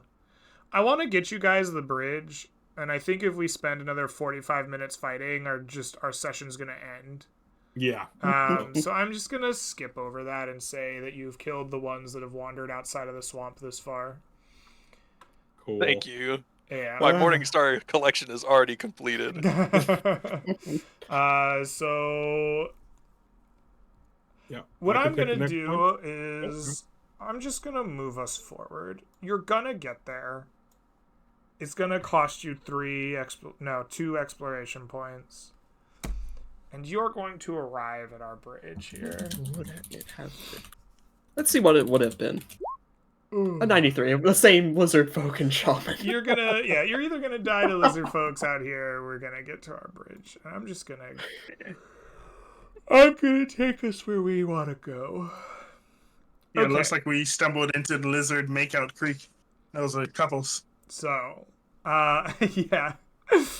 As you wander through the seas of grass closer and closer to the ocean, you will begin to see well out ahead of you the broken remains of a great bridge, once spanning miles over a channel to the nearby island. In an age long past, the bridge has been broken, and now but a few scores of miles of wood and stone overhang the ocean. It is a long and almost majestic sight with no real end, at least that you can see. As you approach the bridge, do you head out upon it? I'd say yeah. All right. Clarence will lead the way. You wander out onto this bridge, walking some few minutes, maybe an hour at most. The scenes of rubble around you beginning to take more shape. Cracks and creaks in the bridge around you begin to become more noticeable. But within the hour, you are going to notice a figure standing at attention in front of you, clad in a light but flexible armor adorned with a star pattern and holding a great tome at their side. The figure's features above the armor reveal the grim and taut face of a warrior long dead. On either side of the figure is a small pile of coins, treasures, mismatched armors, weapons, and gear, clearly that has seen the ravages of time and weather. You approach more swiftly, seeing these things, and as soon as you are within a comfortable speaking distance, the dead warrior opens its mouth and croaks out in a dry and broken voice, "Halt and turn back.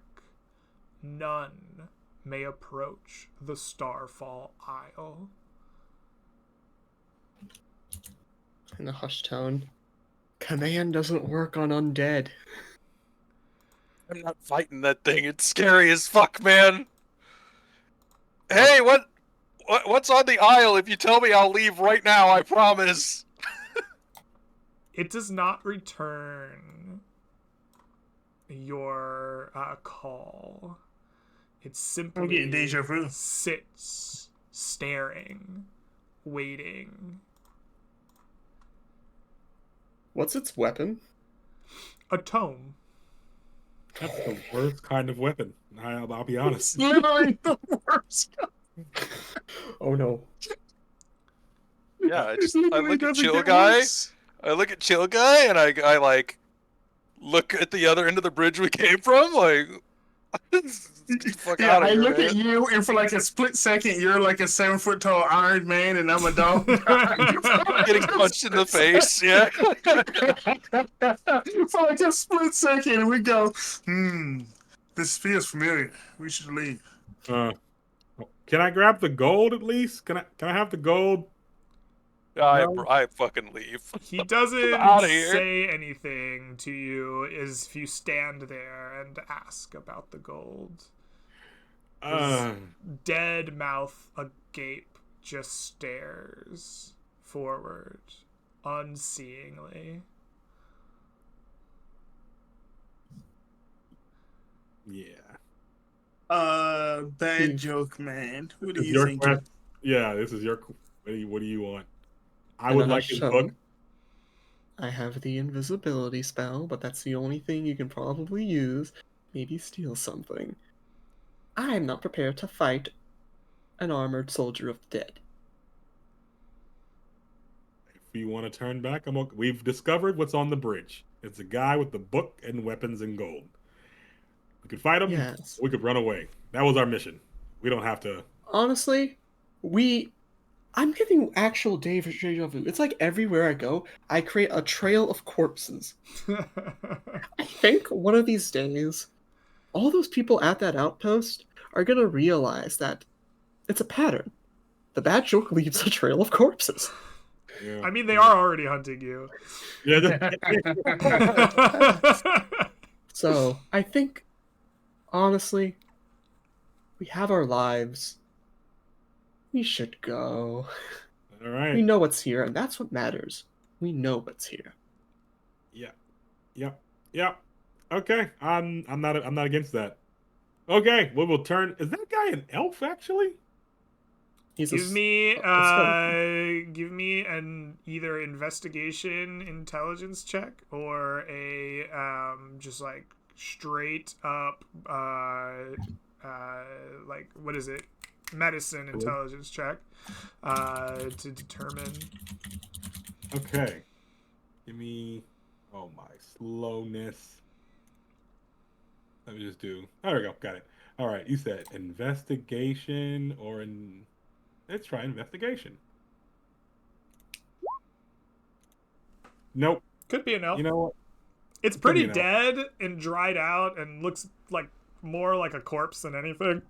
Hard to tell what it used to be. You Look, know guys, You could That's get closer, definitely- maybe investigate further, but from this distance, You know what? It's a flycatcher, man. Definitely. That's why his mouth's open.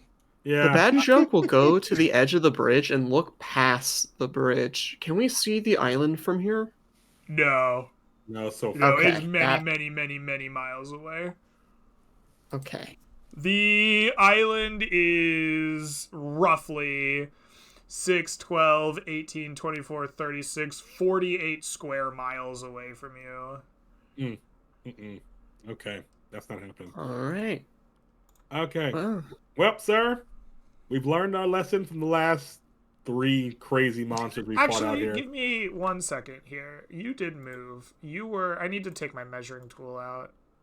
Uh-oh. Oh, You no. were. Uh-oh. I yeah, I built just one. moved to the side, not Yeah. forward. You only did move to lateral. the side. However, you were here.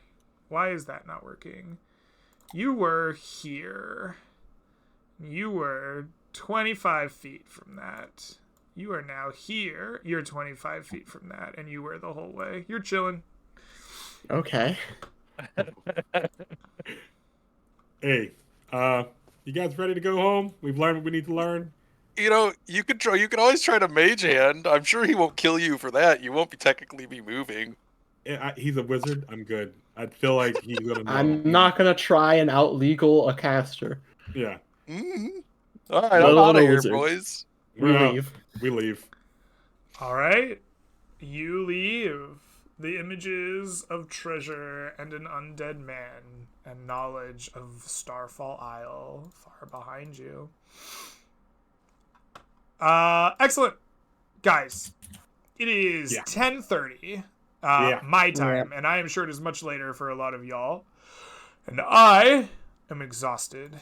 Since we are not fighting this guy, I don't think I want to drag us out for a long trek across this back home. Perfectly Do fine. you mind if we say we just make it back to the outpost and call her a night? Yep. Is it Yeah. just Sure. Excellent. Then that is where we will leave off. You make a long journey back across the plains, fighting off monsters as you go when needed, running away when needed, and you will make it back to the outpost. I want the bad joke to make me a D100 roll here. There's a chance that your guy might have fallen in the ocean, got eaten by sharks. You've been gone like a couple of days. 80. Oh, he dead. He dead. You hear news, you get back to town that one of the hunters like went out to sea in a small rickety boat that nobody thought he should go out on, and then he just never came back until like the boat got like found with like a bunch of shark bites in it and no person. Yeah. I churned the rumor mill. Does anyone know if a party went on the boat with him, or did he go alone? Did anyone in town? He must have just gone alone. Yeah. Well, specifically, sharks don't eat scalps, so they would find his scalp, right? Maybe. Or maybe that's at the bottom of the ocean. It's just a scalp down there. Alrighty, joke guys. fella got him. I am going That's to so add up our gold and our XP for today's session. And then we have 2 wood that will be added to the stores in Antrim, but we do not have any other loot to hand out. But while I'm calculating these, if you guys have any shout outs you want to make about where people can find you on the internet, or if you want to give your character a little like detox monologue, I will open up the floor to you guys to use it however you wish. And I will hand out your rewards in a little bit. I used to make fun of casters, you know? I used to be like, oh, you casters, you guys have it so easy. You just cast your control spell, and that's all you have to do. This caster life ain't for me, man. This caster life ain't for me, bro. What the heck? By the Yikes. power of command, skip your turn. I mean, that's nice. But, you know, when you're like some peace cleric, right? You give a D4 to your team, and then they keep doing saving throw stuff, or magic missile, or they roll natural ones. That You once know? 3 times in a row. Yeah, I would do such a thing. So my only regret is that I didn't go Twilight Cleric, but that's it for me. Clarence is documenting everything he's seen across here, and he's starting to realize, man, you know, the adventures are great. We're kind of weak, and some of these entities are becoming proven to be exponentially more powerful than we are. So he's really trying his best to get up to snuff and learn more stuff so he can actually fight properly. Because I know for a fact that guy with the book would have wiped us with a spell, and we'd have died. Yes. Are you going? No? Okay, I'll go. Fine then, Patty. I see how it is. Yeah, I will right now. I forgot what I was gonna say. Blessed Mountain will. He comes back and he's just like, everything is trying to kill us out here. We fought the strongest encounters, like 3 encounters in a row. This is kind of ridiculous. We fought an owlbear and 2 bears and a big man and a little man and a flying head. And a lizard guy that just cast spikes in the ground that hurt my feet when I walk. This is awful. I hate all of this. Let's do it again sometime. Welcome to Antrim, buddy. Yeah. All right. With that, guys, I want you all to take home 57 gold each. 57. as well, 750 XP. 750 XP. I Nice. think we All got right. some level ups. We most likely definitely do. Level 1s will jump up pretty fast in this game. Thank you all for playing with me. I hope that you had a good time. I'm sorry my head has, like, disintegrated on me here, but it is time for me to go to bed. I don't think we have anything else scheduled right now, but I'm sure we'll be playing sometime soon. I hope to see you all then. If not, have a great rest of your days, nights, weeks, whatever it is till I see y'all again, and I'll catch y'all next time. Peace, everybody. Bye bye. Still have a good night.